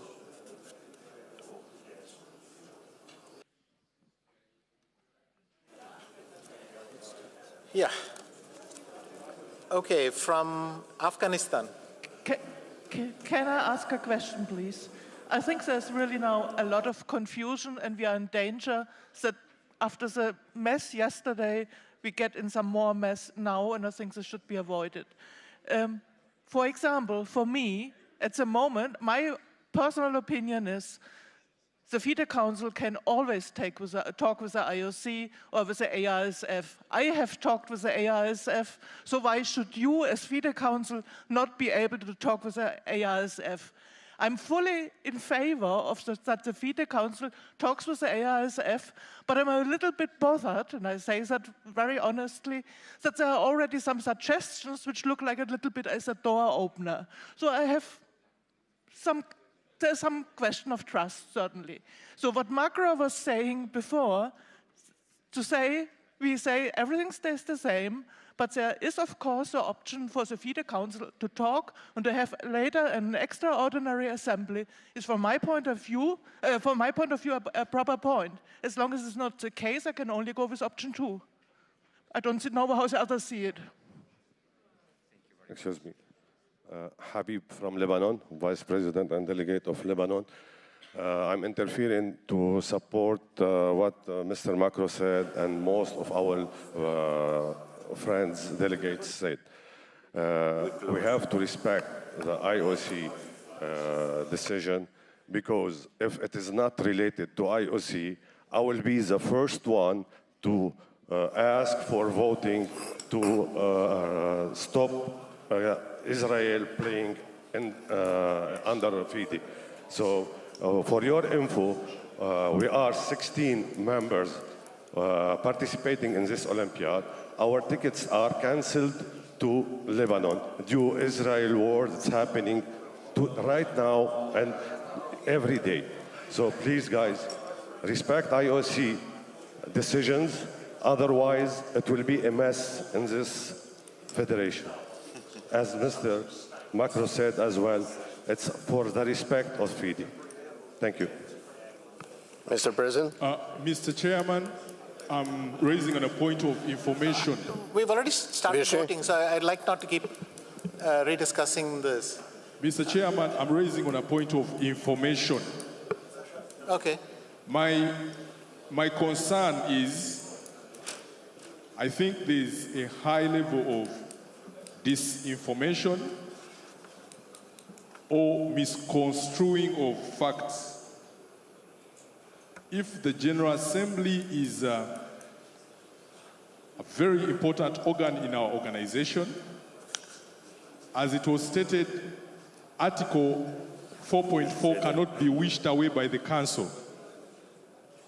If something is done by the Council and a resolution is brought on board and it violates our Constitution, then it means the Council was weaponized to support politics. So it falls back to the General Assembly to ratify that. Also, we cannot be subject to IOC decisions if FIDE is autonomous. So we cannot wait for the decision of the IOC before we progress. Otherwise, as a General Assembly, we become a rubber stamp. So this is totally unacceptable, and that misinformation should be expunged from the record, and we proceed as FIDE in an autonomous nature. Thank you very much.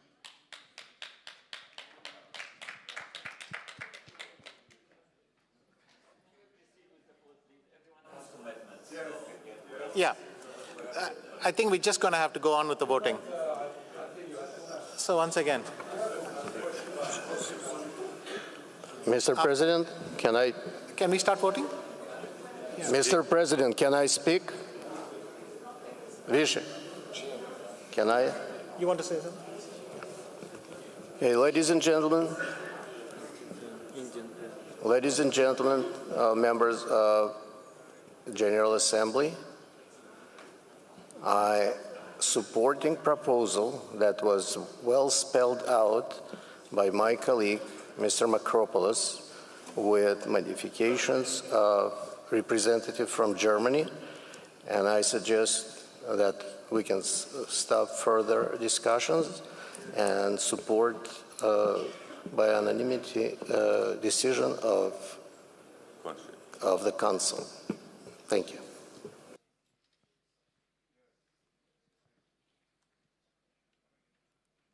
And Mr. Narang from India, please.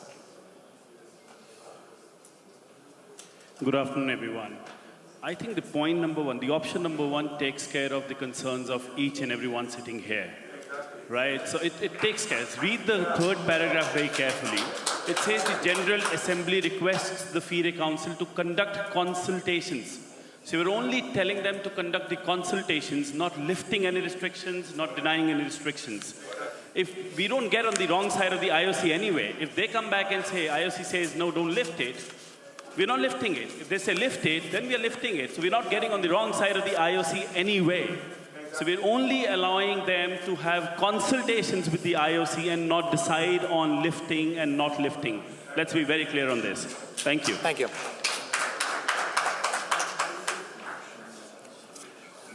We should go for voting. Yeah, we will go now for voting. Sorry, I think we... Yes, okay. Yeah, just a question for clarification. I take it that in the voting, one of these options has to get an absolute majority? Yes. And it's not just that one gets the most votes? That is correct. Okay, good.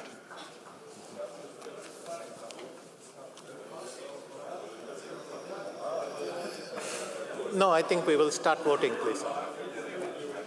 I would like to everyone ask is getting please, late. I'm from the So crowd delegate. we have to start I want to request you to explain how's the voting going to take place. I think the voting should respect voting rules. And voting rules means secret voting. Thank you. Just a clarification about that. According to FIDE rules, all matters besides elections are taken by open voting, not closed voting.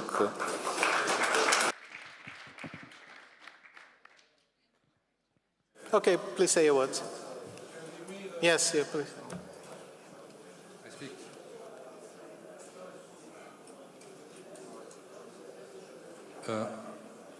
I speak with the English. Oh, it was right. Excuse me. I think that the three options, les trois options, sont bien présentées par la Fédération internationale des échecs, par la FIDE. Maintenant, pourquoi avoir peur du vote? Pourquoi avoir peur de la démocratie? Il y a des gens qui ont posé leurs problèmes, qu'on passe au vote, aux urnes. Si les gens sont solidaires, ils savent comme quoi leur parole pour l'option 1 passera, elle passera. Donc, en toute démocratie, ne rejetez pas les options. Votons en toute démocratie, parce que c'est votre démocratie qui est en jeu ici. Thank you. Is it procedural? I have a question. Is it a procedural matter? In fact, option 1 and option 2 keeps the sanctions and option 3 removes them. So can it happen that option 2 plus option 1 will have more votes, but option 3 will have absolute quantity? You understand what I'm talking about? What will happen in that case? Okay. All right, thank you. So we will proceed to the voting. Afghanistan. They're not there? No, I think we will just start with the voting, please. We finished. Okay, Albania.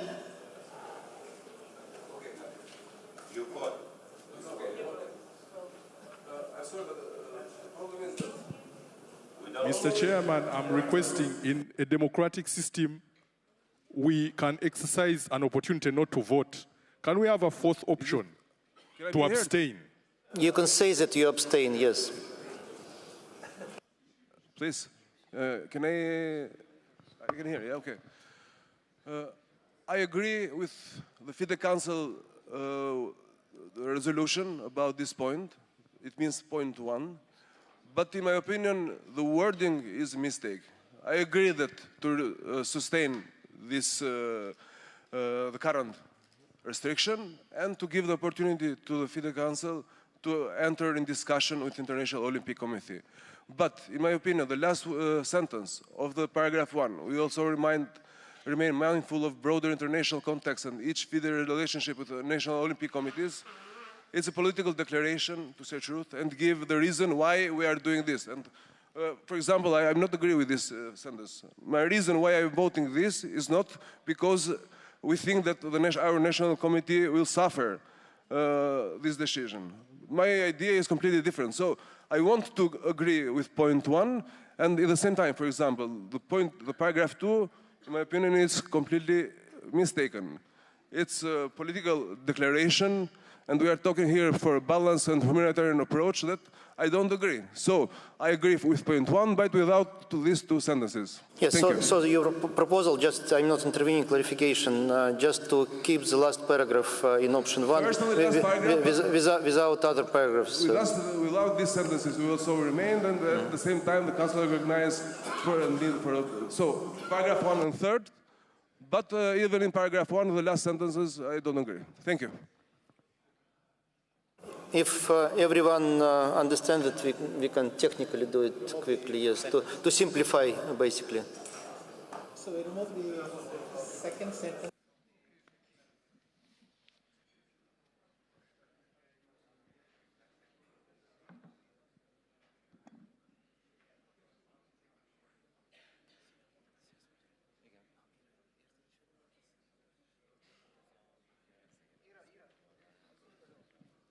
Just wait 1 minute to correct the text.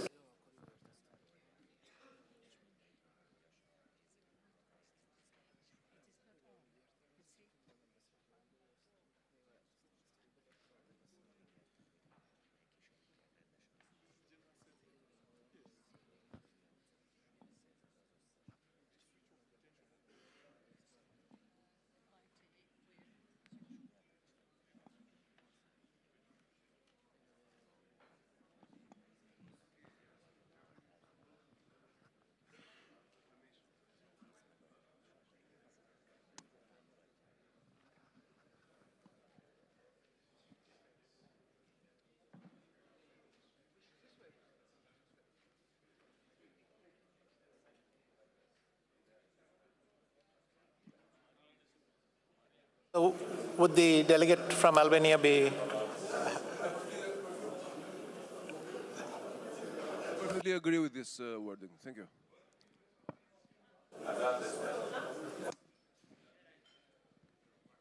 Is it function? Okay. Like this, I agree with option 1. Thank you. Yeah. Algeria.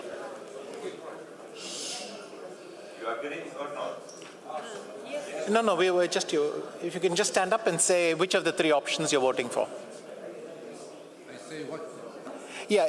I say which option? 1, 2, or 3? Wait.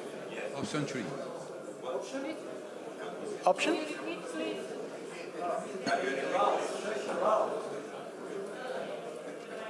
Option 3. Option 3. 3. Okay. Andorra. Antigua and Barbuda abstains. No, that will be next. The first Andorra, please. And Angola is also not absent. All right. Antigua and Barbuda. Antigua and Barbuda abstains from this vote. Do you abstain? Abstain. Argentina. Opción 2. 2. Armenia. 3. 3. Okay. 3. 3. Aruba. Okay. All right.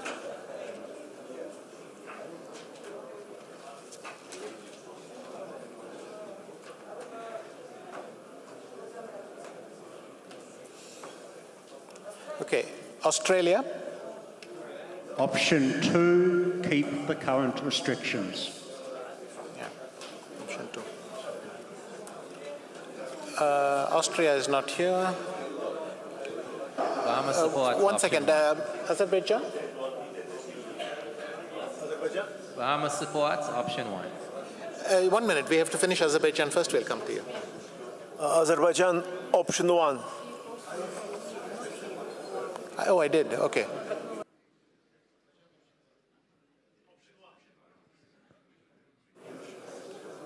Bahamas? Option 1. Option 1. Bahrain? Option 1. Option 1. Bangladesh? Option 1. Option 1. Barbados?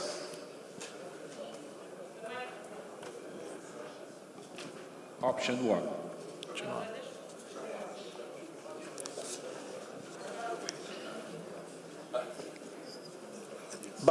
Belarus?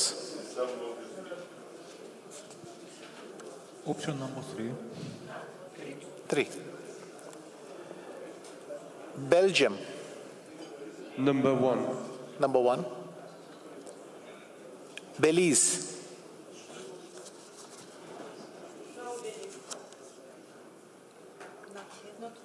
Not present, okay.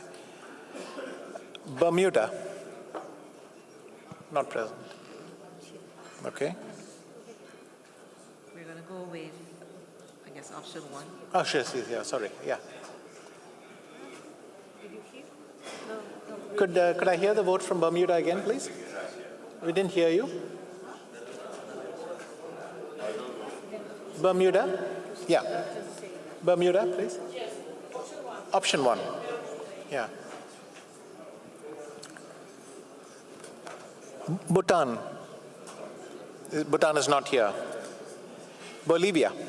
Option 1. Option 1.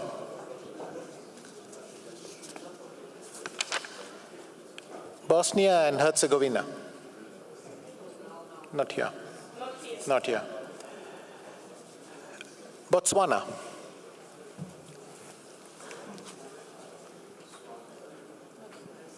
Not here. Brazil. Number 1. Number 1. The British Virgin Islands. Option 1. Option 1, thank you. Brunei. Not here. Bulgaria is not here. Burundi. Option 1 for Burundi. Option 1 for Burundi. Cambodia. Not here. Cameroon? Abstention. Abstain. Abstain. Canada. Option 2.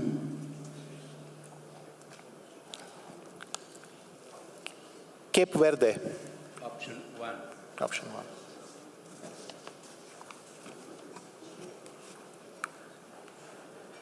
Cayman Islands. Option 1. The Central African Republic. Not here. Chad. Not here. Chile. No? Okay. Chile is. Option 1. Option 1. Chile. China.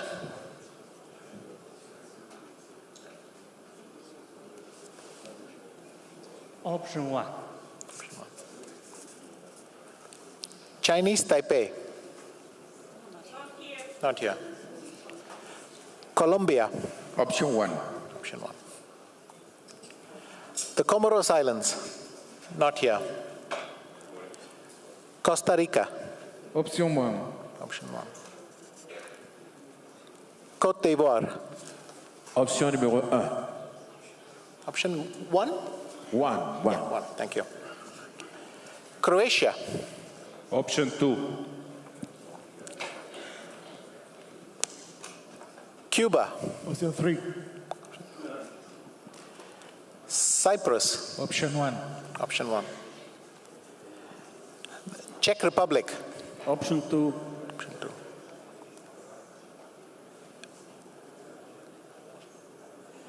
The Democratic Republic of the Congo? Not here. Denmark? Is Denmark here? Not here. Okay, Denmark is not here. Djibouti? Option 3. Ah, 3.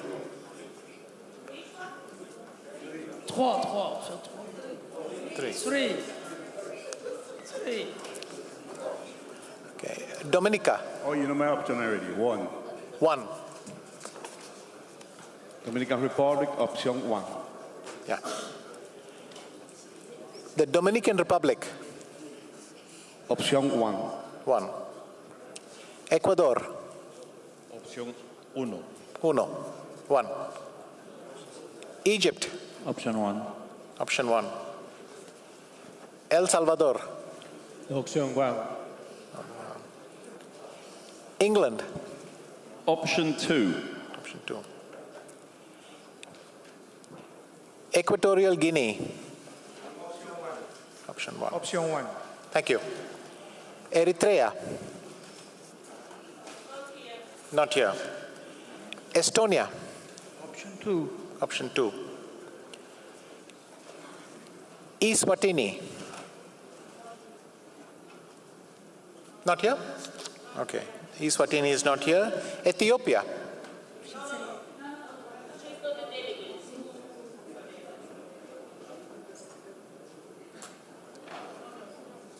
Sorry, who's not there? The lady wanted to vote, but she's not delegate. Ah, okay. So Ethiopia was finished. We're not there. Faroe Islands. Option number 2. Could you repeat that? 2. 2. Thank you. Fiji. Option 2. Okay. Finland. Option 2. Option 2. France. Option 2. Option 2. Okay. Gabon. Is not there? Okay. Gambia. Not here. Georgia. Akaki is,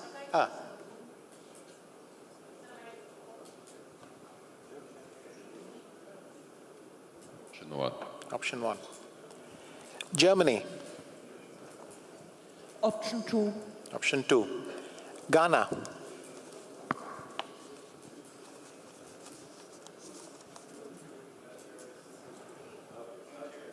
Okay. Greece. Option 1. Option 1. Grenada. Option 1. Option 1. Guam. Option 2. Option 2. Guatemala. Option 1. Option 1. Guernsey. Not here. Guernsey is not here. Guyana. Abstain. Option 2. Absent. Absent. Oh, he's not here. Okay. Abstain. Okay, sorry. Abstain. Haiti. No? Okay, Haiti is not here. Honduras. Not here. Hong Kong, China. Not here.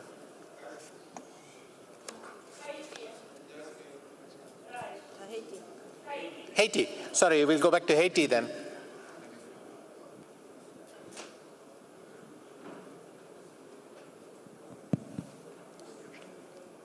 Option 3. Option 3, okay. 3. Yeah, that's what I heard. Is it 2? Oh. Option 3. 3. He said 3, 80. Is it? Okay.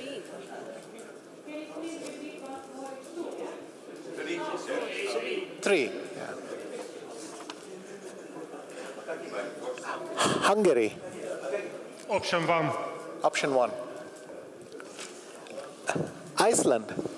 Option 2. Option 2. India. Option 1. Indonesia.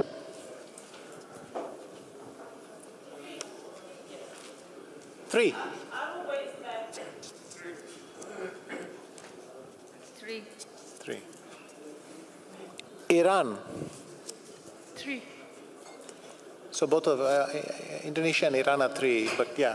Can you please speak a bit louder because we cannot hear? Indonesia and Iran 3. Yeah. Thank you. Iran, yeah. Indonesia, Iran 3. Yeah. Iraq. 3. Ireland. Ireland 2. 2. Israel. Option 1. Option 1. Italy. Option 2. Option 2. Jamaica.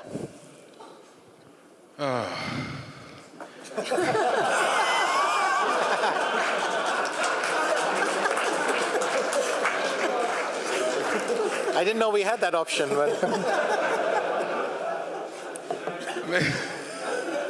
Deputy Chairman, based on my instructions, I have to abstain. I am a creature of instructions.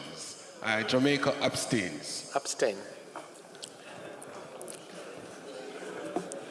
Japan.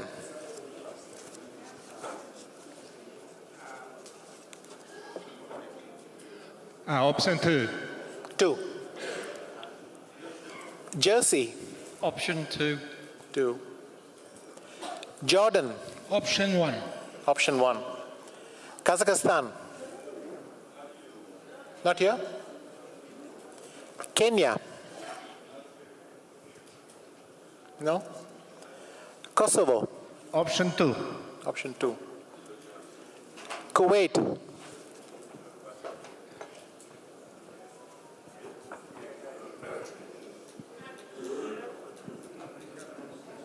Kuwait, option 1.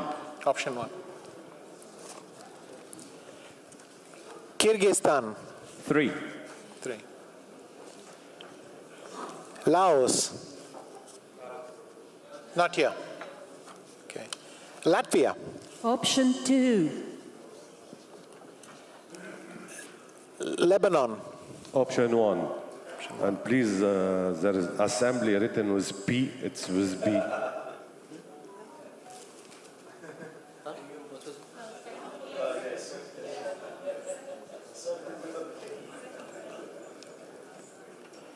Lesotho. Abstain. Abstain? Yep. Yeah. Liberia. Abstain on conditions that we have more exhaustive conversation on this very delicate and sensitive matter. Abstain. Abstain. Just to be clear. Libya. Not here. Liechtenstein. Libya. Option 1. Oh, sorry, Libya, option 1. Excuse me. Liechtenstein.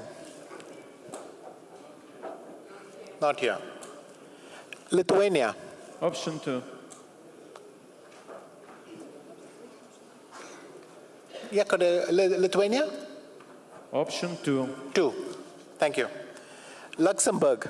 Option 2. Option 2. Macau. Option 1.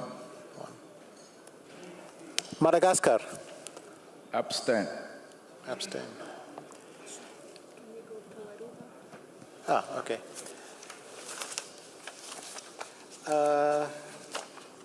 Is Aruba now here?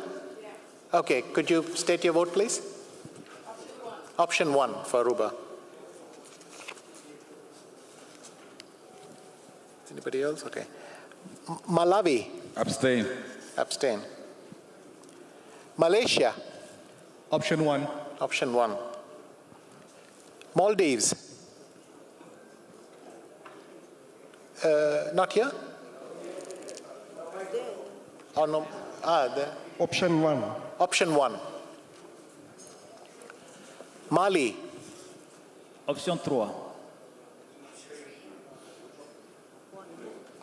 Was that a 1?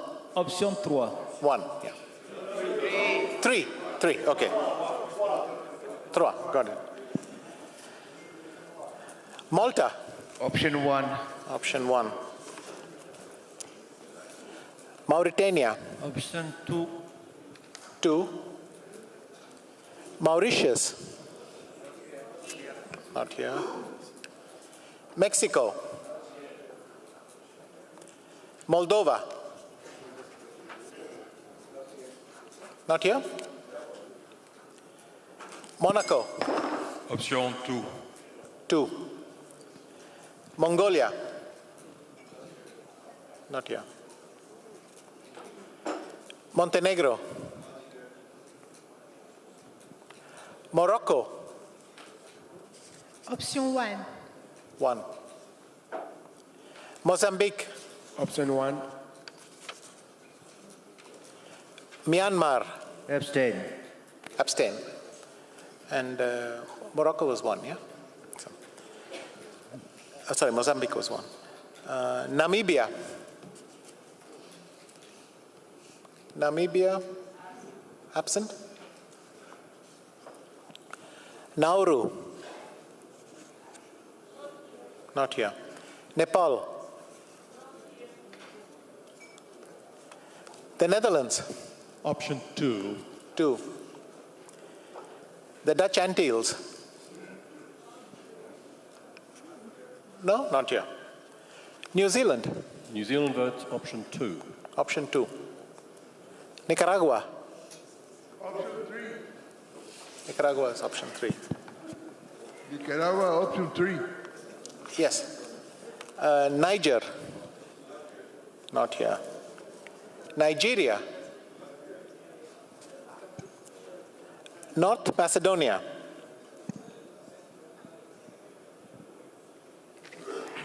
Option 1. Option 1. Norway. Option 2. Option 2. Oman. Not here. Pakistan. Option 1. Option 1. Palau. Option 1. Option 1. Palestine. Option 1. 1. Panama. Option 1. Option 1. Papua New Guinea. Option 2. Option 2. Paraguay. Not here. Peru. Option 1. 1. The Philippines. Not here. Poland. Option 2. Option 2. Portugal. Hello. Option 1. Option 1. Puerto Rico. Not here. Not here. Qatar. Option 1. Option 1. Romania. Option 2. Option 2. Russia. Option 3. Option 3. St. Kitts and Nevis. Abstain. Abstain. St. Lucia. Not here. St. Vincent and the Grenadines. Option number 1. 1. San Marino. Not here. Sao Tome and Principe.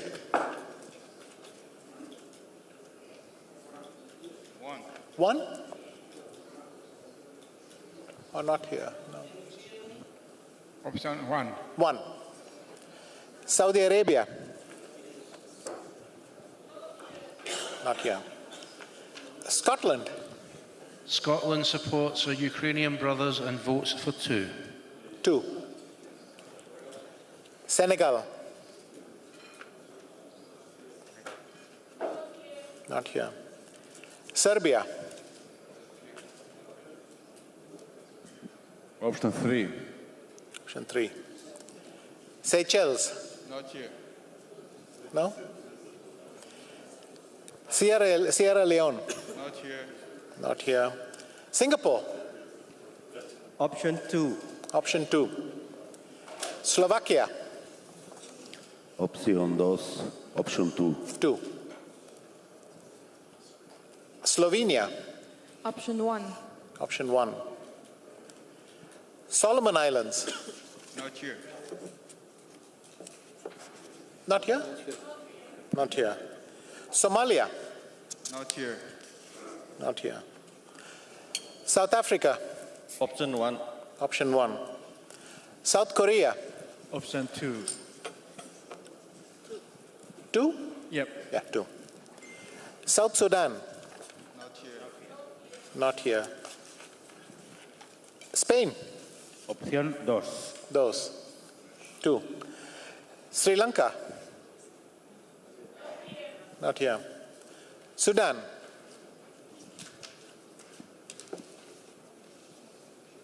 Not here. Suriname? Option 1. Option 1. Sweden? Sweden votes for number 2. Option 2. Switzerland? Option number 2. 2. Syria? Syria, option 1. Option 1. Tajikistan? Option 3. 3, right? Tanzania? Option 3. Option 3. Thailand? Here. Not here. Timor-Leste? Not here. Not here. Togo? Abstention. Abstention. Tonga? Option 1. Option 1. Trinidad and Tobago? Trinidad and Tobago votes option 2. Option 2. Tunisia? Option 3. Option 3. Turkey? Option 1. Option 1. Turkmenistan? Option 3. 3. Yeah. Option 3. Uganda? Uganda rejects politicization of sports and votes option 3. Option 3. Ukraine? Option number 2. Option number 2. The United Arab Emirates? Option 3. Option 3. The United States of America? Option 2. Option 2. Uruguay? Option 1. Option 1. The U.S. Virgin Islands? U.S. Virgin Islands, option 1. Option 1. Uzbekistan? Not here. Not here. Vanuatu? Vanuatu, option 1. Option 1. Venezuela? Option 3. Option 3. Vietnam? Not here. Not here. Wales? Option 2. Option 2. Yemen? Not here. Not here. Zambia? Not here. Zimbabwe? Option 1. Option 1.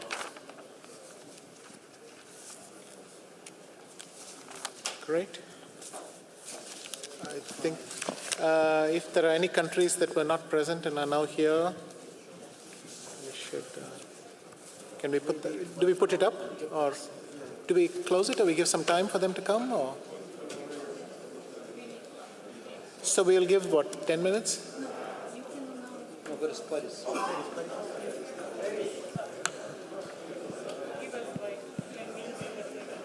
Okay, so in that 10 minutes, if they come, okay. Yeah, we will find now the scrutiners for the previous subject elections to hear the results of the elections to the members of Ethics and Disciplinary Commission. Paris will come in a second to announce those results. Yeah, please. Yes. Please listen carefully.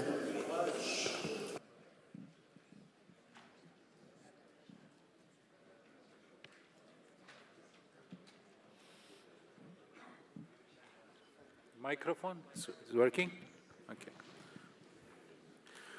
First of all, I would like to thank you for trusting us doing these procedures. I would like also to thank my colleagues, Enrique Celli from Uruguay and Paul Spiller from New Zealand.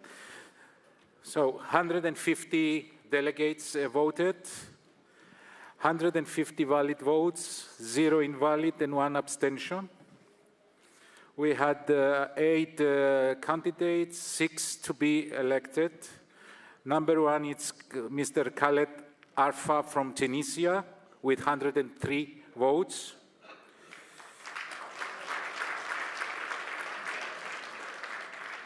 David Hayter with 95 votes.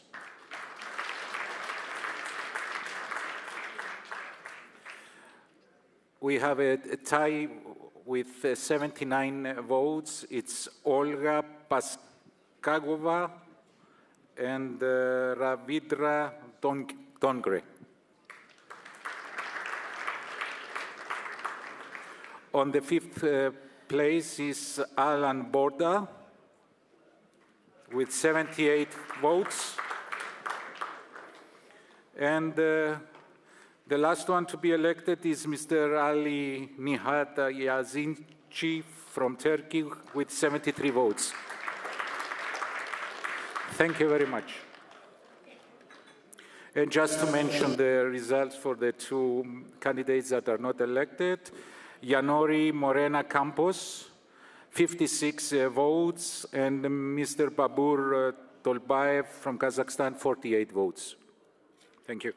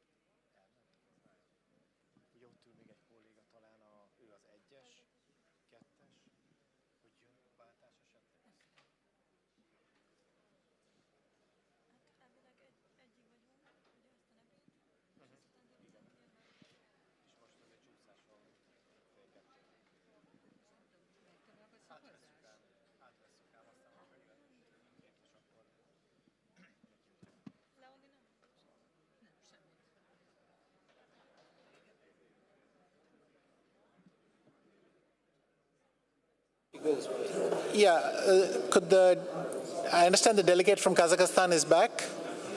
Could the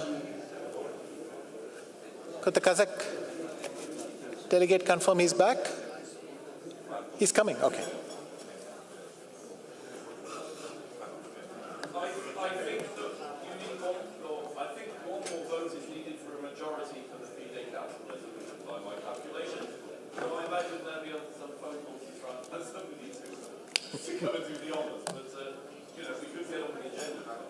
Sure.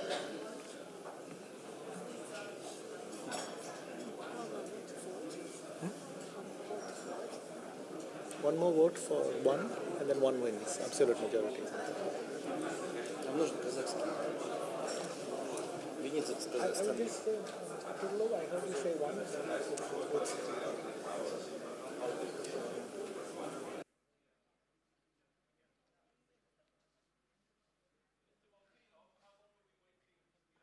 Just 2 minutes. Just 2 minutes. 2 minutes. 2 minutes. Yes, 2 minutes. 2 minutes. And let's discuss how much time do you need for lunch, colleagues.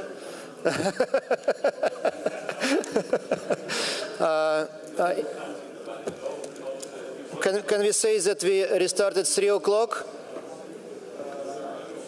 Colleagues, is it okay?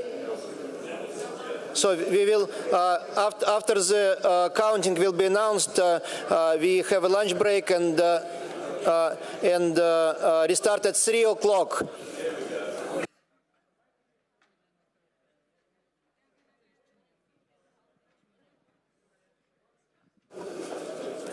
Option 1? Yeah. Sava? Yeah, okay. So Kazakhstan is option 1. Спасибо. Thank you.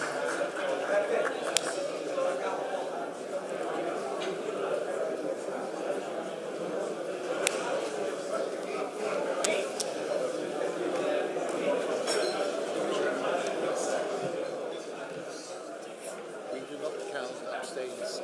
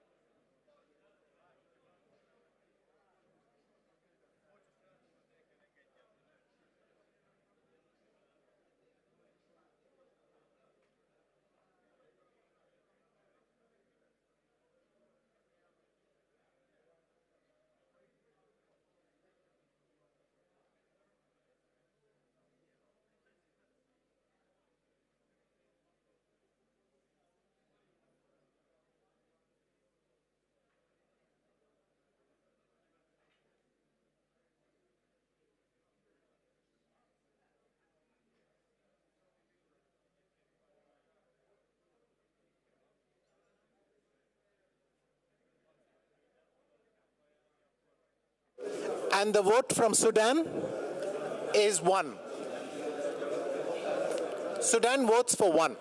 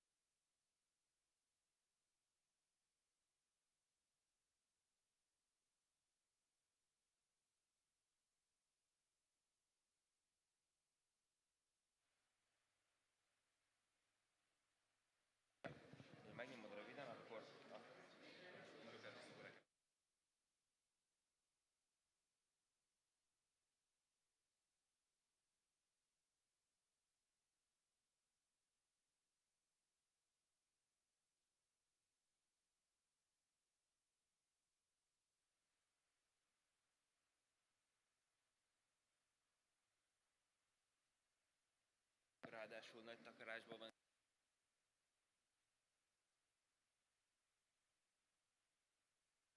Mikrofon, oké, így működik. Oké. Csak elindít.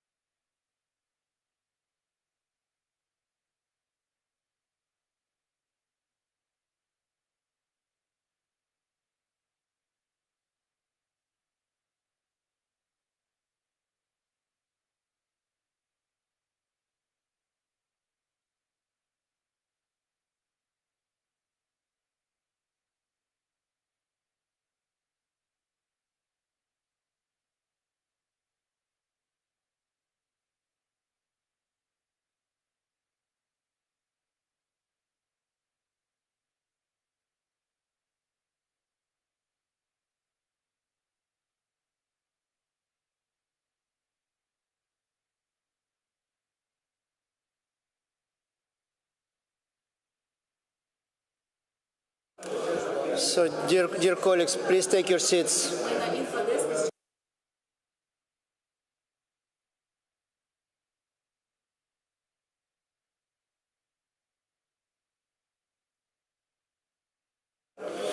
Please take your seats.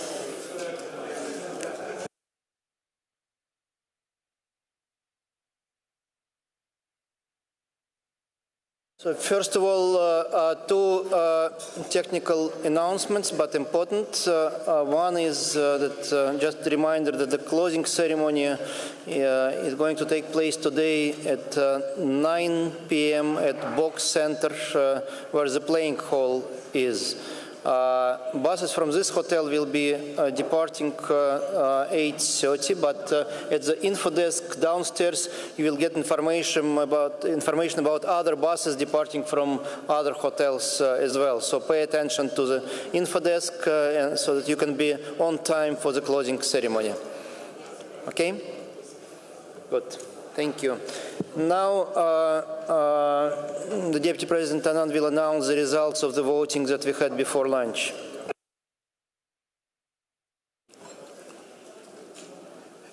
Hello, everyone. Welcome back. The votes were tabulated as following. Option 1 received 66 votes. Option 2, 41. Option 3, 21, with 11 abstentions and 60 teams not participating. So the final result is for option 1. Thank you. That closes. Thanks a lot. That was a sensitive one, but we passed through it. Let's continue our discussions on the other items on the agenda. I'm happy to know that we just signed a memorandum with the foundation created by the President of United Arab Emirates regarding the support of schools in Africa. So I applaud this effort. That's a good charity project. Thank you.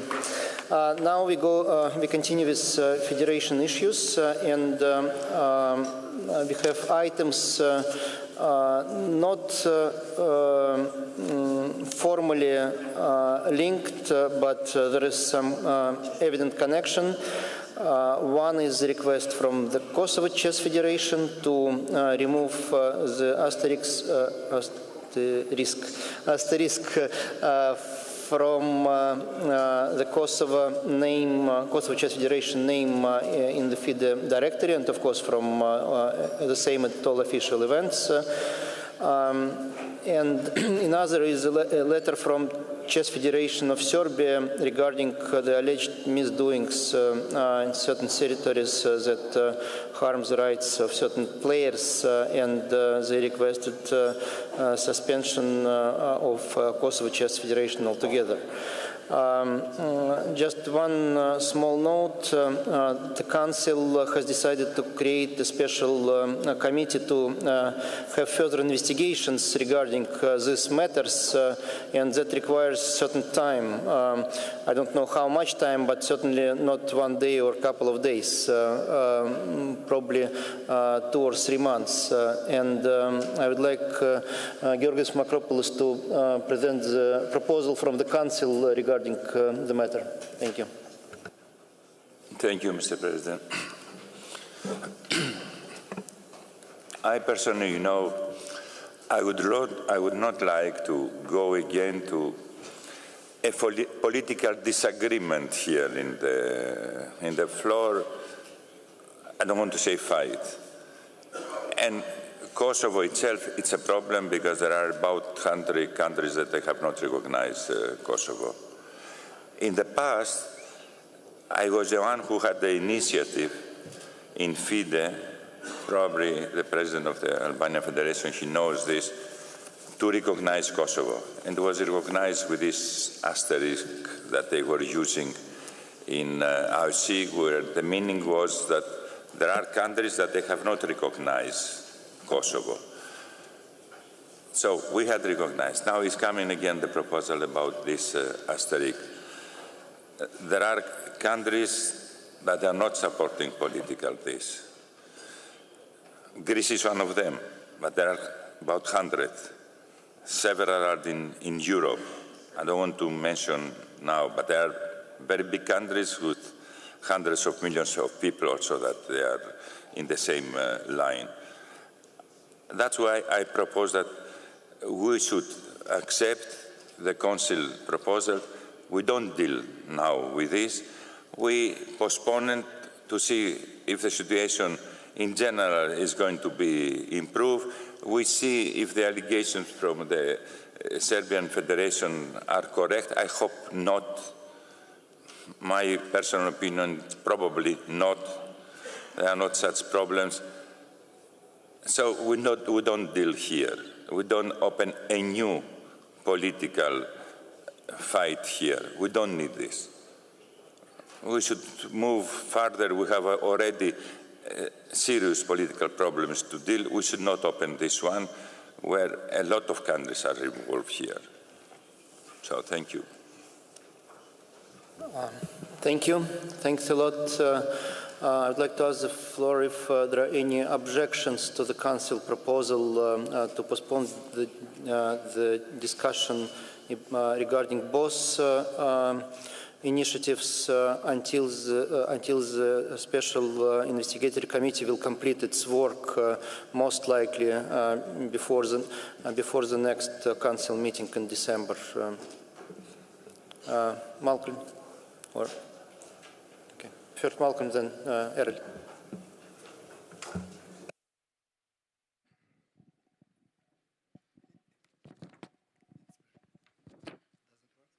Yeah, sorry, but in the future I would like to ask volunteers to follow my calls. But okay, you can start now. But, in general, yes.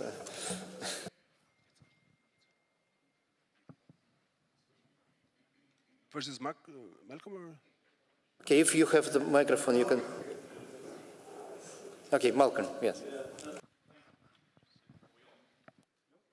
Well, if we're not on, can you hear me now? Yeah, right.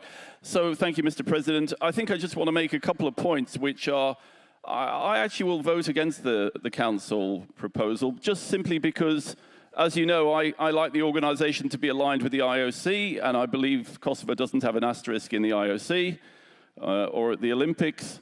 And it seems to me, I also, as a previous speaker said, I'm pretty suspicious of the allegations made by the Serbian Federation, which strike me as some attempt to just to stir up some trouble, to try and support what is essentially their nationalistic aspirations. So unfortunately, I understand that we don't want to take on this matter now, but actually I think that we at some point soon should remove this asterisk from Kosovo. Thank you very much. Thank you. Errol.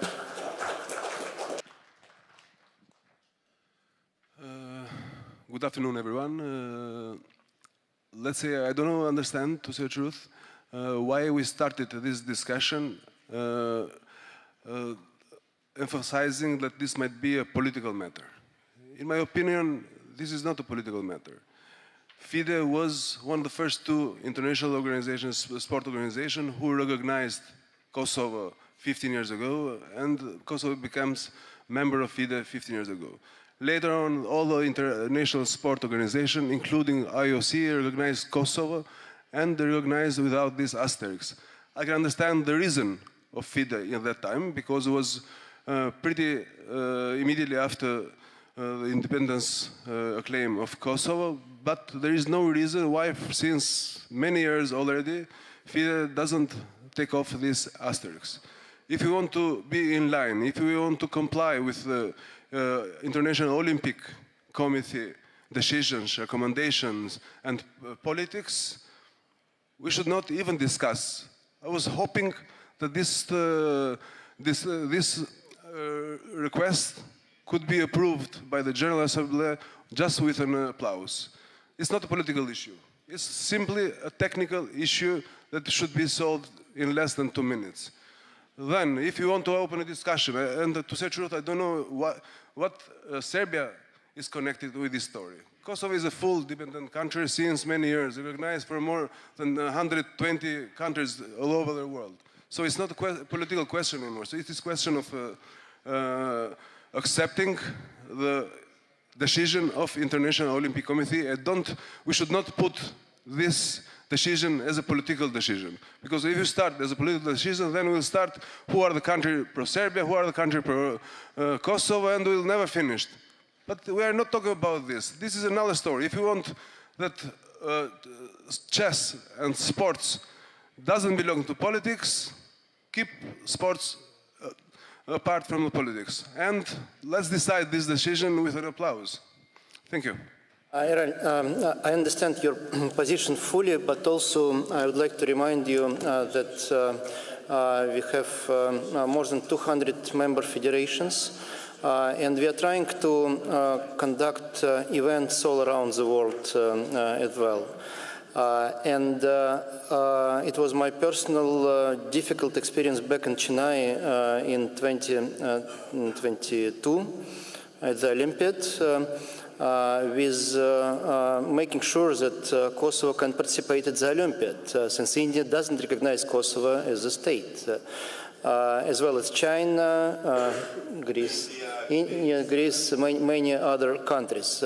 And they allow participation of Kosovo athletes because we have the status quo that we keep now. Any change can lead to another conflict. We are trying to separate politics from technical or legal matters, but sometimes it is just impossible in practice, since countries where we are working, where we are holding our events, also require us to follow their laws. And if we will not do that, we will have to reject the bids from, I don't know, 80 countries in the world to host FIDE events. So before making this decision, we need to analyze all these consequences and how we will deal with those consequences to avoid this major disturbance to the activities of FIDE. I'm not saying it's impossible. I'm just saying we should understand those consequences and have all the answers ex ante, not ex post. That's my point. Okay, but just very briefly, since actually it's a Constitutional Commission that will have to deal with that afterwards. Very brief. Okay. I'm just saying white chess should be special from all the other international sport organizations. We organized the Olympiad in China. Kosovo participated fully there. China is one of the countries that doesn't recognize Kosovo, but I didn't see any issue about this. All the other sports, they're organizing international events in India, China, or maybe some other countries that are not recognized. My question is simple. White chess would be different from all the other international federations. It's not that half is recognizing and half not. And we're now trying to, we're the only one.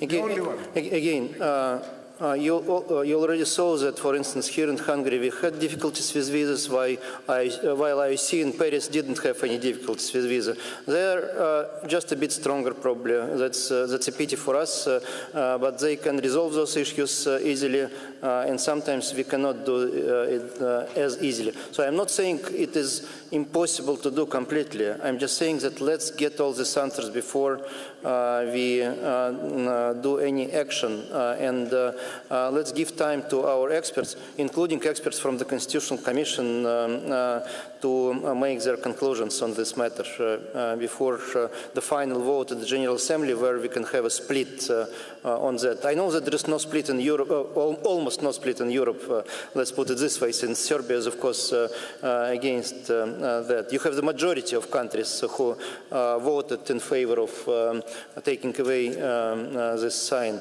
but not consensus decision. So in the General Assembly, from people who even don't know don't know the full picture about the case, it will be even more difficult. So I would still support the proposal of Mr. Makropoulos to postpone the voting on this case, on both requests. First was Dragan and Jeffrey.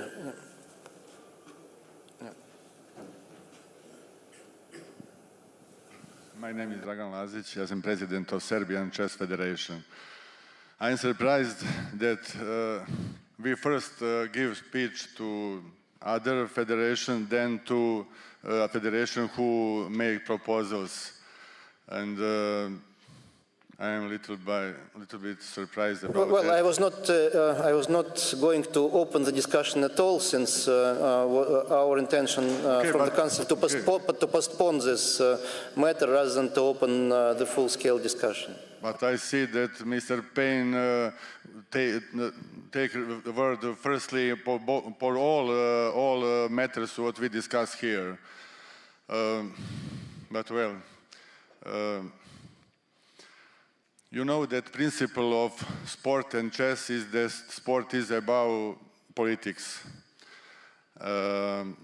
Many years ago, according to that, FIDE gave so-called Kosovo Chess Federation rights to participate in competitions and to be a member of FIDE without or outside of Serbia Chess Federation. And after that, they fulfilled all their rights to play chess and to deal with their activities. All other points regarding asterisk is only and fully political issue. I suggest to all delegates leave that political issue to politicians. The European Union institutions has asterisk in all their institutions. United Nations also keep asterisks in all their institutions. Kosovo doesn't have a seat in European Union. Asterisk with footnote mean only that final status of Kosovo is not defined, nothing else. I don't know how it is, what is problem with this, with Kosovo chess players, not to play chess freely, what is problem, and they suggest to take out asterisks with, from FIDE directorium or other. And please all delegates, our colleague, keep with sport, not with politics. Leave politicians, institutions, United Nations and the European Union to decide what is final status of Kosovo and also when will or not withdraw asterisks and footnote with documents and institutions. It is first part. Second part is from our letter regarding conditions in which Serbian chess player lives and play in territory of so-called Kosovo Republic. As Mr. Malcolm Payne said, that it is attempt to make confusion, to deal with political issues is not true. I also can suggest to Mr. Payne, to Mr. Dervishi, to be in team who will investigate everything. I don't have problem with that. I propose them to be in that team to investigate everything. Only interest of Chess Federation of Serbia is to know what is exactly right, what is true, and after that to make next steps and other. But picture of condition in which chess player Serbian nationality at Kosovo lives and play chess are very hard. You don't know, but policemen on that territory invited or brings chess players, president of clubs, to police offices and to treat them and to threaten that if they don't register under Kosovo, according to Kosovo laws and rules, that they will not can play on that premises. It's very hard. Everybody who will be involved in that team can see what is situation there. And after that, I'm sure that picture of that situation will be reviewed. Thank you. Thank you. Jeffrey. Okay, thank you, Arkady. My point is more a point of order, Arkady. This is a General Assembly. I think this is FIDE Council's responsibility, that when people are sending in certain documents, you determine which things are actually the scope of the General Assembly and which are scope of the other chambers. We have a FIDE Ethics and Disciplinary Commission which should first investigate. This is not up to General Assembly to be involved in. So it's absolutely a waste of time of delegates when the work has not been done properly. Same thing on Kosovo with an asterisk. This is FIDE Council who takes the decision, not General Assembly. So please, guys, these are not things, we've seen too many things on the agenda which should not be a General Assembly. Thank you. Okay? Thank you. Okay. Yeah, thank you. Let's take the last one and we go to take a decision. Thank you. Dear President, dear FIDE Council, dear delegates, I will be very shortly. Regarding the footnote, the removal of footnote should have been carried out many years earlier, but for these technical things, it was postponed. In our materials, in our request that we addressed to the FIDE Council, we have added many materials. One of them is a list of international sports organizations where Kosovo sports organizations are members and where the Kosovo is presented without any asterisk or footnote. And the request was, why only FIDE? Why only FIDE to have this asterisk and footnote, and all others, including Olympic Committee, FIFA, FIBA, all sports organizations don't using that. This was our request. Regarding the letter that mentioned colleague from Serbian Federation about the mistreated chess players in this part of Kosovo and other things that are all in politics way rotten. Also, we are very interested to know what happened there because we offer to them to be part of us, to integrate, to be part of our teams, because we will be much more strength team with them because they are very, very good players, but they don't recognize. Why? Because they are under pressure first from the Serbian Chess Federation, after that from the politics, from Serbian government, and they don't want to integrate. Now, they organize their tournaments. We have sent to their legal director of FIDE links that Serbia organized their tournaments. More than 12 tournaments, including this year, they organized them. We didn't react. We didn't send to FIDE any letter to say why one member of FIDE coming to another country that is member of FIDE to organize tournaments, and it's something on the statute charter 13, I don't know which charter, it's not good that they mention in their letter, because we think that is first chess, let people play chess, do not politicize everything, and it was the reason why we didn't send.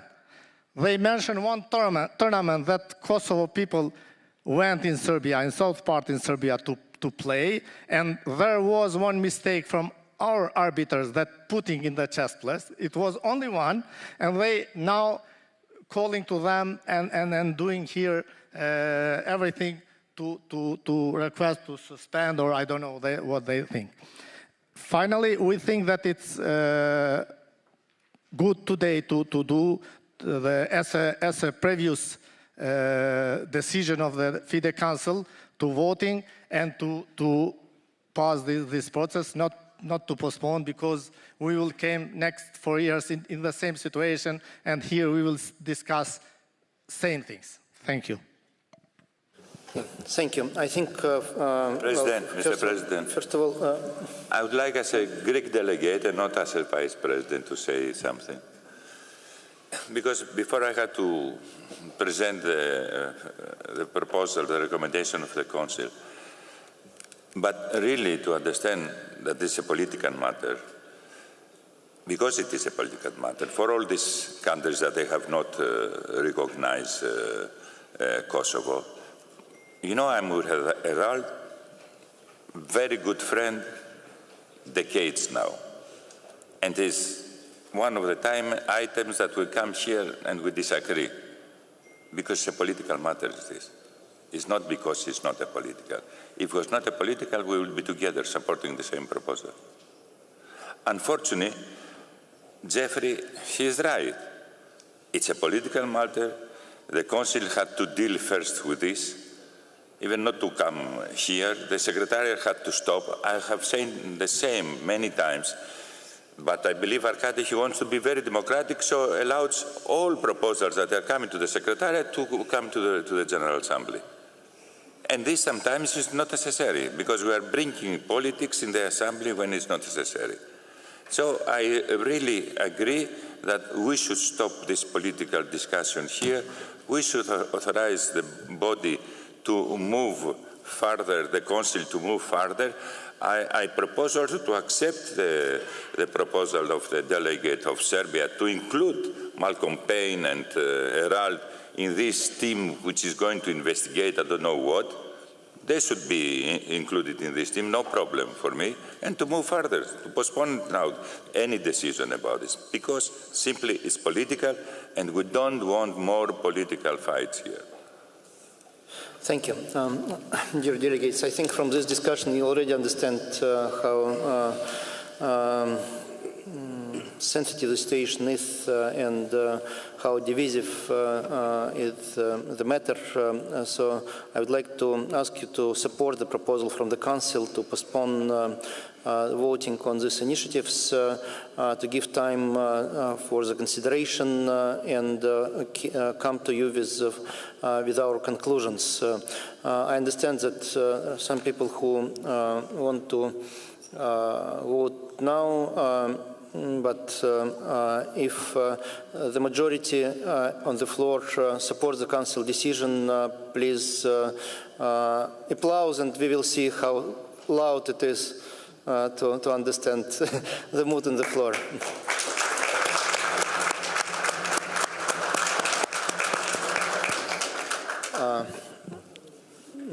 I think it's clear, but since, yes, I'm too democratic, maybe please raise your hands who object to the decision to postpone these two matters. 1, 2, 3, 4, 5, 6, 7. 7. No, we don't need. It's clear that the vast majority supports the postponement, so we fix this decision. Thanks a lot. Now we move to the next item on the agenda, administrative matters, and I would like to ask Roberto Rivella to present briefly, since you know the subject better than anyone else, the proposals regarding changes in the ethics and disciplinary code. Thank you. Sorry for the surprise request.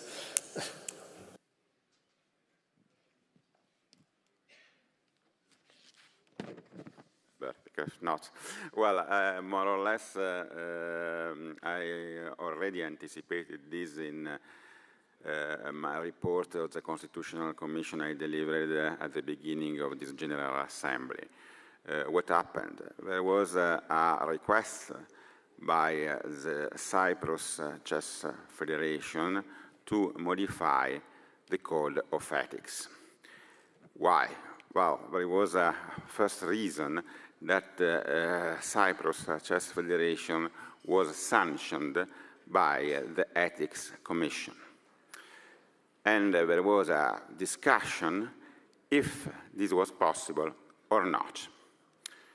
When we drafted the charter, I have to say, but this is, well, I was the person who drafted, but after drafting it, it's a document that must be interpreted.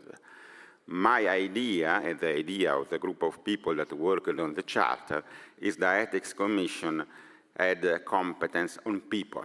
So, for example, on the president of federations, on the members of the federations, and on all bodies of federation for individual behaviors. So, for example, if there is someone who do something wrong in accordance with ethics commission, code of ethics can be sanctioned, but not legal entities. This was the opinion, my opinion, pretty clear in the Charter. However, some years after the approval of the Charter, the General Assembly approved the Code of Ethics. The Code of Ethics, on the contrary, clarify that is, in their opinion, in the opinion of this document, that a legal person can be sanctioned, and especially included a sanction that is called temporary exclusion from something. So, for example, temporary exclusion from membership. And I have to say, probably not so many among us, including me, pay attention to the very first application of this, that I think is related exactly to Cyprus. So Cyprus was sanctioned with a temporary exclusion. However, this temporary exclusion was suspended. And given that the Cyprus Federation then did what was requested by the Ethics and Disciplinary Commission, then in practice, Cyprus Chess Federation was not temporarily excluded. But what was relevant and important, that the Ethics and Disciplinary Commission sanctioned a legal entity with a temporary exclusion. After that, there was at least, well, my friend François Stridom can maybe say something more, but in at least another case, again, the Ethics and Disciplinary Commission sanctioned a federation. Finally, we had the very sensitive case concerning the Russian Chess Federation. And so only in this moment, a lot of people paid attention to this contrast between two rules. From one side, the Charter, from another side, the Code of Ethics. I don't want to go deeper in this, but what happened? There was this request by the Cyprus Chess Federation, and the Council decided to try to go deeper in this situation, and also to try to draft a wider reform of our rules, including both the Charter and the Code of Ethics. At the same time, there was something that is completely different. So, in the opinion of the Council, there are some cases that are minor cases that can be decided by a single member, or there are also a special different proceedings that give some possibility. This was introduced by the Code of Ethics to the President to directly be in charge of some minor cases and so on. So the Council gave to the Constitutional Commission the mandate to draft a proposal. We drafted a proposal. First of all, I think we have to start with the Charter. No? With the Charter, what was the proposal? In this case, the Council accepted to clarify that the Ethics and Disciplinary Commission has competence also on federations. To be more clear, in the Code of Ethics, I don't know how many paid attention also of the President of Continental, but in the Code of Ethics, it's written that fully independent from FIDE, so it will be even more independent from FIDE, so it will be even more strange to give the possibility to a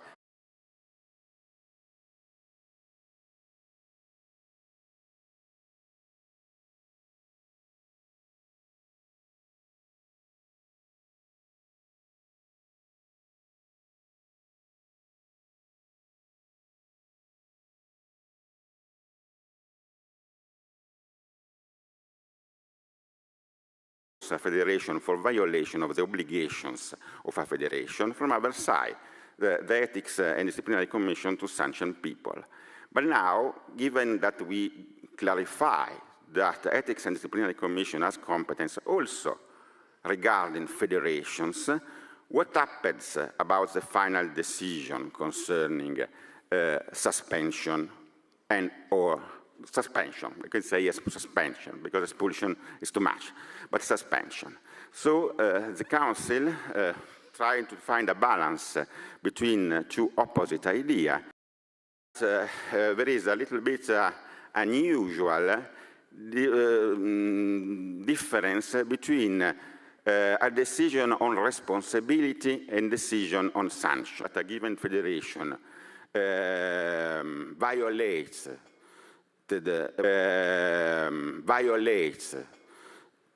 violated the Ethics and Disciplinary Code, this decision is final.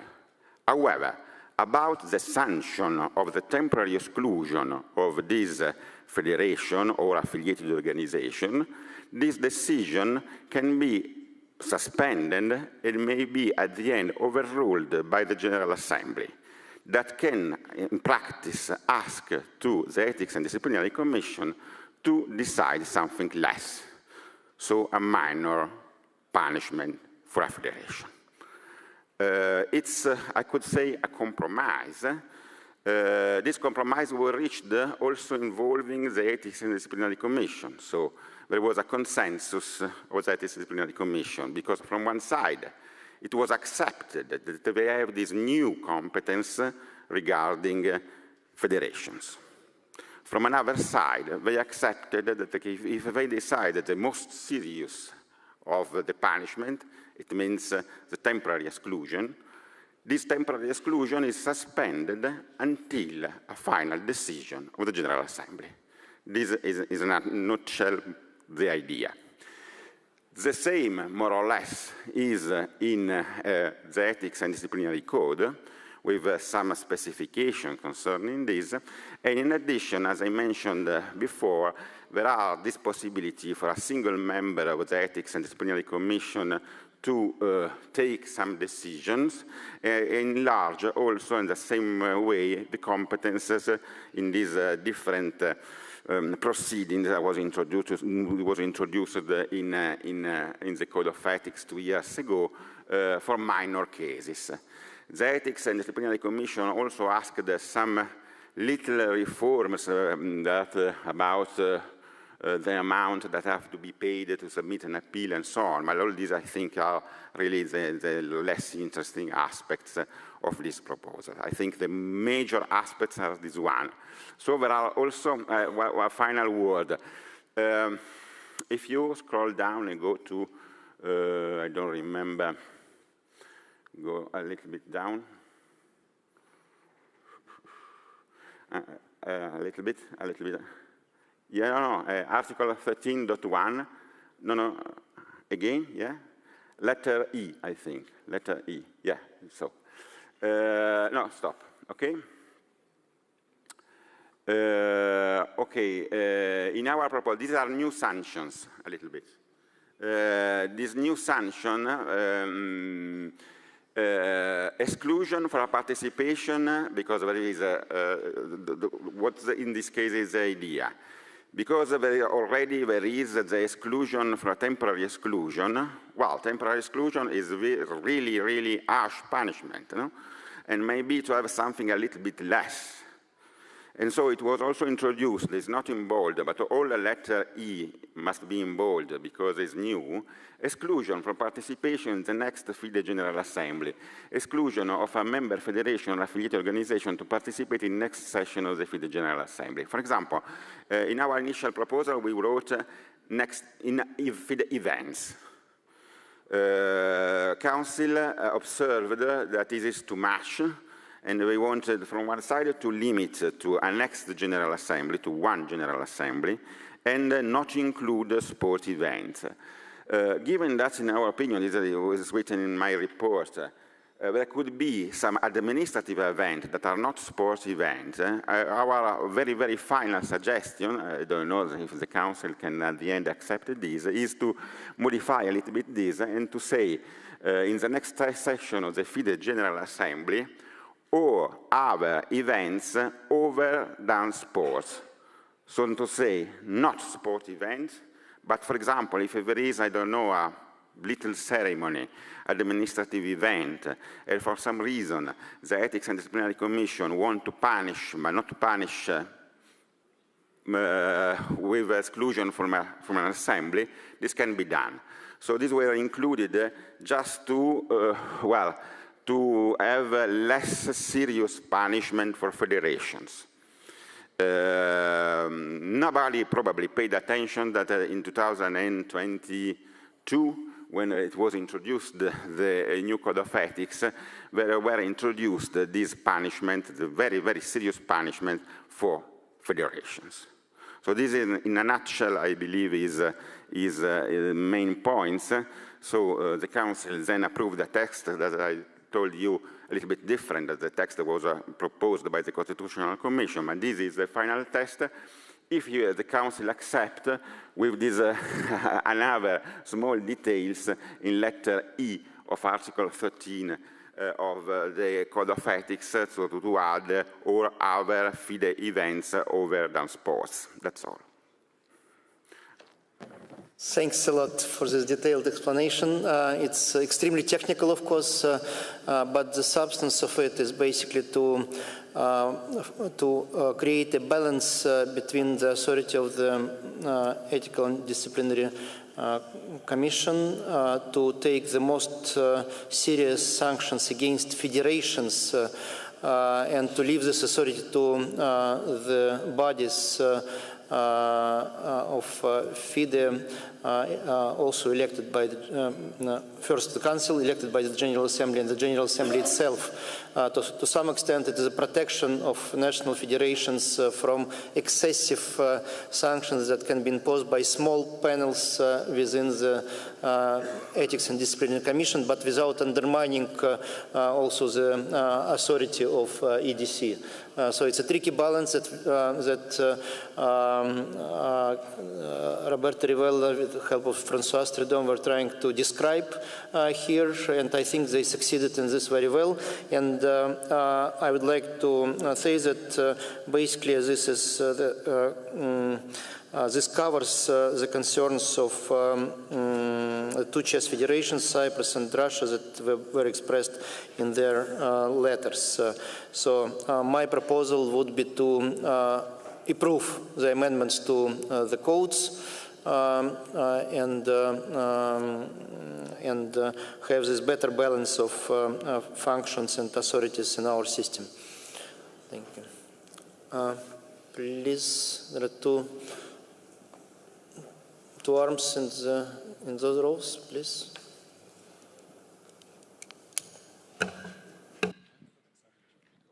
Thank you.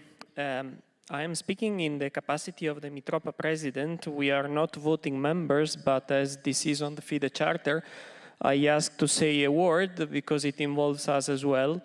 And what I would like to say is that yesterday the General Assembly believed and expressed the fact that we should have an independent ethics commission. I think today they should also believe and express the fact that they should be able to judge independently. And if they believe that a penalty has to be imposed, this should not be subject to the will of the General Assembly. We should stick on having independent judiciary, and when we stick on having independent judiciary, the penalties that they decide to enforce shall be final, and if the affected person is not happy, should be able to appeal to the appeal chamber. If it's not happy again, to appeal to the CAS. But the competencies of a judiciary and of a political body should be divided. Thank you. Thank you for your expert opinion. Thanks a lot. Again,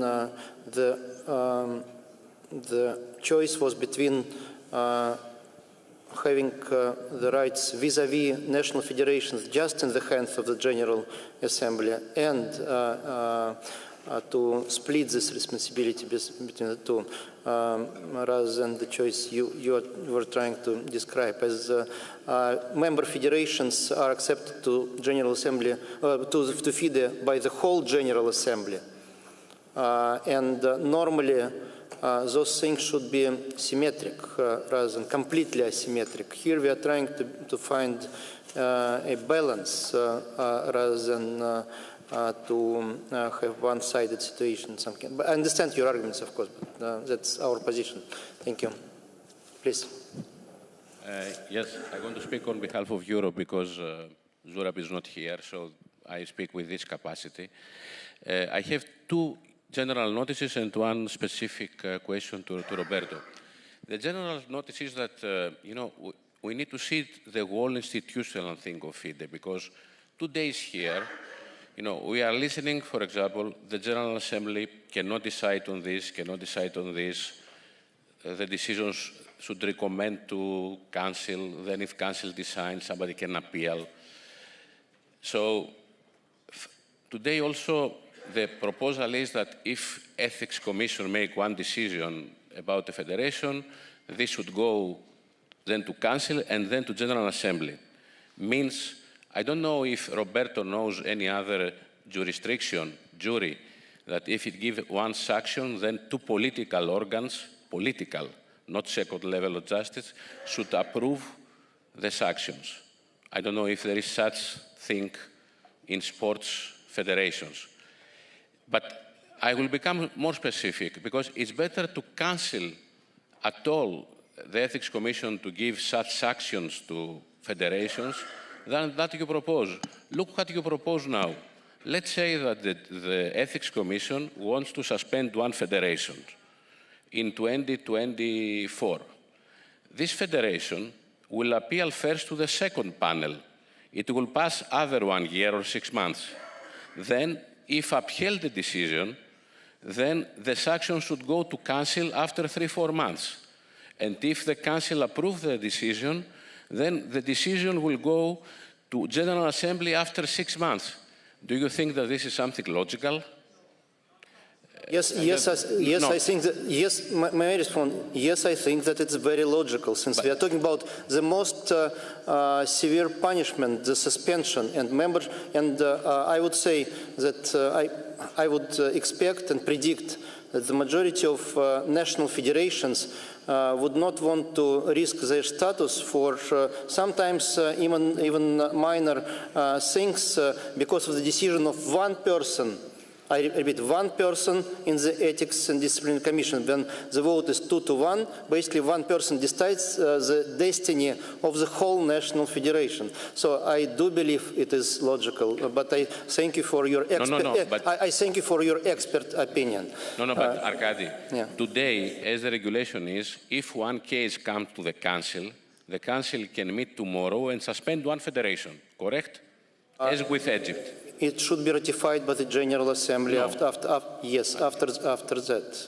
But the decision for Egypt didn't have immediate effect? It was a deadline? It has immediate effect, yes, and, but then it can be changed by the General Assembly. Okay, but it happens and then ratified. So what I say that if you want to go to this very complicated scheme, it's better everything has to do with expel or suspend the federation to go direct to the Council, than to put this road that maybe you need to make one decision. No, this decision. No, not exactly. I think I understand your logic, but again, we spent on this a lot of time since there are different aspects. The Council takes those decisions only if it is about financial matters. The Council doesn't deal with this if it is ethical or disciplinary matters, only financial ones. So it's a limited authority that we have here for the Council, not full authority. So we were trying to find a solution that would protect the rights of all member federations while there could be circumstances that led to applications to the Ethical and Disciplinary Commission. For instance, in case of Cyprus, I remember this very well, it was about a private tournament that the federation even didn't have anything together with them, but EDC still suspended them. So very specific case. So we wanted to have better protection from such situations. Let's have just one more from the floor, and we'll go to vote since it's really technical and complicated matter. Please. Thank you, Mr. President. And I perfectly agree with you. It makes so much sense. And perfectly you said, sometimes one person's mistake can have big consequences for a federation. And since the General Assembly accepts the membership, General Assembly is perfectly in place for the exclusion. On the other hand, beside that, another point is very important. The Constitutional Commission or any of the Ethics and Disciplinary Commission doing their work, but at the end of the day, every organization, the highest authority is the General Assembly. And I trust very much the wisdom of my colleagues sitting here to ensure all the decisions are made with sense. And then if exclusion is the only way, I'm sure this General Assembly can decide it. I support this motion. Thank you very much. Thank you. Thanks a lot. I would like to put for voting a proposal to approve amendments both to the Charter and to the Ethics and Disciplinary Code. Since those two proposals cover also the initiatives from two member federations, so technically to reject their proposals since one covers another. And I would like to ask the delegates who object to the approval of these proposals to raise your hands. One. I just want to check what the motion was. The proposal is to approve the amendments proposed for the Charter and Ethics and Disciplinary Code while rejecting the proposals of Cyprus and Russian Chess Federation. To approve this, yes. Yes. Okay. Yeah. So objections 1, 2, 3, 4. 4 objections. Please applaud those who approve the proposals to amend the Charter.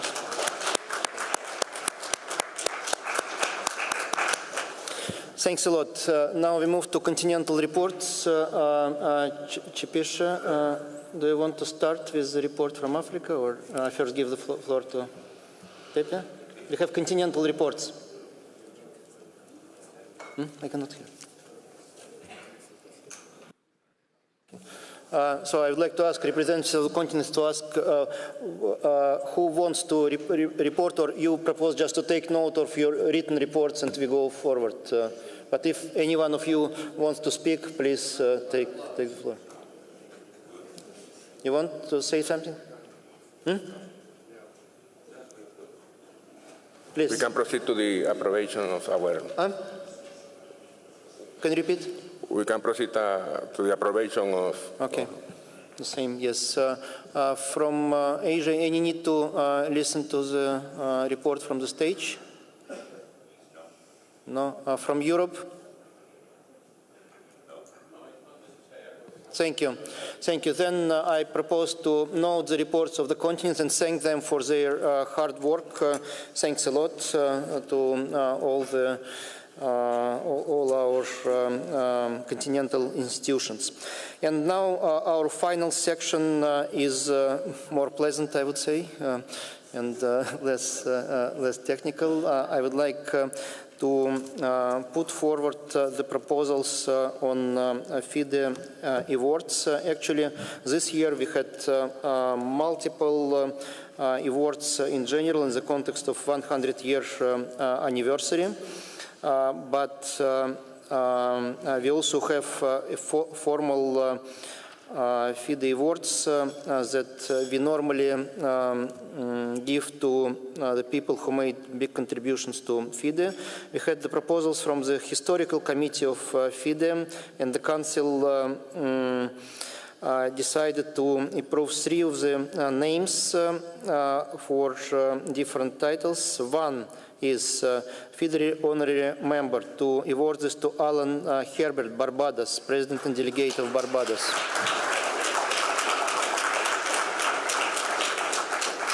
Thank you.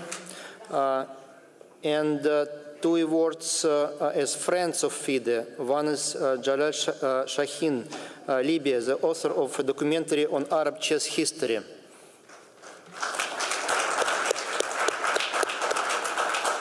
And Eric de Winter, Netherlands, the oldest FIDE in play now. He served FIDE for a long time in a certain period.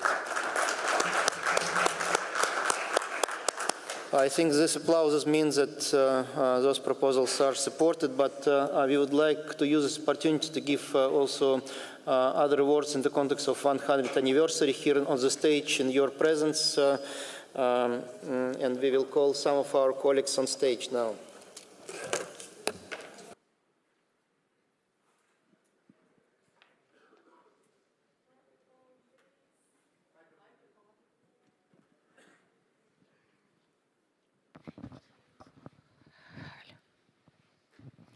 The Diplom d'Honneur goes to Takis Nikolopoulos.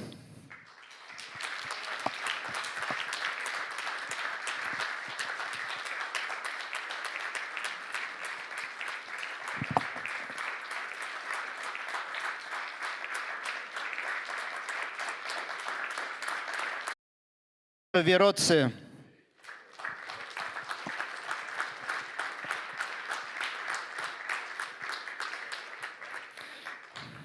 Also the legend.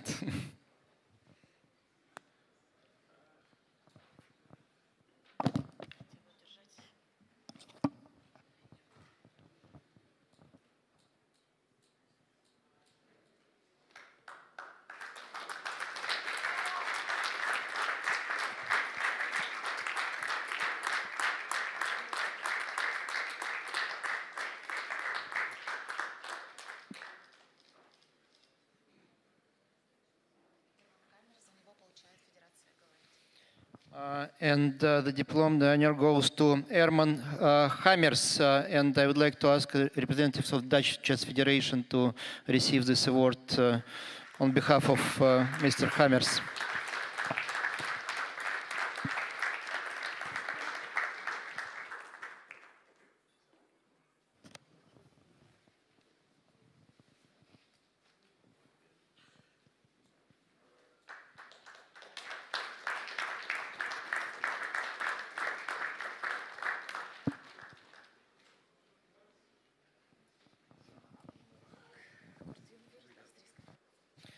And I would like to ask the representatives of Austrian Chess Federation, if we have them here, to receive the award on behalf of Kurt Jungwirth, who served so many years to European Chess Union and FIDE.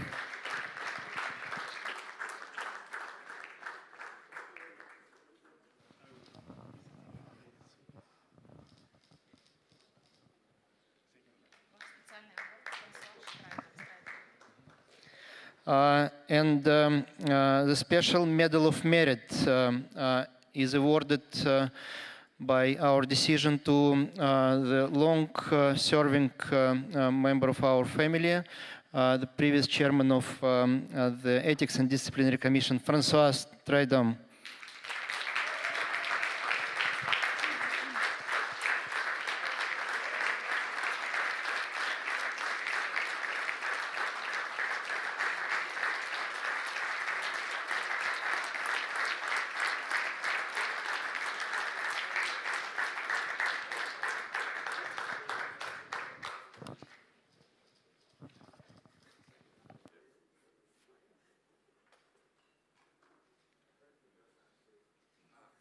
Thanks a lot, everyone.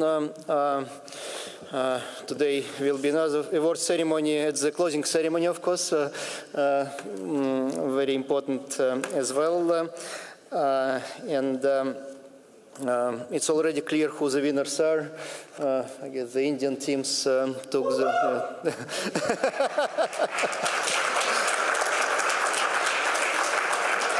Yes. Yes, congratulations, President Narank. And Dana, do we have... Yes, to conclude our General Assembly meeting, we have a special video devoted to 100th-year anniversary, and with this we will finish our work today and be prepared to go to the closing ceremony. Thank you.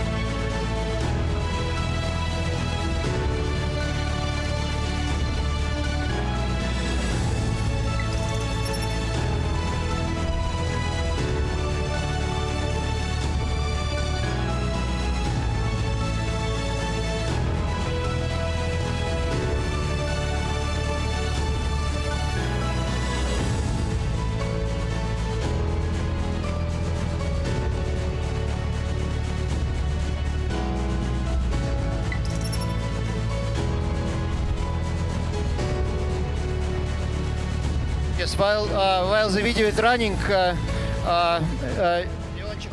just came out of the meeting, and I would like to present him the diploma d'honneur for his contribution to FIDE and educational chess. Leoncio, please come on the stage.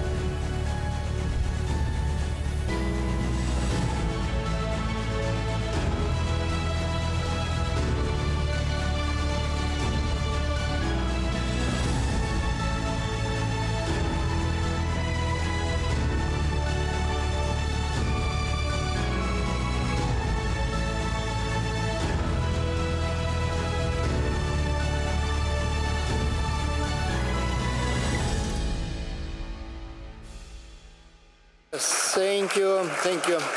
Thank you. The game is just beginning, and we will have another century for FIDE, because chess is eternal. But also, I would like to thank all of you, each of you, for your contributions, your hard work, all the national federations, all officials, commission members.